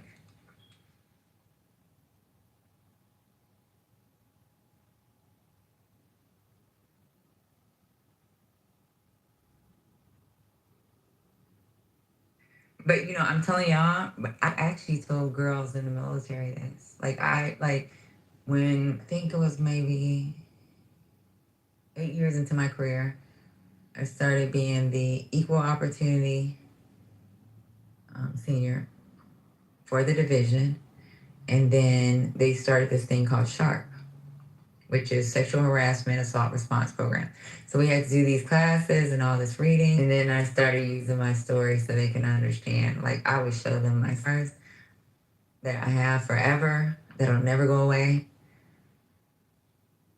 Like they were like these little girls, and this has been classes, right?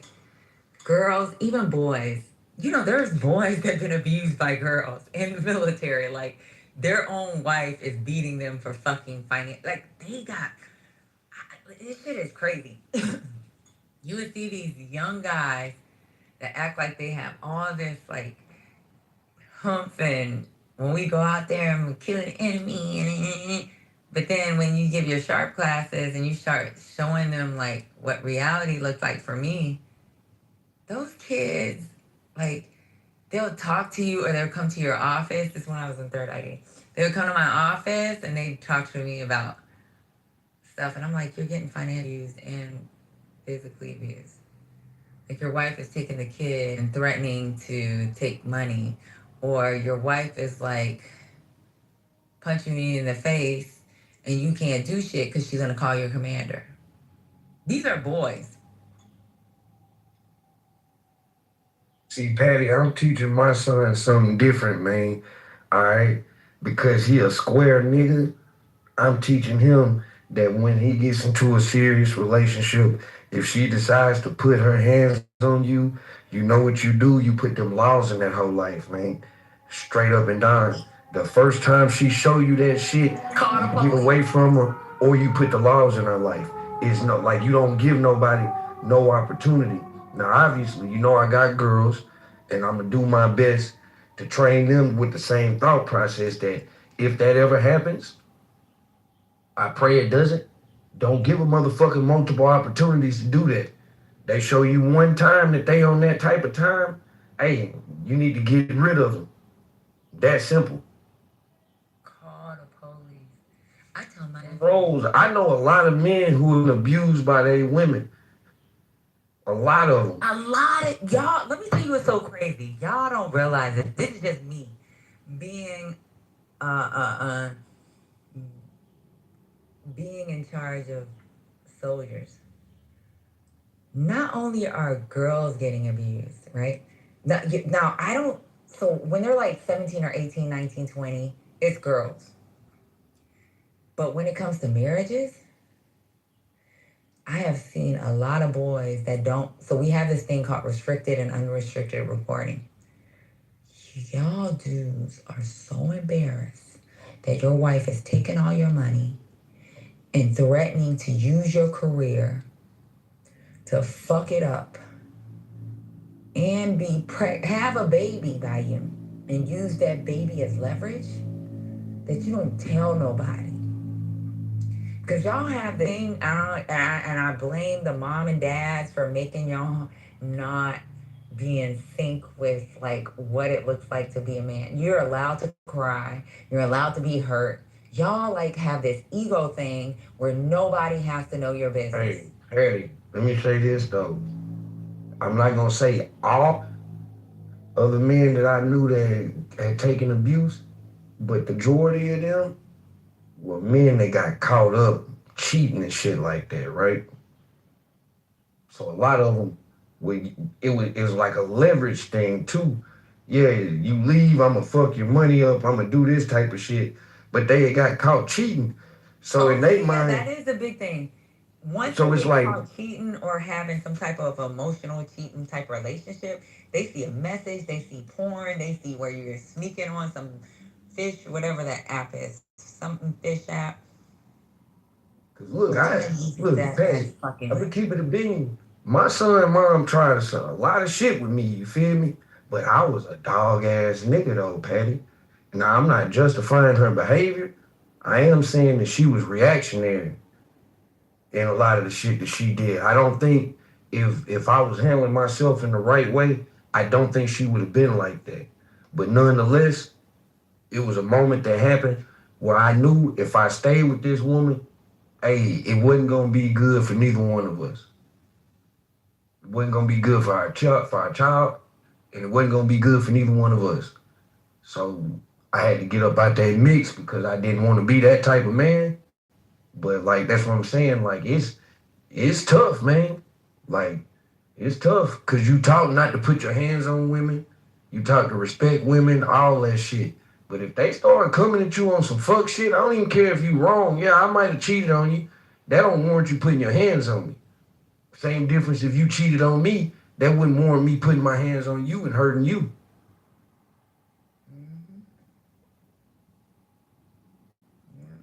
But you know what? I'm glad you said the cheating thing because the problem that I had as the equal opportunity and the SHARP advisor SHARP is sexual harassment assault response program for the military, where if you've been raped, assaulted, the problem with men is, like, say for example, your wife got some leverage because in the military, if you cheat, that's the end of your career. So if you were caught on these these damn internet dating things, or they might have been looking at a lot of this goddamn porn and fucking like messaging the like live porn and to do certain things. These girls capture that information off their computer. So like I'm in those situations, and then what would happen is like maybe one or two boys that'll come to my office and maybe don't know what to do. Can I say something that's off the record that would keep me from not? And then when they tell me, I'll be like, okay, so this is totally off the record. And one thing the Army will do, or the military period, is to be like, okay, if you say it's off the record, unless he tried to kill her or he put his hands on her, that's when you're gonna have to report. So wait, you could be discharged for cheating on your wife? Yes, adultery is adultery will fuck your career up. You know, I think the military would probably get more grace if we knew that, because it's like we've known about don't ask, don't tell, and how they treat homosexual people. It'll make you feel like that they biased towards like, whatever. But if you was to know, I ain't never knew that. Patty, seriously. It's an article of you seeing Jay. Brad will tell you that. I will say this. You know when the rules changed, even though y'all hate Biden, it was under the Biden administration. He actually said, if you can prove a legal separation, and he had the meeting with the guys that changed what the regulations look like. If they can prove a legal separation, whether they moved out the house and don't have the paperwork, they have to stay out the house for at least a year. We're gonna have to treat them like civilians. They can have a relationship, they just can't be married. No, not married. They can't get remarried. So what a legal separate like for civilians is gonna look the same for us, with the exception of if you don't have documentation saying that we both agree on a legal thing, you have got to be out that house for more than a year.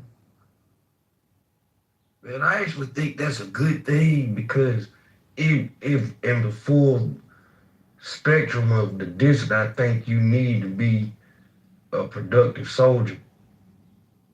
Yeah, but and it's like years before that, the whole time, like at the time that I was serving as a the equal opportunity leader, if a guy wasn't with his wife anymore, because so this is what a lot of people don't realize. We get BAH.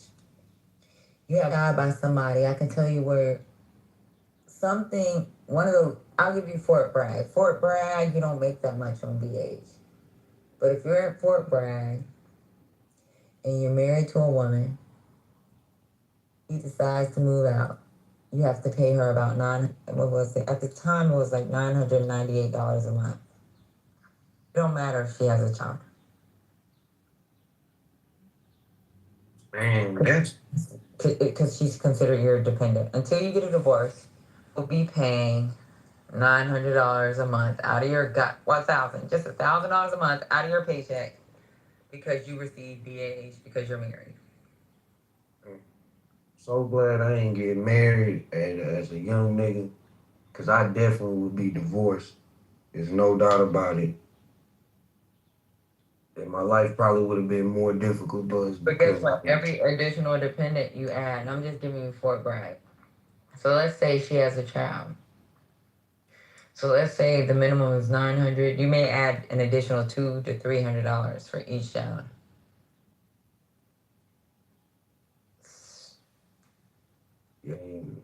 That cheaper to keep it, the logic is true.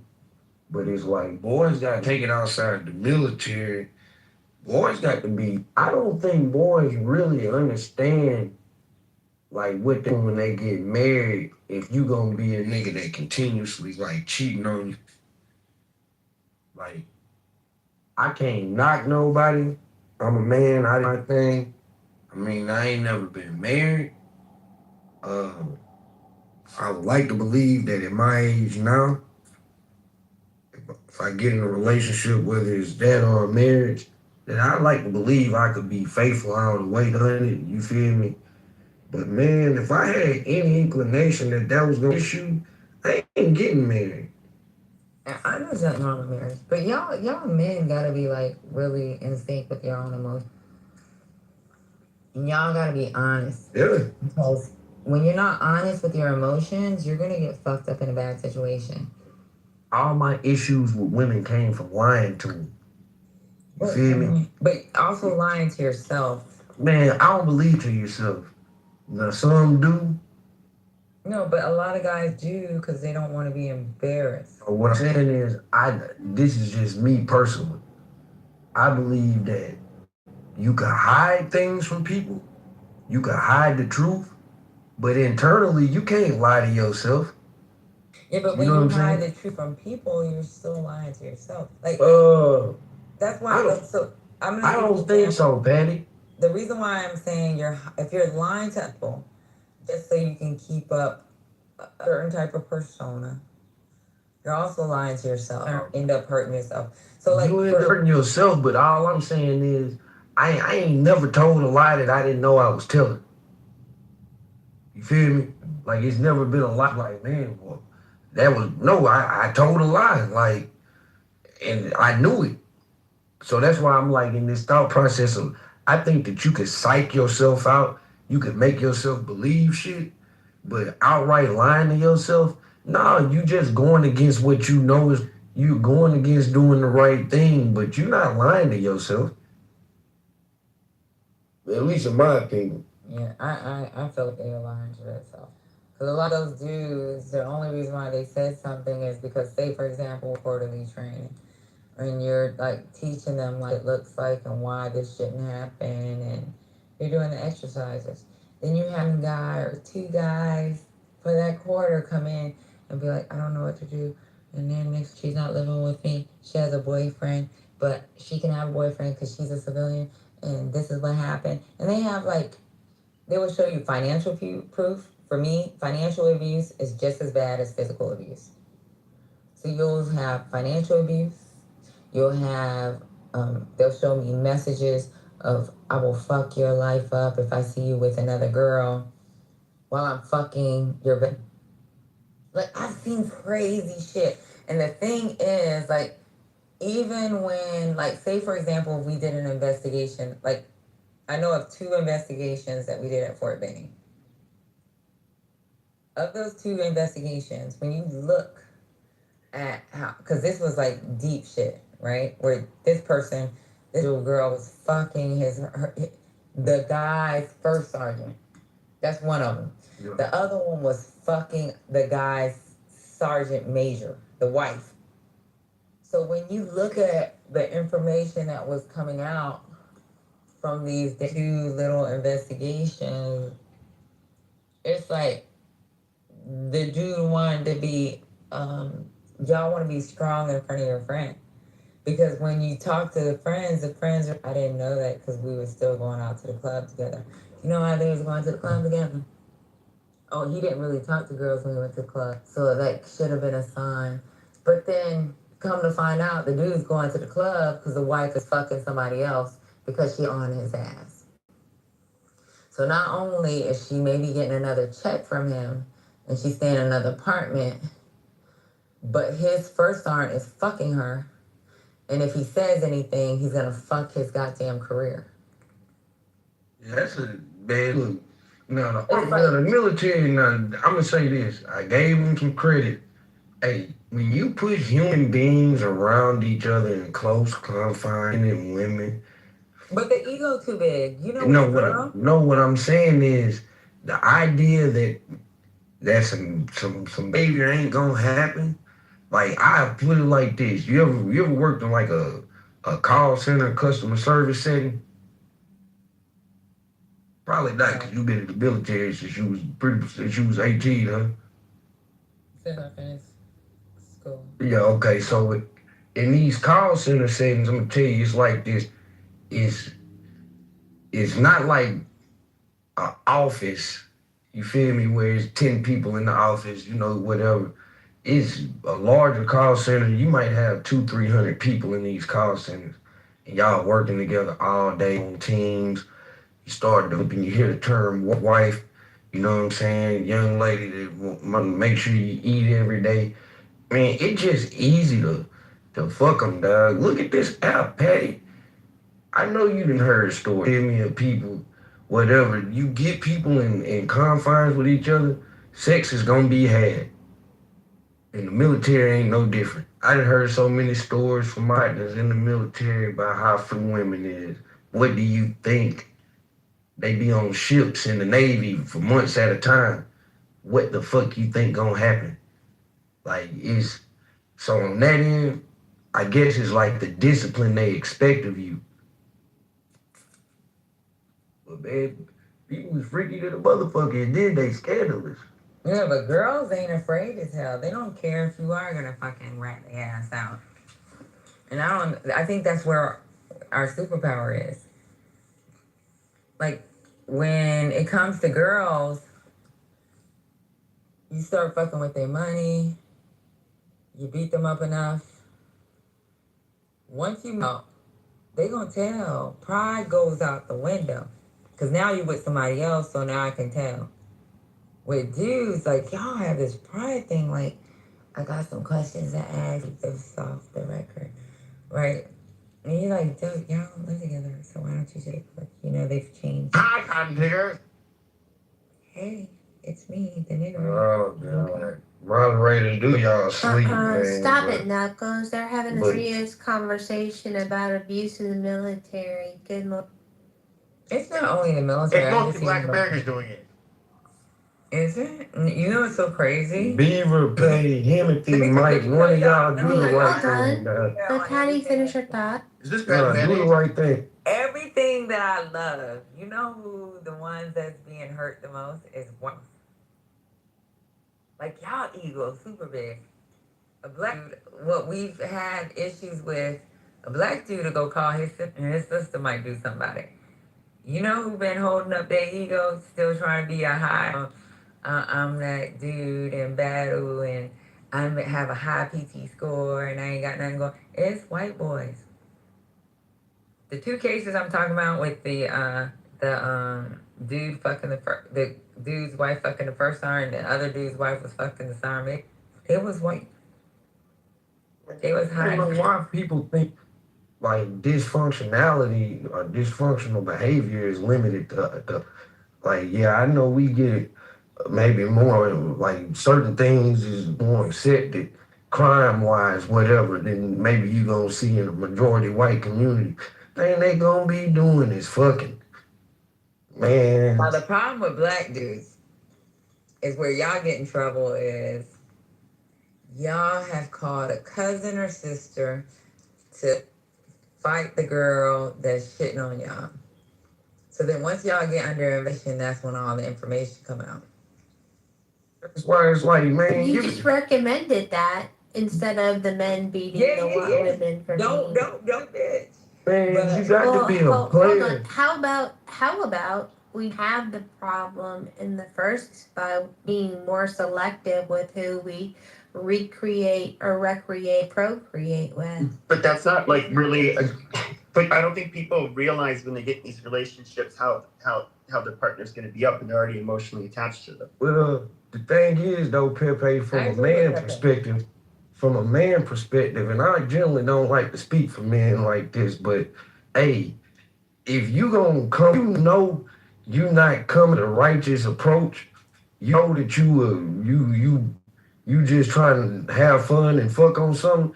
Hey man, a real player give a woman the opportunity to decide if she want to do that. Like that's what it ultimately be. Motherfucker be selfish. Motherfucker get a woman the ability to say no to the situation.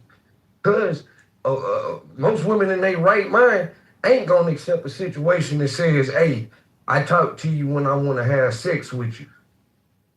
Like I get that, but if you deliver it the right way, you just might come up on one that is done with that situation. And in my experience, ain't more women that want to operate like that than would admit it. It's just how you present it to them.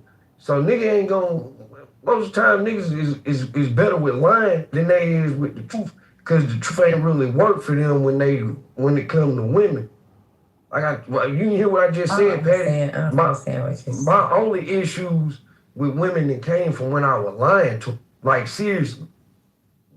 Cut that shot, and I ain't got no issues with no women, cause what? I don't need you for shit. Why I got to lie to you? But y'all be lying. Nigga be lying cause I'm telling you, it's out of selfishness, Patty. That's it. Or if you just a liar, now we can throw that out there. There's that. Some niggas is just liars. But like when it come to say I see you, damn Patty, fine as fuck. You feel me? I know I'm talking to a couple other things. Maybe I ain't gonna tell Patty that I'm doing my thing. I'm gonna let Patty think that I'm really into her, but I really just want to fuck. Because I know Patty ain't gonna go for that. But you got to ask yourself as a man, is it worth what happens? The recourse? What if Patty, what if you're a damn fool? I totally agree. And I wish more heterosexual men. You fuck with men. No, but I also talk to women. And so, because literally. Oh, I don't know about that. No. What I mean in a friendly way. Okay. Like, so, they says to me. And that's what it is. Like, but JJ, how many girls do you know since you get to talk to these deep conversations, right? Yeah. That's why I was telling men, y'all really don't know what's going on with your homeboy. Your homeboy mad quiet. He always shows up and he seems innocent. How many people know is getting they ass beat.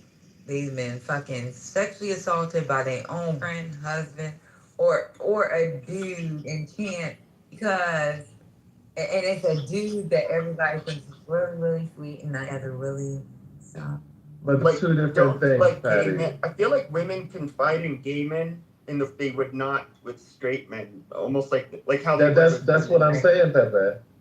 Because a lot of times, there's two different things, right? Like there are women who put up with abuse and things like that, which is problematic. But a lot of times, I know this to be true actually, because there's women who will put up with abuse, but their like red line is cheating, and like this, it's kind of fucked up. But that's why I say for the fellas, I can't, a lot of times I can't really, because sometimes we're like, oh, always on the women's side. No, I'm on the side of what's right. And I'm like, you cheating or if you lying to a woman, if you're not being honest and forthcoming, just because, if I'm honest and she's not going to fuck with you, well then, when you get the Jasmine Sullivan bust the windows out your car, you can't say shit.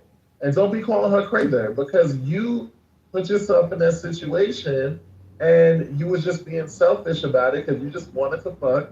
And then now, when she is responding to your deception, then she's some kind of nutcase. No. You created that situation. You made that bed. Now you're in it. Okay, So but hold on. I'm happy Rob said. Hold on. I do think some women are control. I think some women are crazy. Some women are violent. That they solve their problems with golf club or a baseball. Like these women that threaten to hurt people because they need to be checked. But Monica, for me, and this is just for me, when Rob brought up it was the cheating, that's where I may see they bust out the windows in their car. That's where I see they may have spray painted, fuck you, he's a whore, he's fucking Michelle and Monica at the same time. I've seen Don't put my name in this, Patty. I'm just playing. But I'm just saying, like, that's when I see, like, the crazy. But even between the crazy, like, when Rob said, most of his friends that have gone through the abuse with the woman is because of certain, like, it's been infidelity. Yeah, well, right. Well, so Or where's you your just like? Hold on. Go ahead, The well, women bust out the windows. But I know women that's that property. will bust out the window and still get their ass beat and be okay with it. Well, hold on. But they bust out the window because of the cheating. But yeah, and then they get. I mean, they get in trouble for that. What I'm seeing is a society devolving into solving our problems with fists.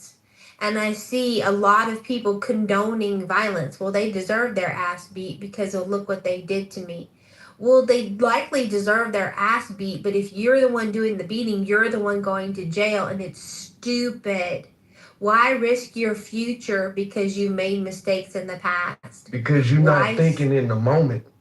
As I just walk out the corner store. How can we help that? Well, look, we can say in that's those dumb. moments, Don't in do those it. moments, But you can say a lot of shit is dumb. We But don't that know ain't what gonna. your moment is. I'm not saying you're gonna beat a man. Something that could break you, that would push you to a point. And some women, it may be the cheating thing.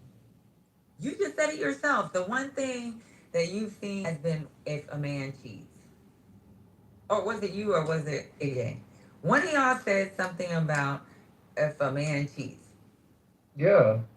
But the reality is, though, and it's interesting. I've heard psychologists talk about this. Like when you hear about, there's one case in particular where this guy basically ended up shooting he had like a toddler and a young child, and him and his wife were fighting, and he ended up basically putting a gun to both of the kids' heads, shooting them, then shooting himself in the head. He lived though, and he's on death row. But it's like, what causes people to get to this way? And it actually has a breaking point where they will do extreme shit. Apparently, that's something that exists in almost all of us. And We all got a point. If you think about Like, think about this. Sometimes I would explain this to women like this. Rob, let him finish. Oh, my bad. Go ahead, man.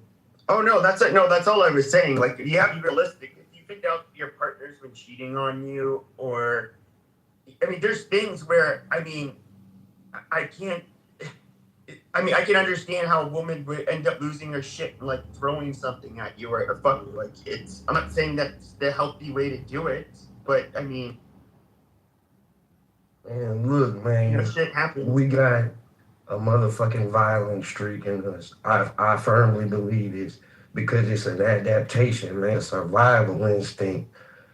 At some point, you feel threatened and harmed. Your reaction is to attack, right? Throw that on, like, let's use women, and I'm gonna use a married woman. You feel me? You married, you done made this vow.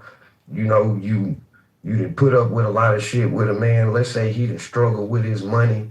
You feel me? Let's say, like, having issues or whatnot.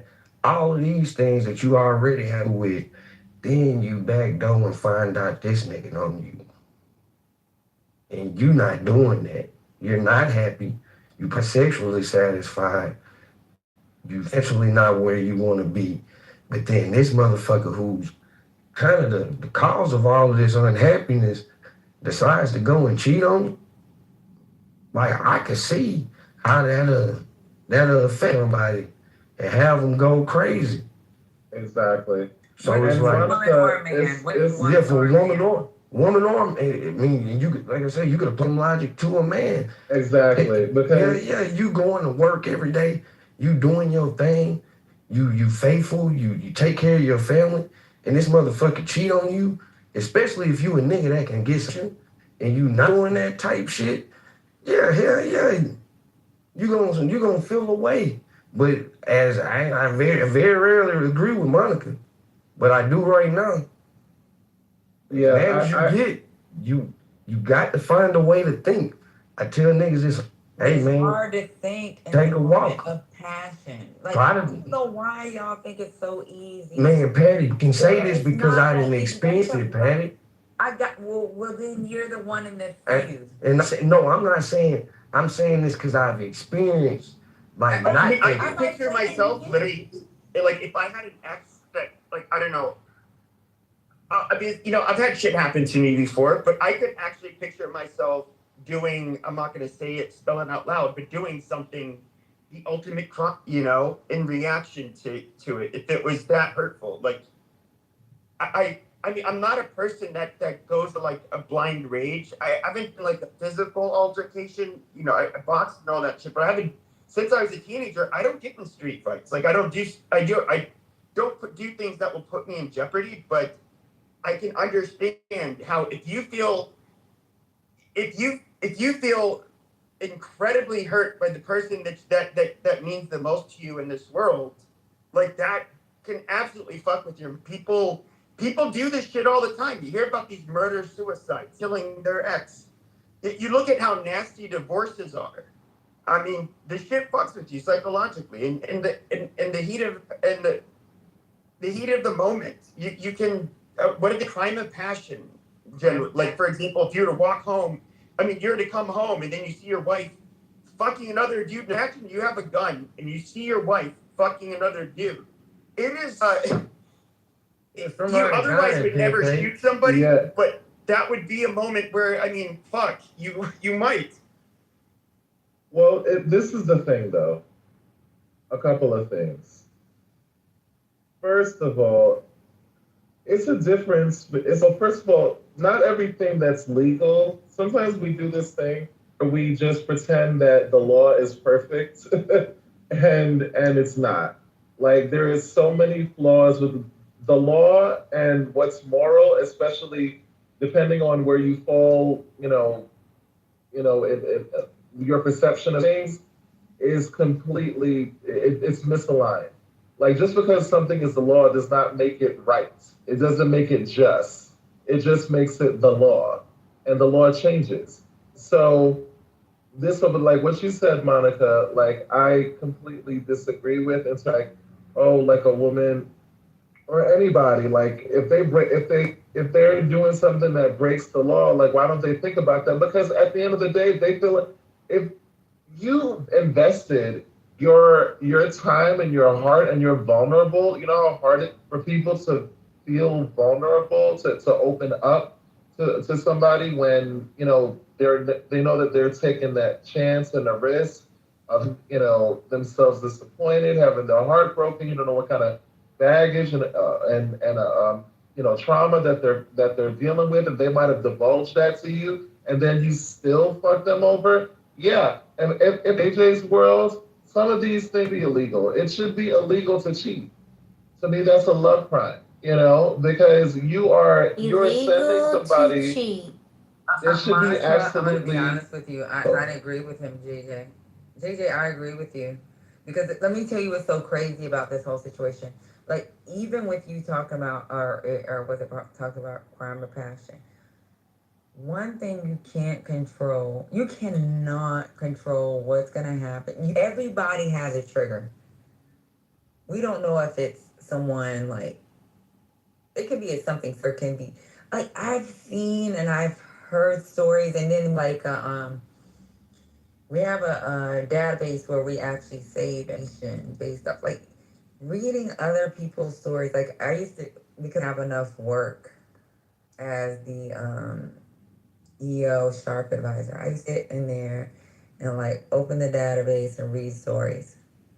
Certain people that ended up going to prison that was in the military, certain people that got their wife or their husband locked up in the military. You can see you can look at their records where their records were stellar. They were great. They did all the extra classes that was required of them. It was something that broke them. And then when it comes to the court system, the court says, "Get what broke you?" Because your mental health isn't. You knew it was a crime. You knew it was gonna happen. No, they didn't know. That moment, like even doing a murder suicide thing, a lot of the stories that come out in the news, right? And I'm just talking about military side, but when it comes to civilians, a lot of the stories in the news is there was something that them, and they'll be like, "Oh, he was a great student. He was always smiling. He was good. He always did this. He volunteered for Boys and Girls. He did black flips and fed all the homeless." Guess what? She breathed wrong, and she hurt him so bad that he couldn't see. Everything was black. He couldn't see, or she couldn't see. And like when you can't see and all your emotions are involved, you might regret it after it's happened, and now you're just fucked up because of like there was no control of your person. So we can make the stories. I can tell you this, as a woman that has this, I can talk to other girls while I was being abused. I can be like, "That's not right. He shouldn't be doing you that way. Shouldn't be." Like I can see what was wrong, but I couldn't see what was wrong for me. And he could see what was wrong, but he never saw what was wrong. Like that is we understand what wrong looks like. We know what right looks like. We're not able to like make reality for us because in this situation, whether it's boyfriend girlfriend situation, wife and situation, or brother or sister, or mother or father, we don't know what wrong looks like for us. We always what wrong look like when someone else is being hurt. Easier to do. It's so much easier to live somebody else's life because you don't actually have to do it.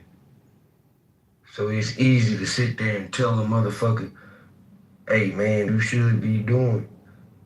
In yourself, you know why you not doing it. You know your flaws. You know everything about yourself. And if you don't know it, it's because you don't want to admit it. And I'm speaking of a fully grown adult. I'm not gonna say that about a child. But yeah, man, I don't know, man. The JJ point, the thing, is like on one, from a marriage perspective, I actually think something like that would benefit society. I definitely think it would benefit society. The level of punishment, does it warrant jail time? Then you talking about separating families, you feel me? But some type of punishment, a probation, a restriction of something, sure. Yeah, because I think that would actually benefit society. But as Americans, freedom is a big thing. The right to do what you want to do, and nowhere in the Constitution does it say that I can't go out and have sex whenever I want to, regardless if I'm married or in a relationship. So you would be coming up with a real slippery slope, because there are situations, man, where people didn't set out to cheat. Like, it happens. You know what I'm saying? People fall out of love in their home situation. People in proximity to each other, and they might actually develop real feelings for each other. So that's why I'm like, I don't know. I get it on the surface level. Yeah, cheating is wrong, but I think there's always context to it. But so this is what Because I I'm think telling you. there could be context to it, Monica. That's what I'm saying. Look, people are flawed, people are messy, people do things that people. Yeah. When do people responsible for the F shit that they do? When do we say, hey, it's not okay that I work and help you with your stuff? In front of people who dislike me, you mock me. When do we say that's behavior? When do we say, hey, I don't deserve to be treated poorly by you? I have standards. And if you don't treat me well, like I did to be treated, I'll walk.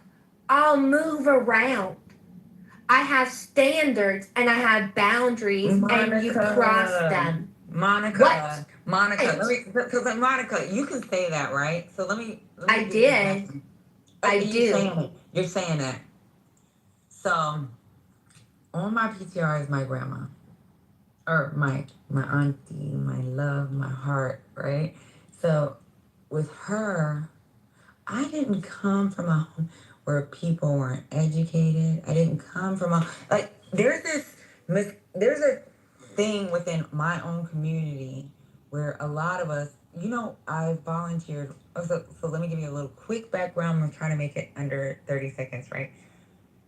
I got stationed at Columbus, Georgia.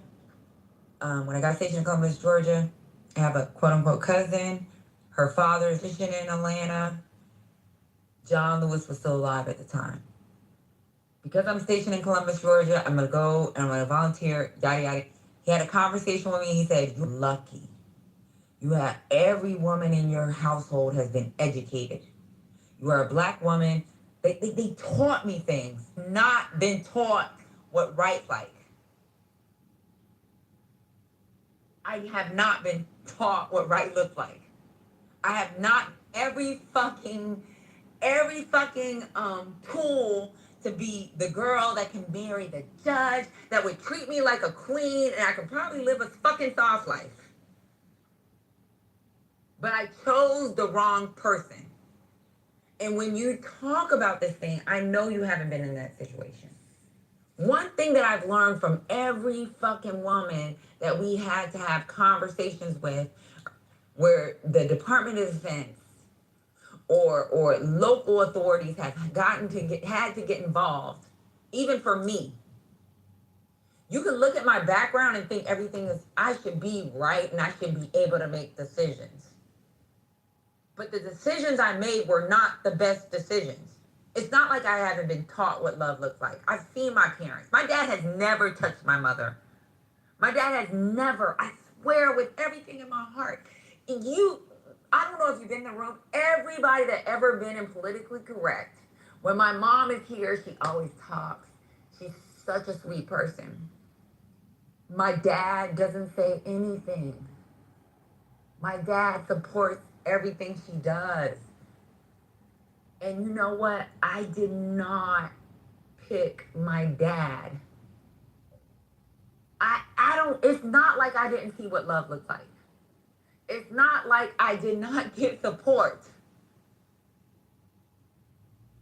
Like sometimes as a woman, and this is where I'm 100% gonna agree with fucking Pepe. You don't know how your emotions, because for me, I seen what love looked like for my mom. You know, when everything broke apart, you know what I did? I blamed my mom and dad. And I cried and said, it's your fault because you made me feel like I'm supposed to be with somebody and that person's supposed to love me and I wanted them to be you. Like, my dad never showed me, like, what abuse would look like and how to deal with it. Because he was never an abusive father. You know, like, if Lefa would bring his stupid ass up here, he would tell you, my dad has never fucking touched me in my life. He might have popped me as a kid, but I can't even tell you he did that. I've never had a man hands on me. So to pretend and think that I should be able to have the discernment and say that my daddy ain't touched me, my daddy gives me everything. You know, when I wanted shit, it didn't matter where my father was in his fucking his finances. He made sure I had it. And you know what he told me as I got older? He thought that giving me everything would be like the kind of girl that would look for a man that would be better than him. But I found somebody that was worse than him. And I accepted it. Because the person he pretended to be, I always thought he would go back to be that person. So when you say that, oh, we're able, we should be able, no, we're not. I can tell other people like what it looks like, what right looks like. And that's when I had a black eye. I can tell people what right looks like. And that's when he cut me across my neck or cut my chin and made a threat to fucking give me $1.80. So when you say these things, that's not reality. And I'm telling you this from experience. And I have never been beaten by a man in my home. My dad has never, even to this day, has never yelled at me. Even with the situation I had with my dad, with my ex, you know, my dad hurt more than anybody when he found out what was going on. Because he thought he taught me things. He thought that he fucking gave me things to make me be fucking greedy to be with a man that was like him or even better. But I chose someone that was less. So when you say these things, that's not what reality looks like for women that have been abused. Some people may have came from an abusive home, but I did not come from an abusive home. And there's a lot of girls that were like me, that are like me right now, that hide things because they want their home to look like their parents' home. Man, Patty, I hate you had to experience that, man, seriously. And it's like, my 9-year-old, I can speak to her differently now, right? She's 9, and there's a soon-to-be 5-year-old still in La La Land. So I'm not speaking to her like that. But as they get older, I am going to try to put this in their thought process. Don't look for me and no man. Because ain't no man gonna love you like I do. Now, that's not to say that you can't find a man that won't value and you believe that you the center of his world. But y'all my goddamn daughters. Like, it's for that reason alone. Like, y'all came from me. So I love y'all differently than any other man that's gonna be able to love y'all, including your husband. But you know what, Rob, my excuse was, let me tell you what I cried about when me and my parents talked. I said, it's y'all fault. Let me tell you, I promise y'all. And so I will come in y'all room next time my mom and dad is here. And they're supposed to be coming in the next 2 weeks. And I'm going to tell them to please be honest. The day I cried to my mom and dad, when they talked to me about the past, I told them I blame y'all because you guys made me see what a good relationship looks like. So I tried to mimic it without you fucking seeing the flaws. Y'all, like, you can be the daddy that says, I've seen videos where like I do this for my daughter so she don't accept less from a man. You know what she does? She hides less. Because this is what I be telling boys, man. This thought process that just because a woman is gonna has her father, that she's gonna go out and make good decisions with men. That there's I don't think there's no case study that'll prove that, Patty. And if I use my case studies of things that my lived experience, I got two baby mamas, right? Both of them actually grew up with their dad. My girl's mom, her dad and mom divorced when they were like 17, 18. My son's grandparents are still together. So like my daughter's mom, my son's mom, I remember her having a conversation with me saying that we don't have baby mamas in my family. You feel me? Like that wasn't a thing for their family, like out of wedlock births. So for her to be a baby mama, she felt the way about that. Then when my daughter came along, I remember her saying to me, I thought I was gonna be the only woman that had your child. So now I gotta share that, and I don't. And she didn't take it well. Like to this day, she still don't. I ain't saying she don't acknowledge my daughters, but she don't really. She'll speak to them, but it ain't. I know what it is. You feel me? Like I know what it is. Whereas my son, man, he go to my daughter's her mom's house. He go to that because they love him like he a part of that family. Say that to say that, man, when we humans, like if we not dating our motherfucking parents, like that shit is just fucking mind boggling to me on men and women's side. I got a bullshit ass mama. I don't give a fuck how nobody feel about that. Like, I say it to her face, I don't give a shit. I don't even know where my mama live at. Like, if I keep it a beam with you. But, like, ain't no way in hell I'm gonna put the fact that I got a bullshit mama and put that on women. Like, that's my mama. Like, ain't none of y'all my mama. And I don't understand how people can't, like separate these two. Yeah, you can see images. Yeah, my parents were married 40, 50 years. That's ideal. But that ain't you. That's all I'm saying to it, man. And I ain't trying to downplay nothing you said, Patty. You know I love you dearly. You feel me? So I'm just speaking more so in general how I think about it. Like people using that thought process as to why women make bad decisions and men because they don't have their father around. Man, it's more likely that they just dealt with some fucked up people. I hate to say it is what it is, but that's more than likely what it was. Pat, ain't no way in hell you set out to meet no man on that type of shit. So I'm not gonna fault no woman for that. It's like I wouldn't fault no man who decent man and he meet a woman that go what's that movie with Martin and Lynn, what's her name? Thin line between love and hate.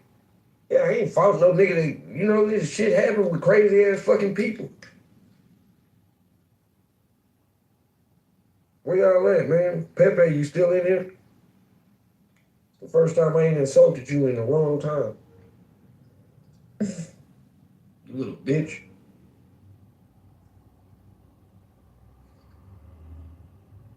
Man, I watched my parents handle conflict. I watched my mom learn what independence looked like. I watched my mom, with her friendships. I watched my dad with his friendships. I looked at, the people my parents surrounded themselves when it came to what looks like for what I'd call my auntie or my extended family and the community they kept. Man, I ain't never seen my parents together. Well, I got one picture with me, my mama, and my daddy, and I was I did. My parents are still together. Yeah, I was like 30 years old when we took that picture together. we have the parent-child relationship. Like, I know what it feels like to be loved. I know what rules look like. I know what boundaries and consequences look like.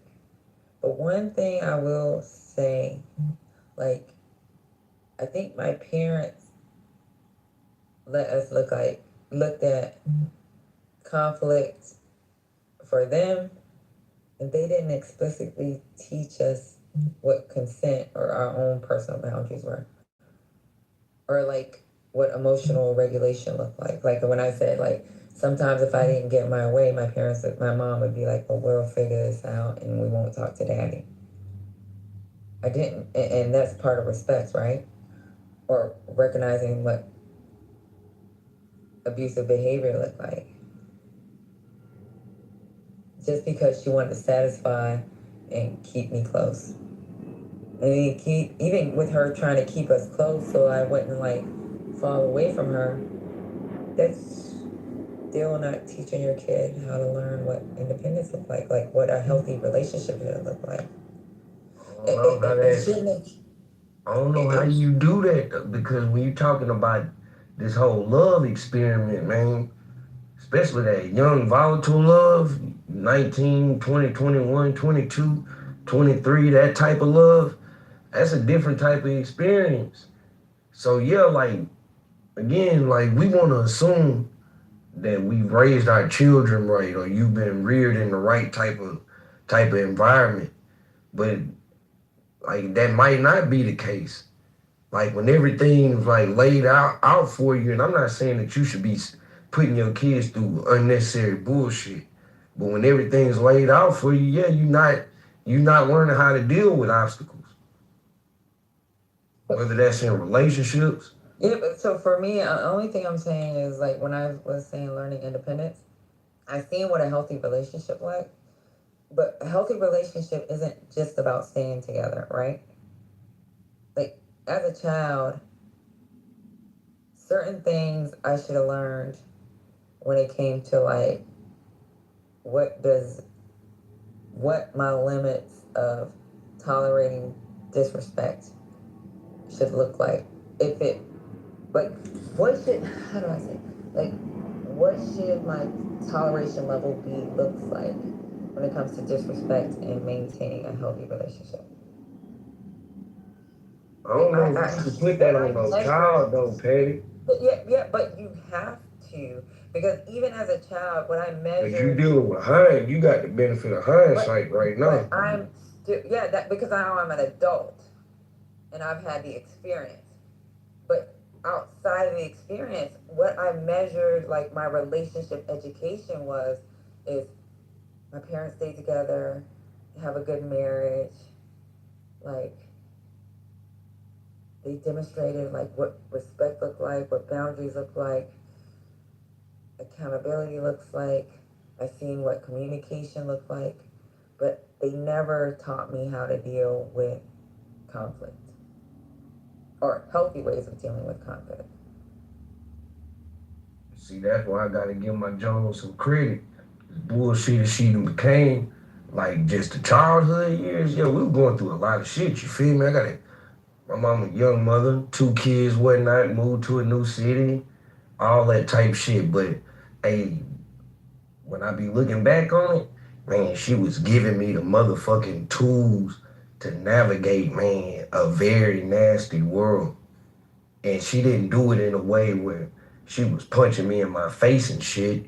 None of that type of stuff. My mom is a prissy woman, real demure in her behavior, but like, it's bullshit. But yeah, nah, she was preparing a nigga, man, seriously. Like, Hold on, Rob. First of all, McGee, we're not using this as a fucking. She talking about using this as a space room as a therapy session. No, dummy. We're talking about. Luckily they wasn't in I there. already went through therapy, so guess what? I'm just telling them like what it looks like for kids that grew up in certain situations where they have not dealt with a fucking abuse or other shit. Unfortunately, she wasn't here for when the whites were still in here talking. It's all good, man. Ain't nobody worrying about that shit. Yeah, Go stream some I of my like that music shit. if you want to hear more of me. I don't like that shit. Like some people don't like, bro. It's not even about no trauma bonding, none of that. Like I'm outside of that, and sometimes it does make me tear up that I was just that stupid, right? But that's because I was just that stupid. Man, Patty, you know I don't give a fuck. Let me tell you why. Cause I ain't as much. I don't know none of y'all outside this app, and you know I fuck with you. You feel me? Like man, I'm gonna go to sleep in a little bit. I done worked all night. I'm gonna get up. I'm gonna go get with my girls, cause my boy gotta work. Then we gonna go surprise him at his new job and harass him for a little bit. Then I'm gonna take my girls back to their crib and I'm gonna go back to work. You feel me? Ain't nobody tripping. Excuse me. I'll be back on this app. More than likely, we gonna be arguing about some politics or some race. Give it an hour. Nobody tripping about these weird ass people. Yeah, that shit They don't be weird. coming on stage, don't be having nothing to contribute. Yeah, come up here, McGee. Contribute something since you got so much to say in the chat. This ain't no. This is like trying to let people understand you weren't here for the beginning of the This conversation. ain't no bitch ass Pepe's room, man. That boy Viking Brad destroyed him, man. Pepe is weak.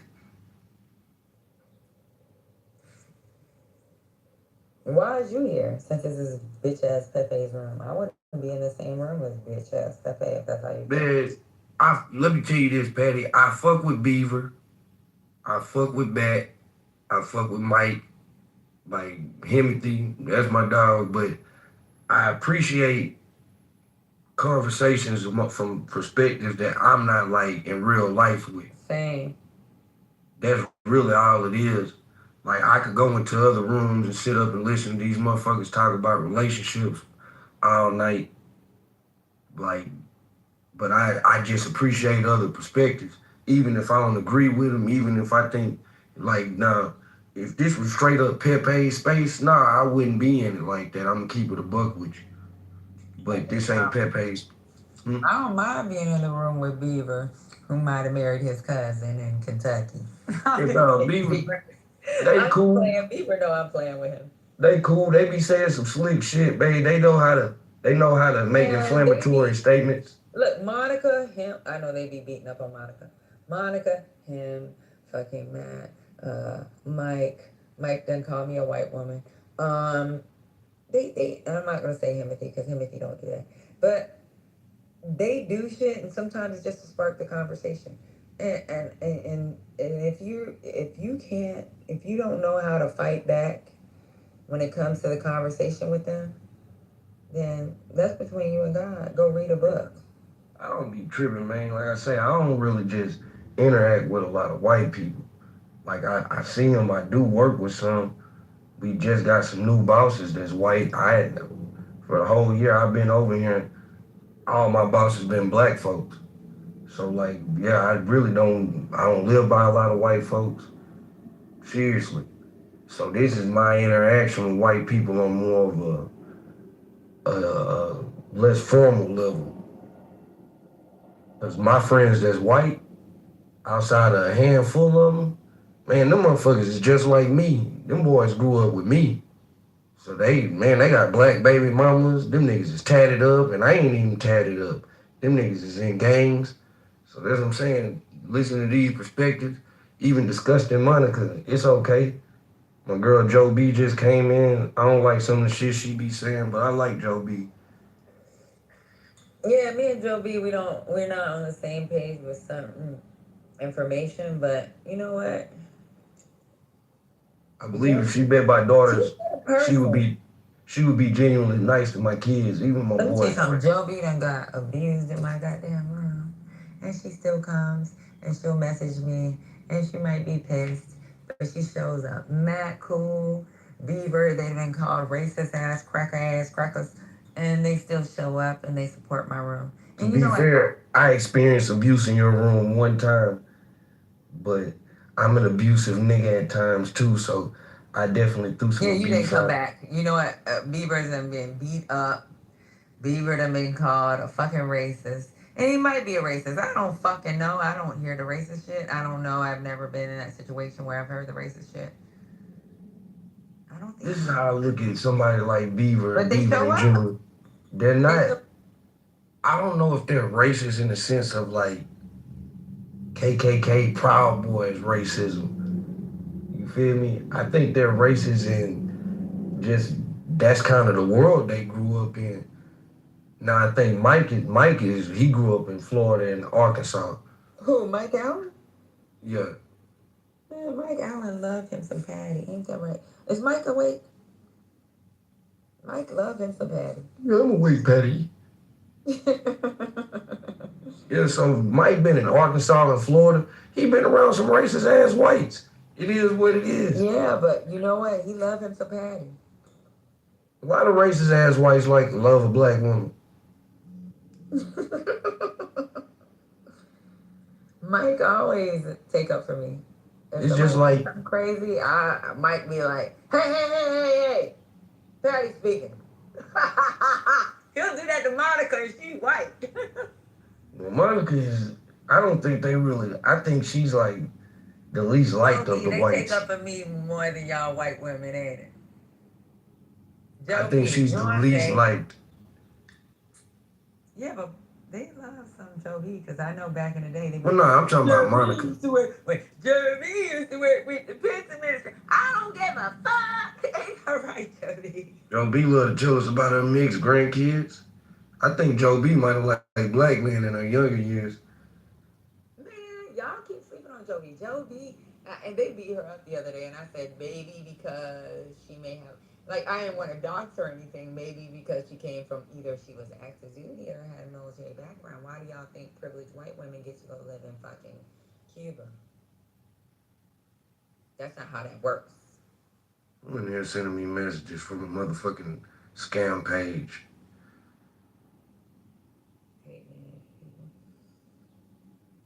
Joey is not. Joey, now Monica, me and Monica got into it. Monica's a disgusting person to me. I don't think she's disgusting. I think she do this. I'm gonna be honest with you. I think she does it on purpose to spark conversation. I mean, she's a disgusting person to me. It makes me believe that she has blue varicose veins in the back of her legs. It's something. Ugh. I'm here to be disgusting. Hey, Joey, have we not fought before? Oh, all the time. That's my big sis. We fight. We fight. And then guess what? Joe B and me in my back channels. And I'm like, oh, okay, I understand what's going on. Oh, there's this program I want you to look at. Like, bipolar. If I could only get Joe B to realize that the school voucher system is a piece of shit. Please don't bring up school vouchers because that's where me and her get along on everything. When it comes to school vouchers, that's when me and her yell at each other. If I could only get her to see the error in her ways, man. Yeah, public schools worked. There you go. Public schools do work. I know. Let me tell you something. Last time me and her got into an argument, she sent me a link to something else so we could talk about, like, maybe I should look at doing something over here in this area. Like, I was like, fuck it. Jody, get on my nerves. I love her, though. I see no benefit of sending my kids to private school, knowing that we already have a school choice system in my city. You know what I'm saying? It's not a voucher system.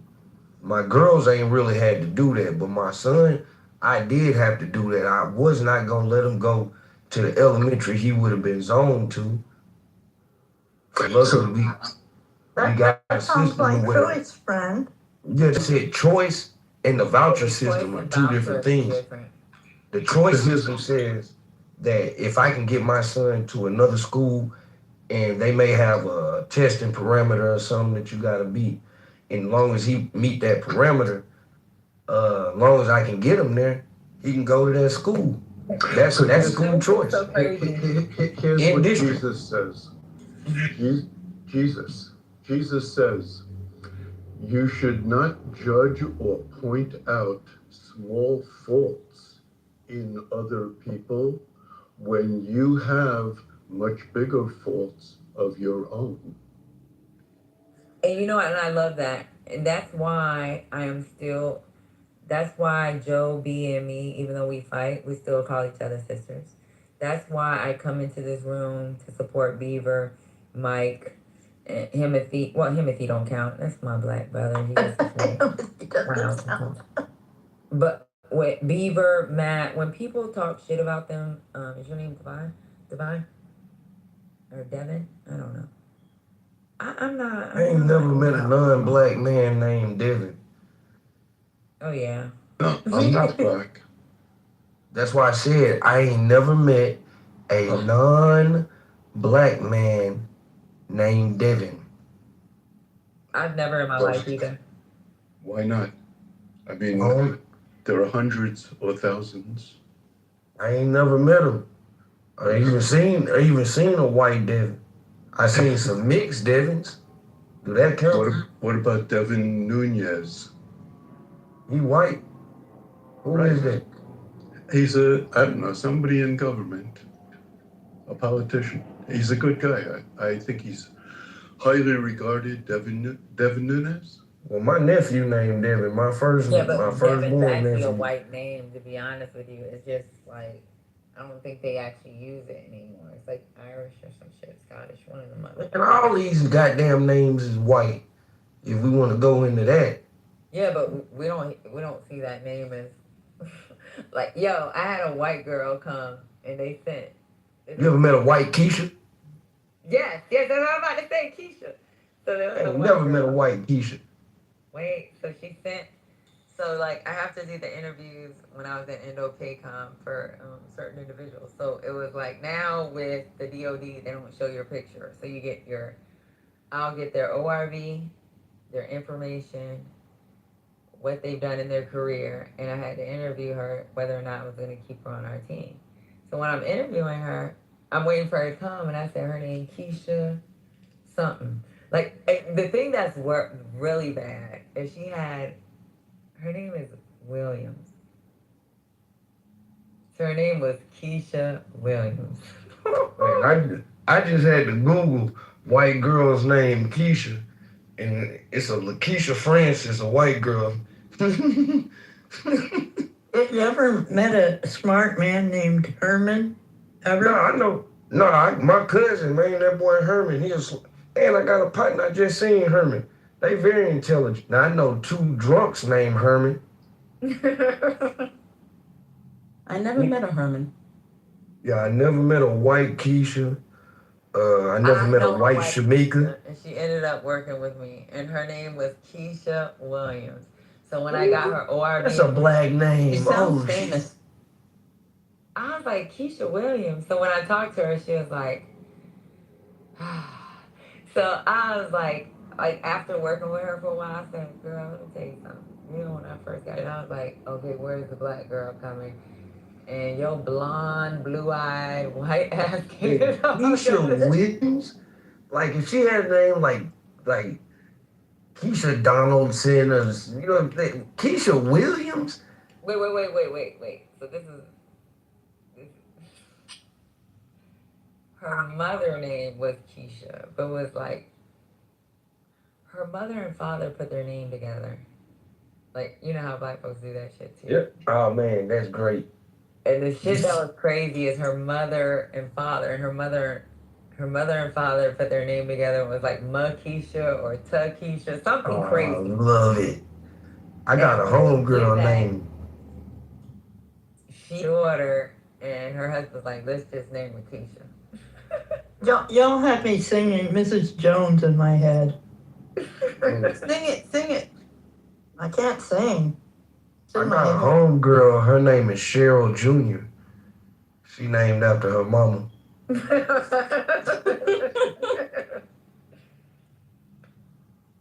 I don't even think I ever heard of a female junior. Me neither. Was she They a born whole Cheryl? family. I ain't gonna lie, like, I wish Cheryl would come on this app, man. People would love her. So bring her on. She refuses. She's heard it. Oh, I don't blame her. Yes, I get it. Want to. These people are toxic, to include myself. I'm thinking some other names that some. I done met a white Leroy. Wilbur. Wilbur. Have a dick. Oh yeah, that one's. Get your mind out the gutter. You know, Rob, Dick is really Richard. I know. I know. Poor kid. You know, if I was,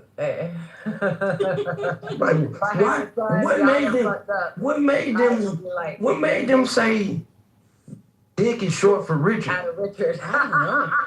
Like, that's stupid to the motherfucker. I know. Like, Rich. It didn't make fucking sense. Rich. Why would you do that to your child? Oh, you want to hear something diabolical, dude? Now, you can't make this up, okay? I tell people this to this day. I don't believe it. No, listen, you can't make this up. I went to Assembly of God. I went to church when I was little. Younger, I would say, in my teens. And there was a girl there, and her name was India. Okay, she ended up having a baby. She named her first baby China, and then she named her next baby Asia. I swear to God. Hey, I know some.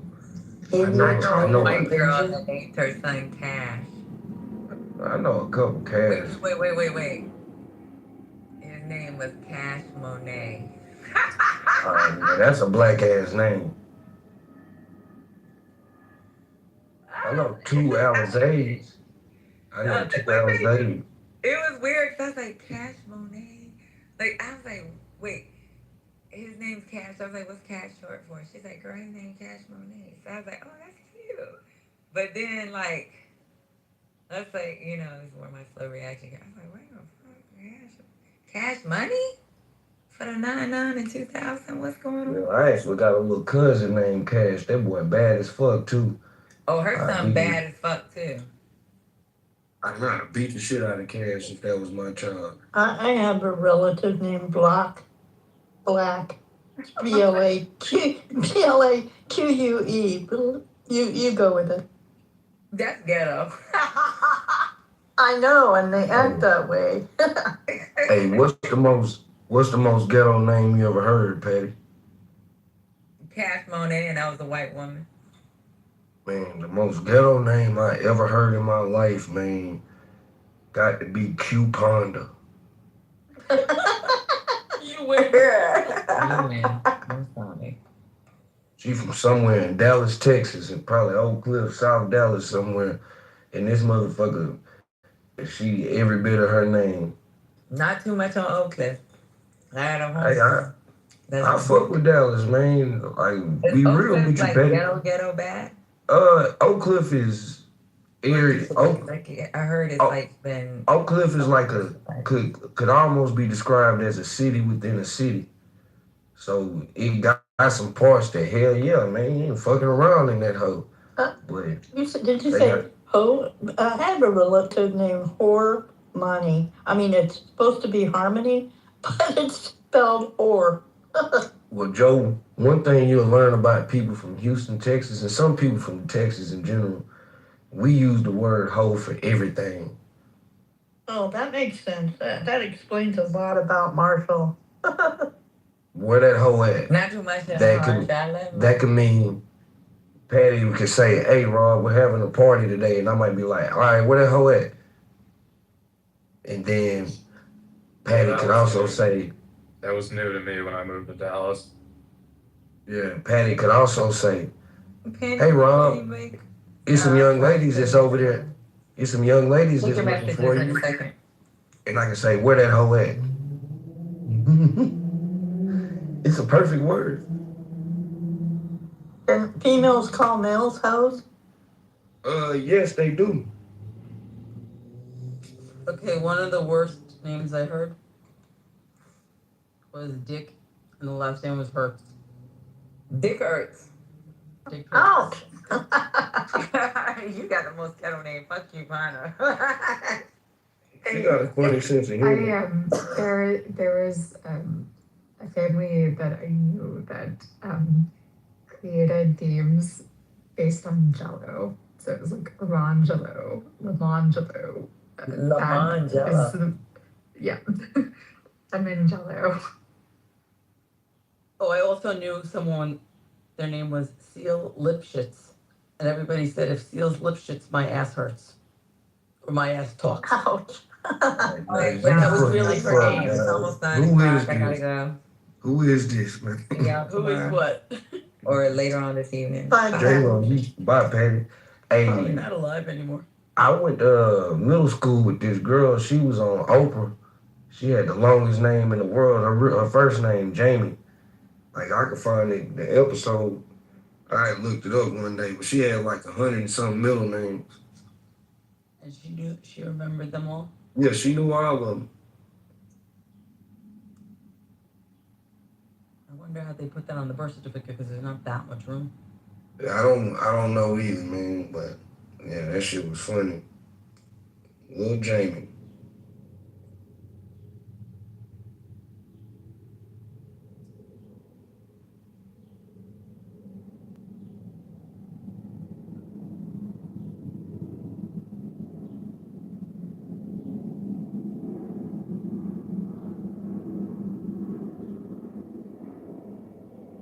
I'm here with my daughter in Culver, Indiana.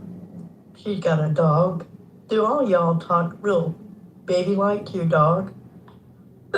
Just curious. A lot of people do. A lot of people do in my house. I don't.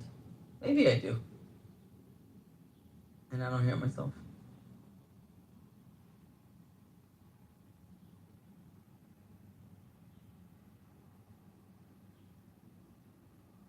If I could record her, I would, but she's saying stuff like, "You're a pretty girl. Come here, little pretty girl." Oh.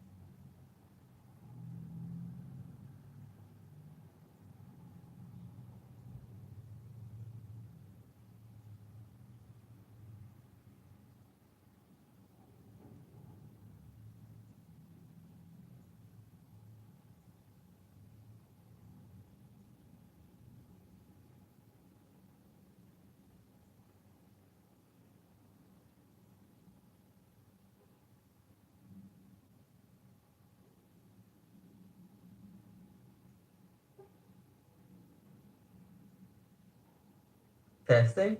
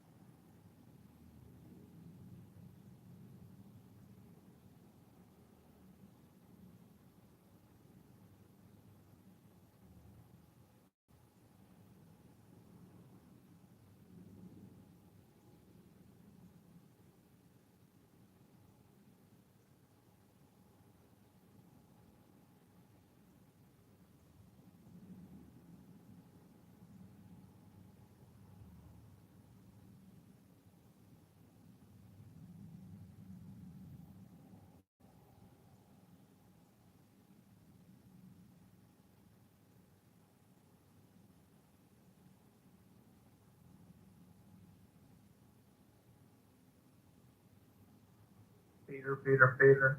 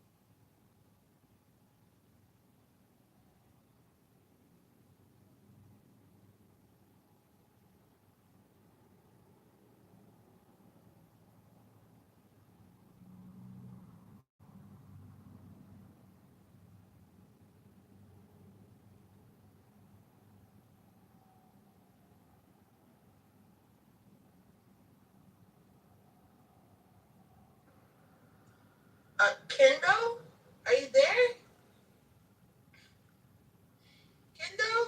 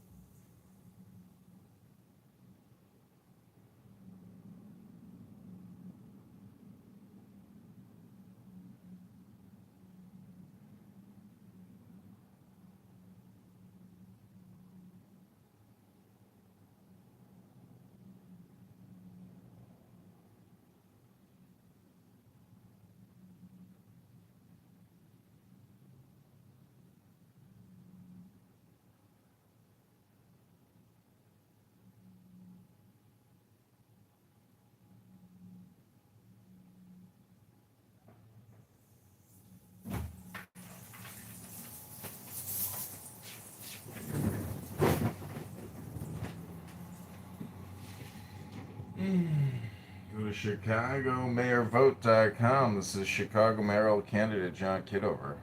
Like this video, share, subscribe, then go to ChicagoMayorVote.com. Hope you've enjoyed this podcast.